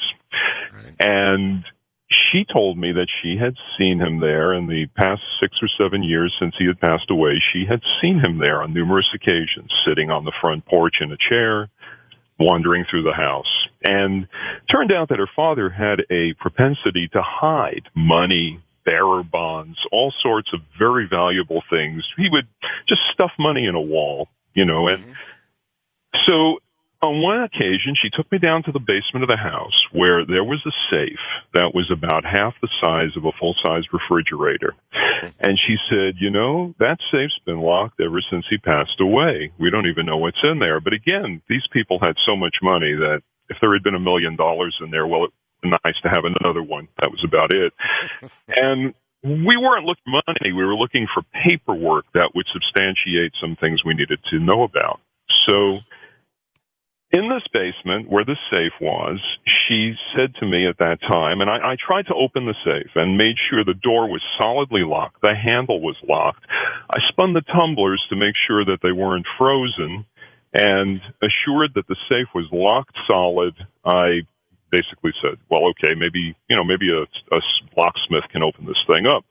And then she said to me, look at this right over here. And she took me about 10 feet away from the safe to a little cubby hole in the wall and a sort of open closet without a door. And she said, right here, up in the ceiling, I found $10,000 that he had hidden, stuffed up in the ceiling. So at that point, because I've had some experience with the paranormal, I just said out loud, say, listen, if you're still here, you're on the other side now. You should know that this isn't what life's about. You shouldn't want this contentiousness and divisiveness to be going on here. You should want people to have a good life and, go on to wherever it is you're going to go on to. All right. And I walked out of the closet with her, and she went off into a separate area of the basement, another room, and I decided I'm going to take some pictures of this safe, and, maybe I'll call up a company and see what it would take to get it open, because it might have the paperwork we're looking for. Well, as I went to take the photographs and I was looking at the digital viewfinder in the back of my camera, I noticed that there was something strange about the safe. And I put the camera down and went over to the safe a little closer, and I said, oh, my God, the door is open now. Wow. And the door was open. The door that had been solidly locked, couldn't move it, was open. Now, here's the catch, Art. The door was open, but the great big thick steel bolts that stick out of the mechanism and go into the whole frame of the safe were still in the closed position. You couldn't close the door if you wanted to. I understand. Wow. So it was as if the steel bolts had moved right through the steel wall of the safe. Oh, I understand. I can't stand it. What was in the safe? Nothing. Absolutely nothing. And you know what? After all was said and done, with this crazy group of folks, I took it as a message from her father, and the message was, hey, buddy, there's nothing here for you either. And he was right. Oh, well, I guess he probably had a pretty good sense of humor. That's interesting and a little cruel. I hope you all fight over it. Then he left lots of bait to ensure that occurred. Yes, well. Alabama, all the way to Alabama. Annie, hi. Hey there, Art. I know you're good with Morse code, and my mother died last February, and I went to her house, and I got her things, especially her little mirror she was so fond of when she was growing up, and I set the mirror in front of the microwave, and I began picking up Morse code over the microwave, so I whipped out my tape recorder real fast. I recorded all I could until my tapes were completely used up, and I still have those, and I wonder if I can send those to you. and I only heard one side of it. And Wait, hold on. The microwave was issuing microwave oven, right? Yes, sir. Uh-huh. There was Morse code coming out of the microwave? Definitely dots and dashes. I've studied Morse code. I've been trying to pass my amateur license for years, and now they don't require the code anymore. However, I do have it on tape. And it was one side of the conversation. It would pause after several sentences and then give somebody time to answer, and I didn't pick up that side of it. I went on the Internet to see if there was any way that anybody else ever came up with a similar story, and I found one person who did. A lady said she was picking up Morse on her microwave, too. Out of curiosity, obviously, if you taped this and you've now studied Morse a little bit, did you decode any of it and figure out what was being said? I did, and it sounded like acronyms and abbreviations, and I couldn't figure it out, but I definitely made out letters and numbers. And there's some of the Morse that's ambiguous because you can run it together so fast you can't tell where they're stopping with one word and starting another one. And it was ambiguous because some of the numbers and letters had very similar sequences, and you didn't know where it was beginning and when it was ending. It was so fast. And I was also my tapes. Yeah, I'm going to send them to you. And in the same house, my mother and I grew up with my grandmother in this same house. And she died in the hospital. I went to a third house and got her mirror that she had in a fourth house in Virginia when she was growing up. She died in the hospital. Mm-hmm. So, all right. Well, listen, I appreciate it. Morse code from a microwave. Interesting. Yes, I'd enjoy hearing the tapes, particularly if there's anything to be made out from it. Now, one might suggest that, as you know, when a microwave is done, it goes deet, deet, deet, deet, whatever, makes a little noise, right? Well, maybe that thing went crazy. Maybe it really wasn't Morse code, or maybe it was. I don't know. That's intriguing. I've never heard of a code-sending microwave. As I said, you could conclude that perhaps it went nuts and just was issuing random dots and dashes and sounds, or perhaps there's some sort of intelligence behind it, which is really freaky. Wildcard line, Pittsburgh. Joe, you're on the air. Hey, Art, how are you? Quite well, thank you. I just wanted to say happy Halloween to you and all the listeners out there, first of all. Thank you. All right, I want to share my shadow person encounter that I had. This is about 2 or 3 years ago. What happened, I was sleeping, and suddenly I was having a nightmare. And I came out of that nightmare into a state of sleep paralysis. Mm-hmm. So I know a lot of your listeners know what that is. You know, my body couldn't move. The only thing I couldn't move was my eyes. I could look around the room. That was it. My physical body was still asleep. So when I looked to the left of me, I've heard of them before, but I was undecided if I believe them or not. I don't know. But there was a hooded figure, a shadow person, darker than the night that surrounded it, just absolutely pitch black. Like I never black as you can get. And I just went into an instant state of panic, you know. I mean, I don't know what this thing was.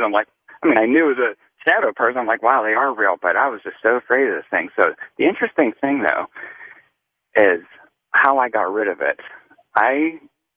What I did was I wanted to swing my fist through it a couple times, but of course I couldn't because my body was in a state of sleep paralysis. Mm-hmm. But whenever I thought of swinging my fist through it, I actually saw what I would describe as my astral arms, my astral fist going through the shadow person twice. I took 2 swings at it, and when I swung through it, it got like a static electricity, cold kind of feeling.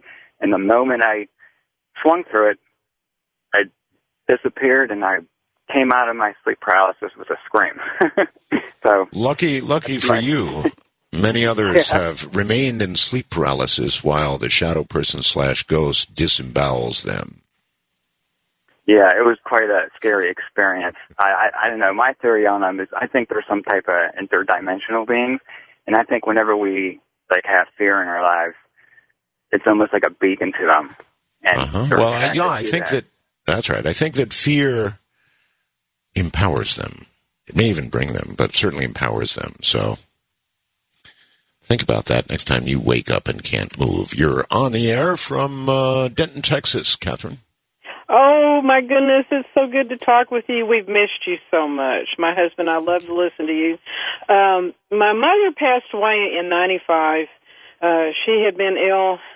She had several complications from cancer, and I stayed with her. I was the only family member that stayed with her the 2 weeks she was in the hospital, and she died that Monday at 8:05 p.m., and I stayed with her until the funeral home picked up the body. And I was the oldest child, and I was just, I was very close to my mother. And so after they picked her up and everything, I went to the motel to stay. And in the room I was in, it was extremely dark. And I was a mess, of course, and I had been crying. And I lay down on the bed. I hadn't even taken my clothes off. And I bet I'd been asleep about 45 minutes. And all of a sudden, I was aware of a bright light in the room. And I woke up and sat up, and I was looking at my mother and my Aunt Sue and Aunt Helen all standing beside each other in this white frame. It looked like a cloud, but it was a clear frame. And they were, and she's looking at me. She goes, "Oh, we've had the best time. We're playing canasta." And she said, "Now I'm playing something called 5-card draw. Do you know what that is?" And I'm just stunned. And I'm looking at her, and I'm noticing her hair. And I go, "Mom, what have you done to your hair?" Because she had hair down to her knees before her stroke, and it was all flipped up on one side. And I'm just kind of looking at her. I mean, I'm looking at them. I'm having a conversation. I'm looking at their eyes. It's like, this is amazing. I mean, I just saw her get wrapped up by a funeral home and taken away, and I've gone back and laid down and gone to sleep, and then they wake me up. Well, we went to the funeral home the next day to make the arrangements, and there were several of us there, and this little bitty, tiny Hispanic lady came into the crowd and kind of wove around a little bit, and she saw me, and she walked up and took me by the hand, and she couldn't speak English very well, so she kept asking me to go with her, and I said, okay. Well, she took me into the back of the funeral home and asked me if I liked how she had fixed my mother's hair, and I'm looking at my mother, and her hair is flipped up on one side. Wow. And and she's been with us. My mother and I are very close, and we've seen her in the house, and she was here about a week ago visiting, and she would come. We would have groups. I'm a psychic in Dallas, and she loved one of the people that visited us all the time, and we always knew when she was in the room. And my husband he was always asking me about the lady with the really bright blue eyes with the little floral house coat on. Well, he was describing Aunt Helen. And none of this scares you? Oh, no. I was so tickled. In fact, I could tell you, it got, I hate to say this, Mother knew I was psychic when I was 6. I started having dreams that came true after a very high fever. I had German measles, and all right, we're way short on time, so we've got to scoot. Sorry. That's all right. Oh no, I'm not afraid of her at all. She's with me, and I'll see her again, and I'll get to see the rest of the family. But what's fun is Carl sees them. And all right, I've got to hold it right there. I'm sorry, I just can't continue. We're out of time from the other side of the world. This is Ghost to Ghost AM. Ghost to Ghost AM, actually. Hi there. I am Art Bell, filling in for George Norrie this Halloween night. Here's an interesting one. Hi, Art.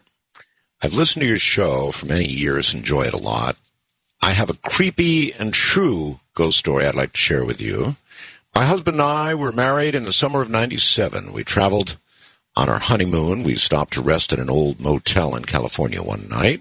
Exhausted from hours of driving, we both went to sleep very quickly. I even forgot to turn off the bedside lamp. Shortly after dozing off, I felt someone gently stroking my cheek. At first, I, of course, assumed it was my new husband showing his affection, until I realized he was sleeping soundly on the opposite side of me. Confused, I turned my head and opened my eyes. There, leaning over me, was a strange figure wearing a dark brown cloak.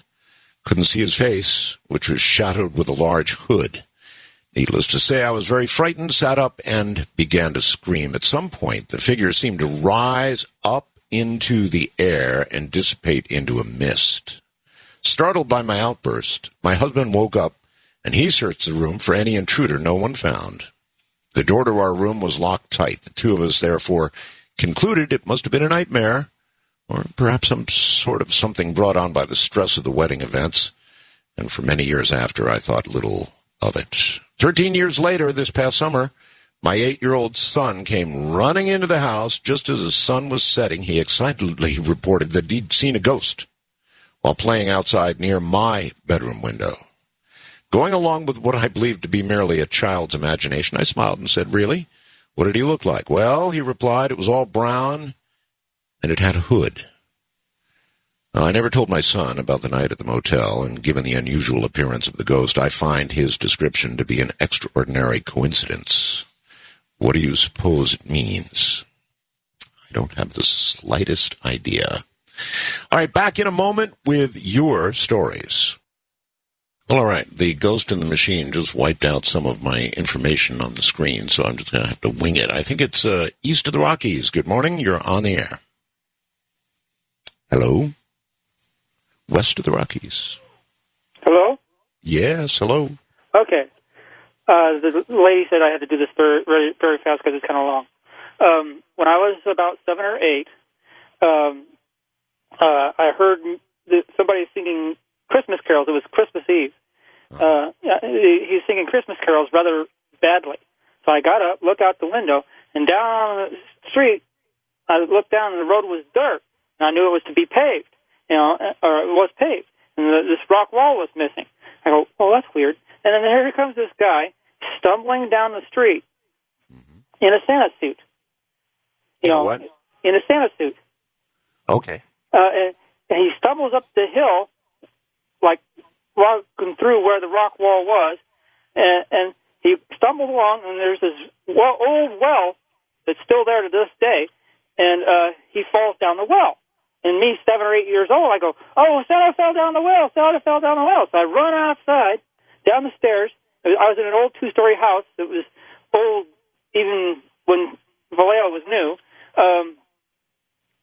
And I looked down, and there's the well was filled with dirt, just like it was the day before. And I look out, and the road's all paved, and rock walls there, And I go, "Well, maybe I just dreamt it or something." And I go back upstairs and go to bed. Then, at about 4 o'clock in the morning on Christmas Day, I wake up, and here's this thing floating over my bed. And here's the guy in the Santa suit floating over my bed. And he goes, "Your presents are here." And 7 or 8-year-old kid goes, "Oh, presents." And I go, "Great." And I go over, grab my brother, I wake him up, and I said, "Santa said our presents are here. Santa said the presents are here." So we run downstairs, and there's all the presents there. And I go, "The presents are here, the presents are here." And we wake up our parents, screaming and hollering about the presents. And my dad comes out, and he says, "What are you kids doing? It's 4 o'clock in the morning." And I go, "Santa said our presents were here. Santa said our presents were here." And he looks down at the floor, and there's 3 extra presents that he doesn't know where they came from. Really? Yeah. And what, pray tell, were in them? My dad tells me to open the one marked for me, and it's an old wooden, like, handmade train. Wow. Well, that's quite a story. And obviously a present he had not given you. Well, a present from the other side. I guess those things can happen. All right. So I think east of the Rockies, we're correct this time. You're on the air. Hello. Hello. Yes. Hi. Hello. Hello again. Yeah, this is the first caller line. Okay. Yeah, I had everything wiped out here, so. Oh, okay. Well, I'm Delbert, and I'm a truck driver going through Amarillo, Texas. And about 25 years ago, my wife at the time, her sister had gotten killed in a car accident, ran a stop sign, ran out in front of a truck, and her 3-year-old son was with her. Well, he wasn't 3 yet. It was just before he turned 3. He pushed him on the floorboard and fell on top of him. Well, she was killed, and he was just fine. Well, we buried her the day before his 3rd birthday. That day, on his birthday, me and my wife at the time, we were in getting him ready in his bed. Well, they were in her mom's house, and in the room that her sister that got killed and her grew up in. And her father had taken the mechanism out of the door because they kept locking the door. So the door just automatically swung open all the time. Right. And this is a hot July day in Nebraska. You know, it's 90 degrees outside, and we're in the room with the 3-year-old getting him ready for his birthday. And all of a sudden, that door swung closed and locked, and there's no lock on it. The room got so cold that you could see your breath. Really? And all of a sudden, the 3-year-old looks up and says, "Hi, Mommy." Really? And then sat there, and like his mom was sitting there talking to him, said, "Okay, Mommy. Bye, Mommy." And then the room just warmed back up. The door just swung back open like nothing ever happened. And you saw all this happen? Yeah, me and my wife at the time were in the room with him when all this happened. And the funny part about it is, he is now, last I heard, he was in medical school becoming a doctor. Does he remember all of that? I don't think he remembers any of it. I haven't talked to him since her and I got divorced. Well, I'm not surprised, particularly about the conditions you described. There is, for some reason, severe temperature drops are associated with spirits, and I firmly believe that. Witness the story I told you all yesterday. I firmly believe that. Okay, let's see. Where are we going? I think this might be the international line. You're on the air. Hello. East of the Rockies. Okay. Hello? East of the Rockies. Hello. Can you hear me, Art? I hear you, yes. Hi, Art. One thing I'd like to say before I start is the spirits are alive in Texas this Halloween. I'm sure they are. Well, I've heard so many stories coming into your lines tonight that have been from Texas. It just kind of makes my heart a little proud. But I'm from Dallas, Texas, and I live with my grandparents in an old house. It's always been theirs, and there's no, like, Indian burial grounds or anything going on, you know. And I had come down one day, one night actually, after I got home from work, and I'd stayed up late on my computer. And I came downstairs to go and get a roast beef sandwich out of the refrigerator. And as I was passing through the living room that I'm pacing through now, retelling the story to you in, I went over to our sliding glass window and opened the curtain and looked out at our big magnolia tree out into the night. And after about maybe half a minute looking outside, I saw a form materialize in front of me. It was almost like it just quit blending in with the night. And it was maybe 6 feet tall, and it was the figure of a man wearing a trench coat and a fedora hat, like a gangster-type hat, you know what I mean? Mm-hmm. And didn't have any discernible eyes, you know what I mean? There didn't seem to be any features to him. Right. And I saw him looking at me, you know, I was looking at him. And more than I saw him looking at me, I felt him looking at me, and he sort of pierced my psyche or something, like he was digging through my brain, trying to size up if I was a threat or something like that. You know? I'd be trying to size up how much of a threat he was. Right, and this was a very quick type thing. I glanced at him, and he glanced at me, and in that one glance knew me, if that makes any sense. No, it does. And he took one, maybe, he looked tall, man. He looked maybe 6'5", maybe 7. He's a tall guy. And he took one step towards the sliding glass window that I was behind, like one striding big person step. And as he got closer, I kind of noticed that the edges of them were hazy, almost like something out of a Predator movie or something, just hazy, you know. And as he took the step towards the sliding glass window, I recall distinctly what I said. I said, Jesus H. Christ jumped up and played the fiddle. And upon me reciting that little phrase that just popped up out of nowhere, he kind of stepped backwards and started blending in again, like he'd always been there, and just went back to where he was. Boy, isn't that strange? Sometimes I think that the spirits, or if you will, the ghosts, are as surprised on occasion seeing us as we are seeing them. And I wonder if that means that some kind of door suddenly washes open for just a moment, allowing them to see this side and allowing this side to see back to that side. And again, the reason I say that is because so many stories seem to include the spirit, in whatever form it takes, being nearly as surprised as the person. Let's go to a wild card line. You're on the air. Good morning. Hello. Hello. Art?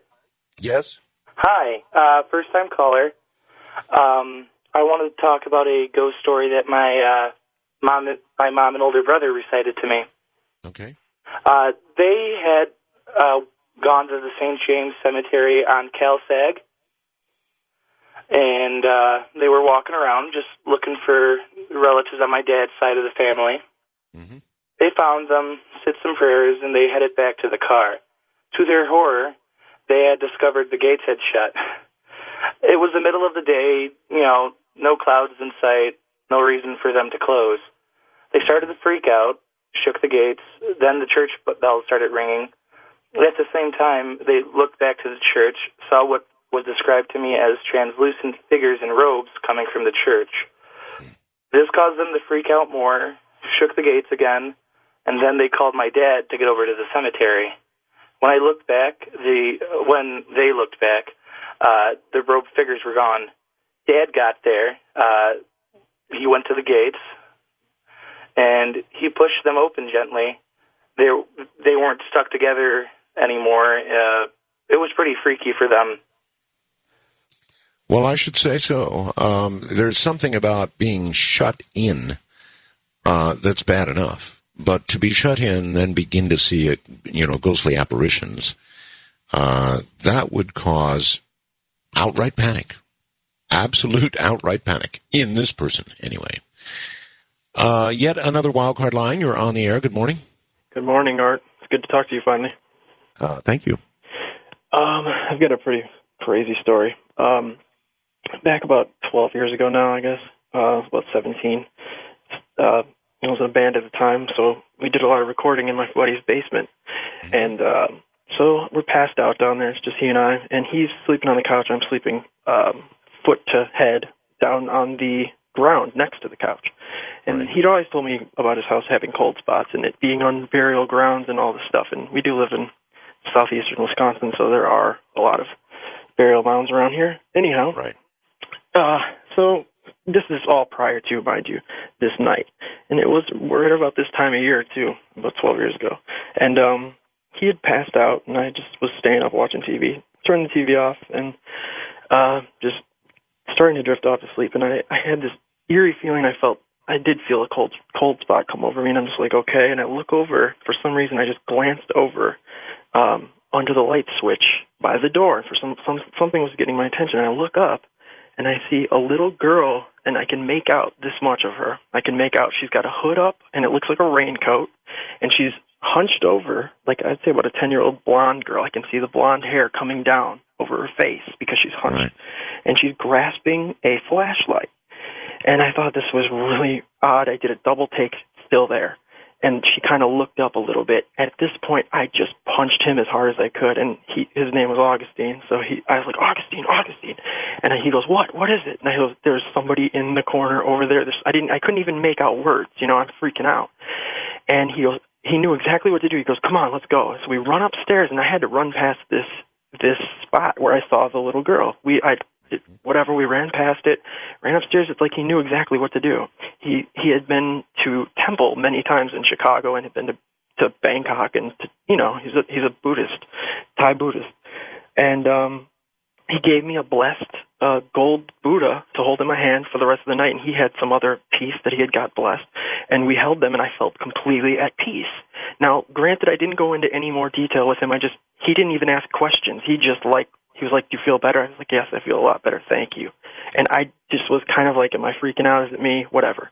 Week goes by, and just going about our, normal whatever. And one of my closest, he was very close friends with a friend of ours. We both had a mutual friend, Erica, and she was the same age. Dropped him off about 11 o'clock at night, and she calls me sobbing when she gets home. And I said, "What's wrong? What's going on?" And I hadn't told a soul about this. I didn't even describe this to Augustine. And she said, "You're not going to believe this." I said, "What? You're going to think I'm crazy." And I'm like, "What is it?" And she says, she's just sobbing, "I just dropped Augustine off, and I did he lived at a cul-de-sac." Okay, so she was doing it after she dropped him off. You have to do a U-turn, to get out of there. So she's doing it as she's turning around in the cul-de-sac. She sees a little girl running in slow motion with blonde hair, with a yellow raincoat on, grasping a flashlight in her right hand, running clear as day in slow motion. She turned her brights on because it was shining right at her. Turned her brights on, and it got even more illuminated. And she just turned around and hit it, and that was that. So I knew I wasn't crazy, and I reassured her that, look, I saw the same thing, same little girl in his basement, and we just both just kind of lost it emotionally. And I still get emotional talking about it to this day because it's very, I don't know, just a freak thing.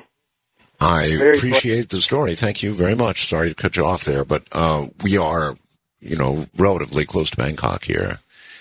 And I must tell you, it's interesting to me that people encounter these spirits, and then they turn, of course, to their faith. And Bangkok is completely Buddhist. I don't know if anything's completely anything, but predominantly Buddhist, I guess I ought to say.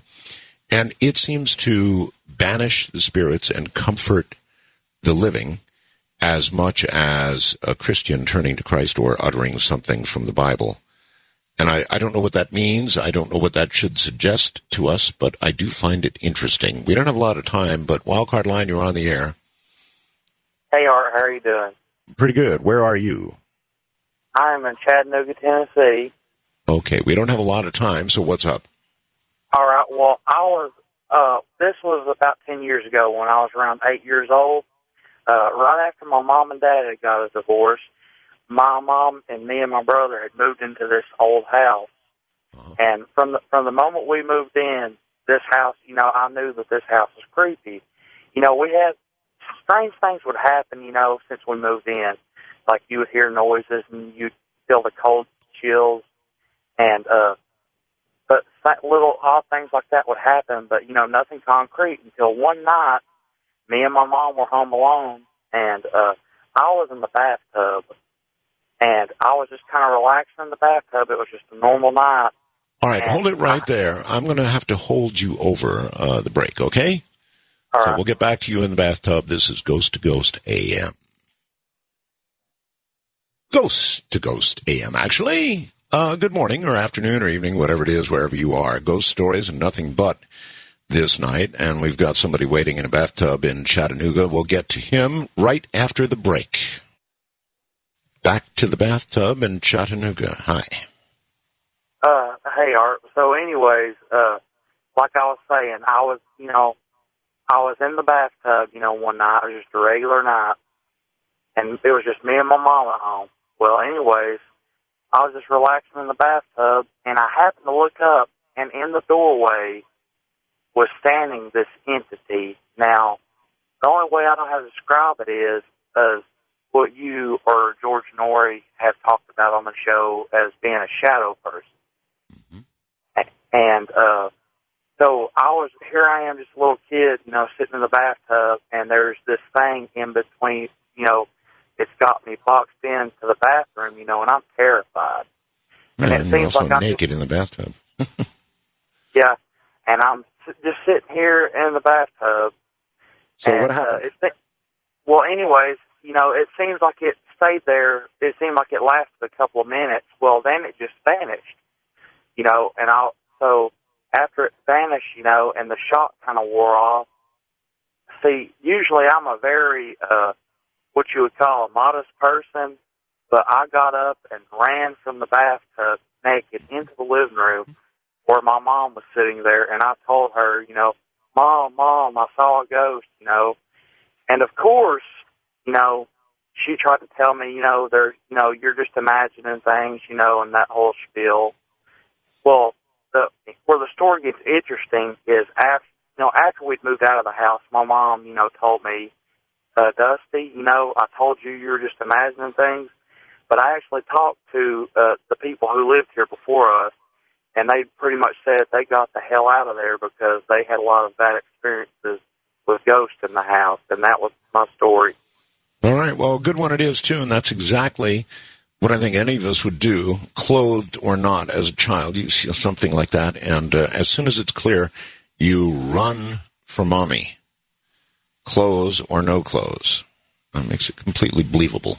Of course, these days, if you have an entity in the house, when you sell that house, when you dispose of the house, however you manage to get rid of it, you have to notify that person. Legally, you have to notify them that you live in a haunted house, and the one you're selling them is haunted. Kate in San Gabriel, California, you're on the air. Good morning. Good morning. Happy All Hallows Eve. Thank you. I have an older brother who's a firefighter, and he's been a firefighter for a number of years. And I had a younger brother who suffered a very tragic death. And it just so happened that on this one particular morning, my firefighter brother was at work, and his coworker had to go in and check on a minor injury he had. And he asked my brother to go with him because, there wasn't really much going on at the station. So my brother said, yeah, I'll go. So they arrive at the hospital, and my brother's there in the waiting area, and this ambulance pulls up, and they bring out a gurney, and following it is several local police officers and lieutenants, and just a hubbub of activity. And normally, my brother is around this activity as part of his job on a regular basis, but for some reason, when his coworker came out and was ready to leave, my brother said, I want to see what's going on. I'm kind of curious. And that's usually unlike him. And so, he's waiting there. A female coroner comes out, and he asks, hey, what happened? And she said, well, we have this male, John Doe, and she gave him a little information. And he had a thought, but, of course, you kind of dismiss certain things. And the next day I had to call him and tell him that our younger brother had passed away, and it just happened to have been who was being taken into the hospital that morning. Hello? Okay. Yeah, right here. Oh, yeah. So, I don't know if it was just a twist of fate, coincidence, or just, the bonds of siblings. Later on when we were going through my younger brother's personal belongings, we found a journal, and he had written that out of many of our family members, that this one particular brother was someone he admired quite a bit. All right. Well, I certainly appreciate the story. I don't know that it qualifies actually as a ghost story, but it's certainly a sad story. California brings Sue. Hi, Sue.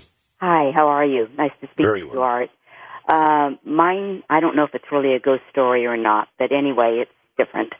About 3 years ago, in the month of June, we had a death in the family several days before this story occurred. I was in the house, and it was about 1:30 in the afternoon, and all of a sudden, all this angelic music went throughout the house, just permeated throughout. I could not say where it started, where it ended. It was the same sound throughout. I went upstairs, downstairs, and the house was built in 93, so it's not an old house. Right. And I wasn't scared at all. I thought, this is beautiful music. I wish I had a CD, or I didn't know if I was being called to heaven or whatever. And then around 9 o'clock that same night, again, I'm by myself. There was no radio on, no TV, nothing. And my son phoned me, and all of a sudden this music started again, the same identical music. And I just put the phone out and I said, do you hear anything? And he goes, yes, I hear music. So I know it wasn't in my imagination. Gotcha. And I don't know of anybody who's experienced anything like this. I'd love to know if they have.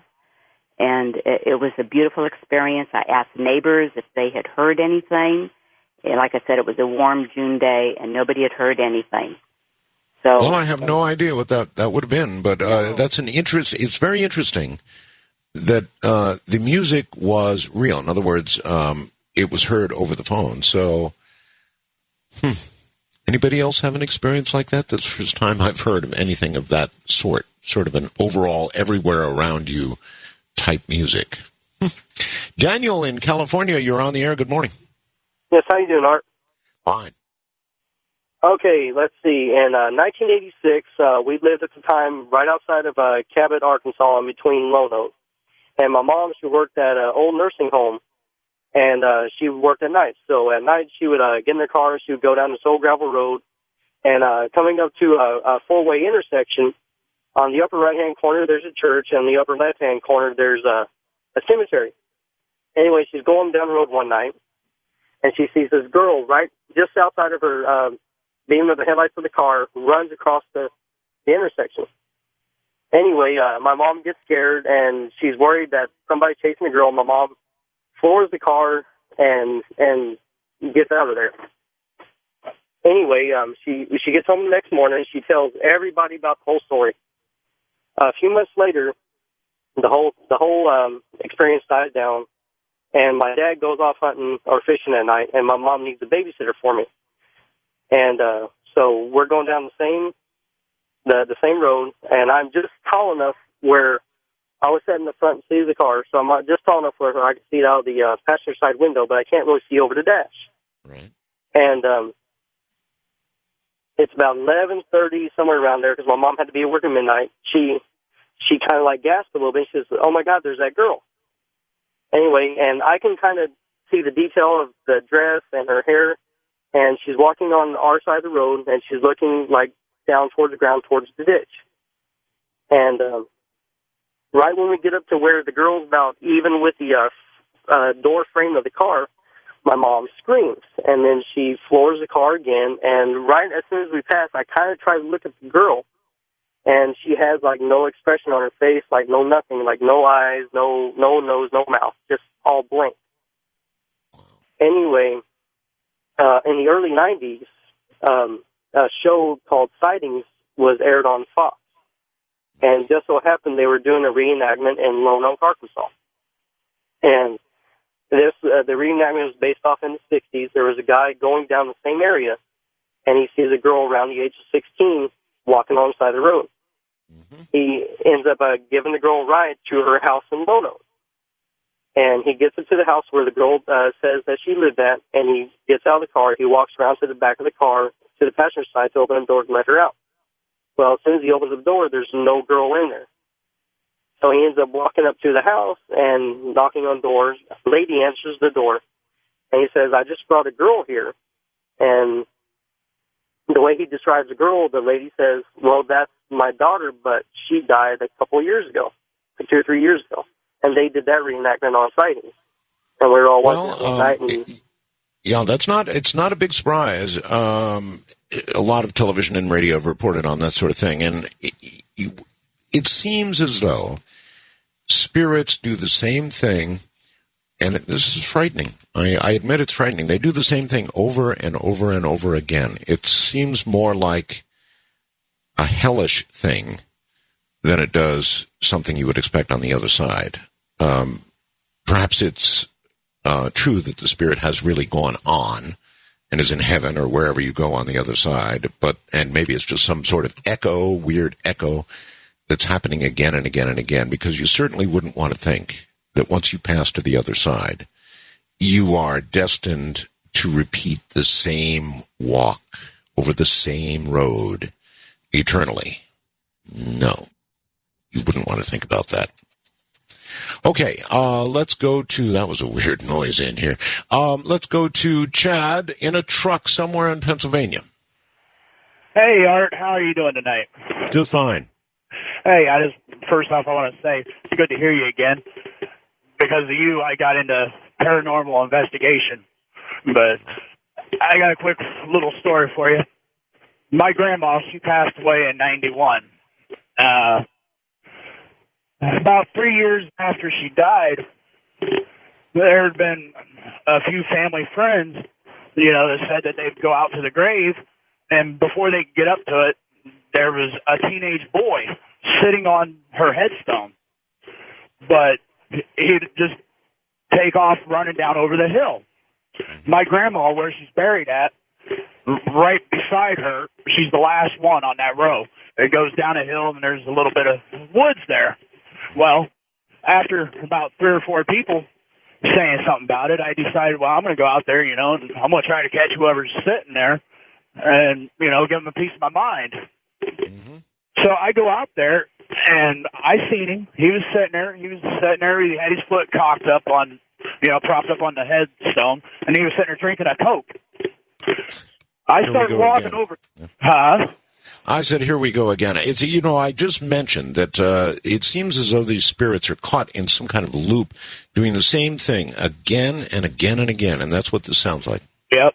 Well, I got probably about 20 feet from it, and it hopped off and ran down that hill. Well, when it hopped off, I took off running after it, and I got to the top of the hill just as he was getting ready to go into the trees. He stopped, looked back at me, and smiled, and then just dissipated. Yeah.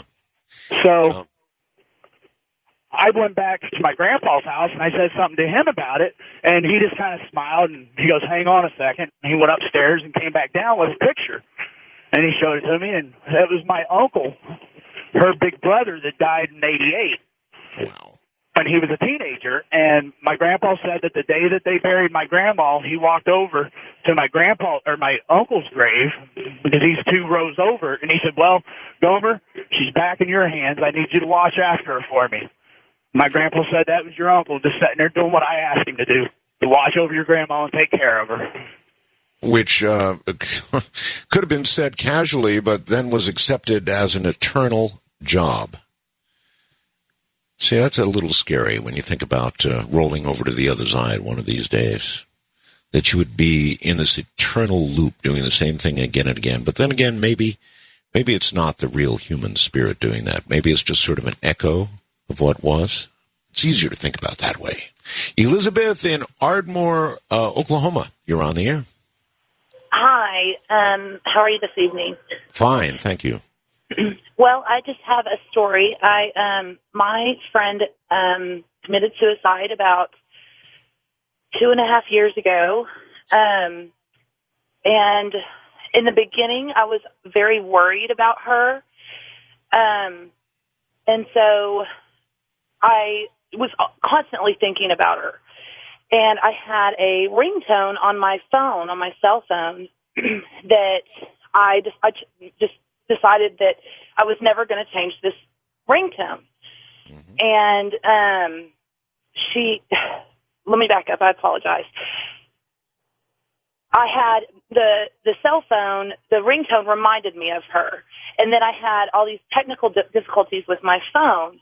So one night I was laying in bed and I had lost all, like, my pictures, my ringtones, everything on this cell phone. And it was laying in my bathroom. And I hear the ringtone that reminded me of her go off. But I had lost that ringtone. It was gone. So at first I thought, maybe it's some kind of glitch with the phone. I don't know. But it was in my bathroom that night.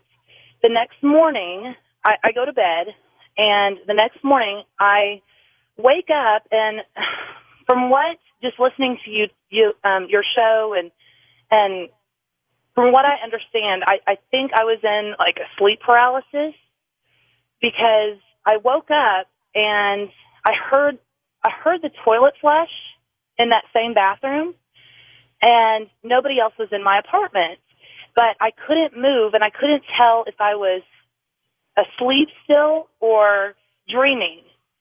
And I wanted to move, but I couldn't move. So I kind of rolled over when I could finally, several seconds had passed, kind of rolled over, and when I rolled over, I saw like a black, like no clothes figure, like kind of, it was like they were sneaking out of my bedroom from that bathroom. So I don't know. I don't know if it was maybe, you know, my friend saying, don't worry about me. I don't know. It was just... Right. Well, I guess a lot of things are never to be known. Our brains try and associate them with things that make sense. And so we make that association. So it could be that, or it could be simple coincidence that you saw this. Who knows? All right. Wildcard line, you are on the air. Good morning. Not a lot of time before the break. Fort Myers, Florida. Hello. Oh, hello. Hi. I didn't hear. My name's Elaine. Are you? I have a Yes. story. Go ahead, Elaine. Okay. Yeah, I have a story, but it's probably not going to be enough time before the break. I'll start out. My sister was back in 1971, and I was 21. She was 17, and the first part of it is I was on vacation. I went away on vacation, and I had just bought my first car and left it at home and everything. And the last day of my vacation, I was going to come home to Hollywood, Florida, where we lived, and I had this horrible dream that somebody was in my car, and that I was driving it, and somebody was in my car, and they were going to die, and that there was it was rolling down a highway, and I had no control of it, and that whoever it was going to die in my car, and I had no control of it. All right. You're right. We're out of time. So what happened? Did somebody, in fact, die in your car? No, there's another half of the story. All right. The other half of the story coming up. Stay right where you are, and we'll pick you up after the break, all right? Thank you. Okay, good. Stay right there. From Manila in the Philippines, flip side of the world from the majority of you, this is Ghost to Ghost AM. Those are the ghostly numbers. All you need to do is pick one, the appropriate one, and call it, and tell us your story. At any rate, we're going to take our break, get it out of the way, and come right back and get the rest of the story. That was interesting, wasn't it, when the government announced the recession ended?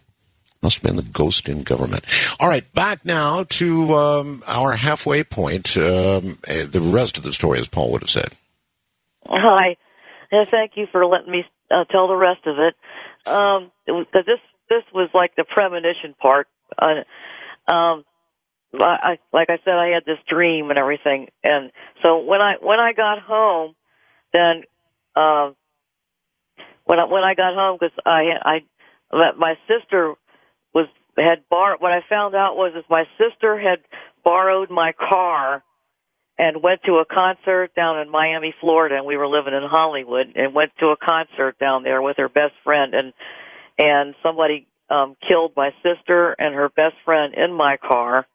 When they drove 30 miles from Hollywood, Florida, all the way down to Miami, and drove all the way back, and there was a cop that was off duty, and he was drunk, and he ran a red light and killed him 1 block from my house. And I knew something was wrong when I just knew something was wrong when I had this weird dream. And sure enough, when I got home, they said, well, we didn't want to call you because you were going to come home the next day, but you don't have a sister anymore, and you don't have a car anymore. And then the biggest part of the story was her and I shared a bedroom together. We had twin beds, and this was back, like I said, in 1971, when people just had stereos and 33 records and all this and everything. And we used to play, we shared the stereo, but we didn't play the same kind of music. We were really close and everything, but she liked one kind of music, I liked another, and we didn't like the same records or anything. But evidently that night while I was away on vacation and she was going to go on this concert, she was sitting there like any typical 17-year-old girl at her vanity, putting on her makeup and playing the stereo and playing her records and everything, and got ready for the concert and left. And then evidently there was this 33 album that was sitting on the record player. And after I got home and the accident and the funeral and everything a week later, of course, nobody ever touched that album that was sitting on that stereo. I had to sleep in that room every night, look over your twin bed, and it was horrible. And I would never touch that record, and nobody else in my family did either. And then so after the funeral was one day, and I just went into my bedroom, and I was just sitting there crying, and I was looking up at my vanity where she had a picture of herself, like stuck in the vanity mirror, and I was just looking up at her, and I was just crying and saying, God, Nancy, I just hope you're all right, and I just wish you could talk to me, and I know you don't have a body, and I wish you could talk to me. And there was this big voice that came in my head and said, play the record. And I looked over at the stereo, and the record had all dust on it because nobody had ever touched it. It was dust all over the whole album, and there was the hand of the record player was sitting right at the beginning of this song. And I looked over it, and it was just like, I can't explain it. There was this voice blaring in my head, play it, play it. And so I walked over there, and I just turned it on. I didn't even touch it or anything. I just turned it on, and the song was, it was Neil Young, and it was Don't Let It Bring You Down by Neil Young. And if anybody's ever heard that song, it's about it's about some kind of accident where somebody dies in the wee hours of the morning, and a whole description of the sirens, and don't let it bring you down. It's only castles burning, and all this. Well, my sister died at like wee hours in the morning. It was a car accident, and everything. And it described exactly it. what it was. Yeah, the song described it. I've got it. I've got it. Thank you. I'm not sure what to say about that. It's just coincidence? No. Did she want her to hear that? I guess. I don't know. Sometimes trying to make sense out of all this just doesn't work. There is no sense to it. It just happens. Steve in Phoenix, you're on the air. Hey, Art, how you doing? Fine, thank you. Keep in mind for this story that I've always been kind of psychic, and spirits have always been drawn to me. I communicate with them quite often. Well, as my life in that style would have it, one day I was out working in the front yard, and it was just me and my sister at this 3-bedroom house. My mother and my niece had moved out, and I was out working, and my sister kept calling me. Well, I got frustrated because I was busy out there, and I came in, and I was standing at her bedroom door. She opens her door, and I see this girl standing behind her. Well, somebody would have to come past me to get into the house, and it was just supposed to be me and my sister, so I'm wondering, who is this girl, and how did she get past me to be in my sister's room? So I go, who's your friend? And right when I said that, this girl stared straight at me and walks around my sister and walks past me and disappears behind me. I assumed she had went into the bedroom behind me. Well, my sister goes, what do you mean, what friend? What girl? I go, cut it out. Are you kidding me or what? She just walked right past me. And she goes, no, I'm not kidding you. There's nobody in here. I go, wow, you're not kidding, are you? And this was like 4 o'clock during the day, and this girl's just as real as me or my sister, and I was just totally shocked and dumbfounded. My sister goes, look behind you. And I looked behind me. The bedroom door that I thought the girl had walked into was shut, and it had never opened. Oh, my God. Well, my sister tells me, she says, well, to be honest with you, the reason I called you in here is because I felt like I wasn't alone. I was kind of scared, and I wanted you to come in here with me.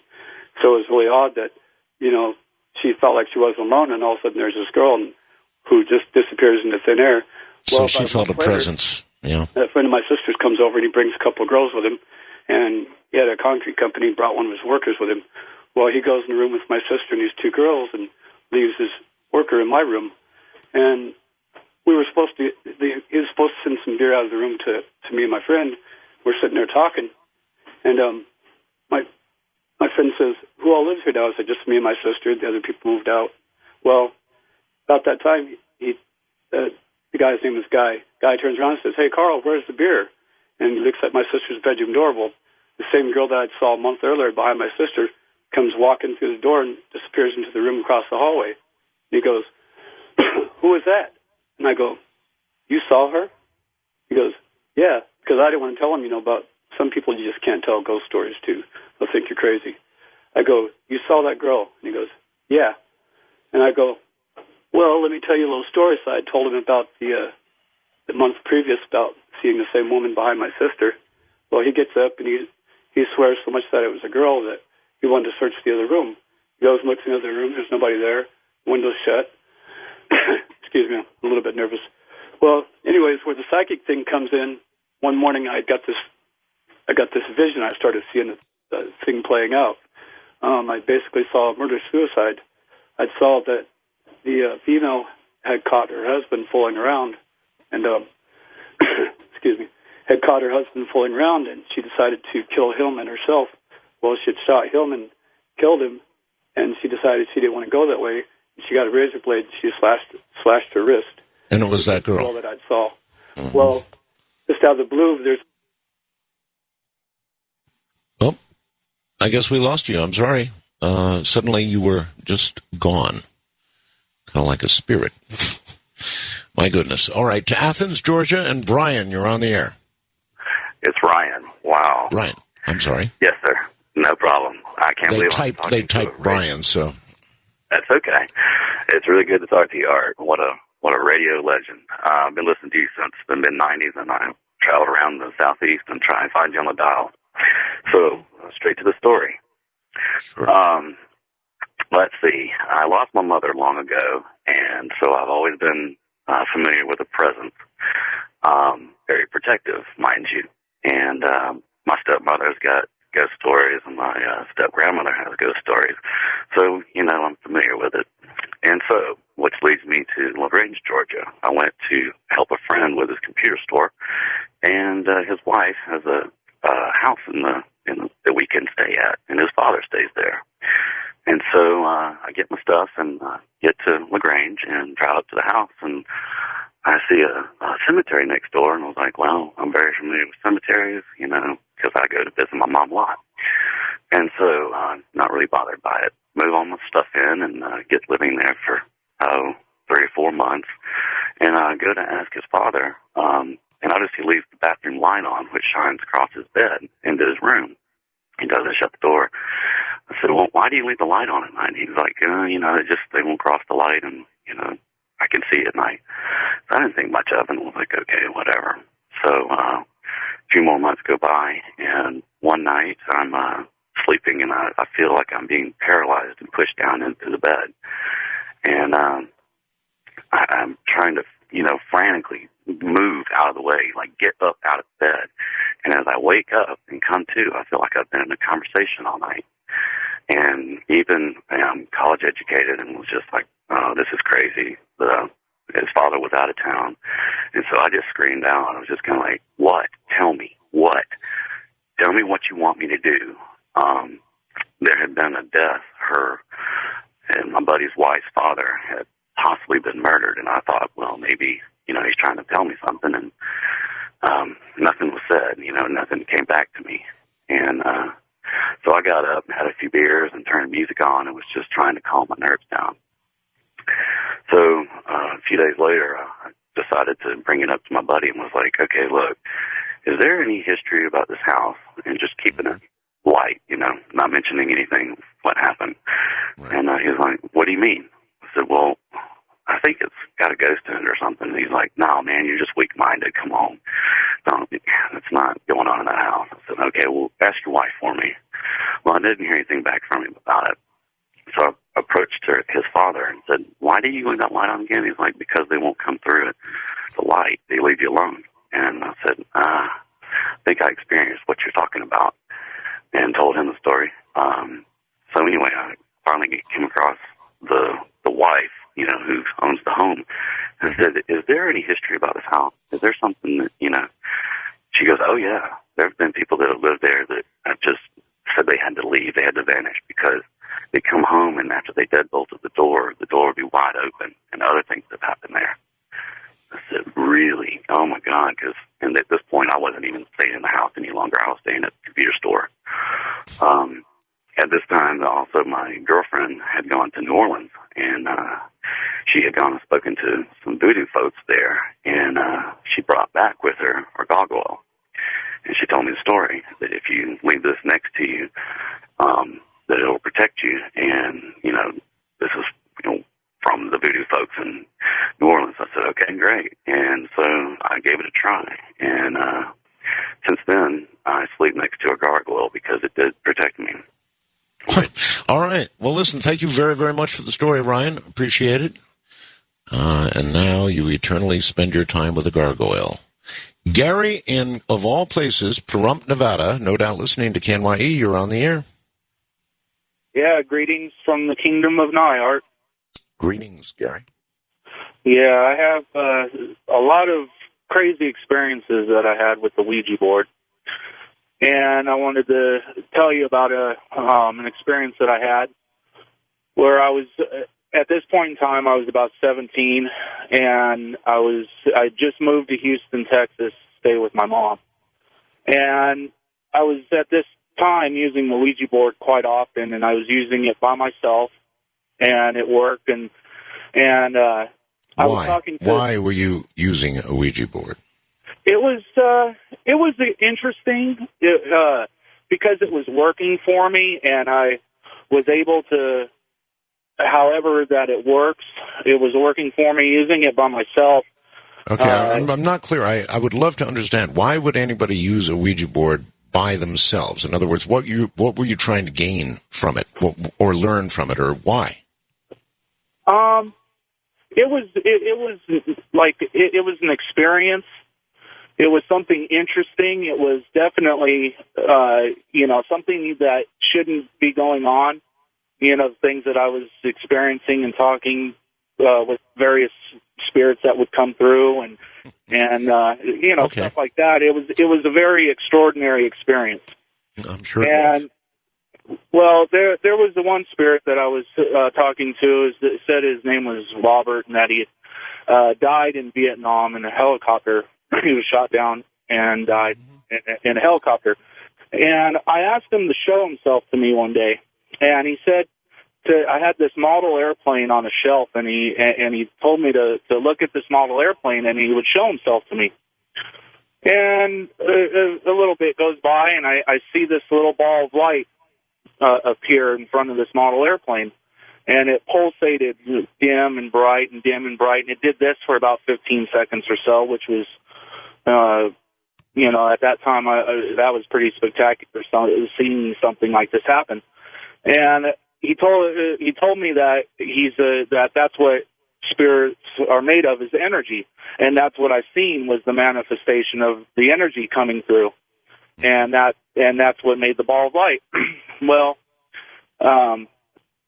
this is where the spooky part comes in. It still scares me to this day when I think about it.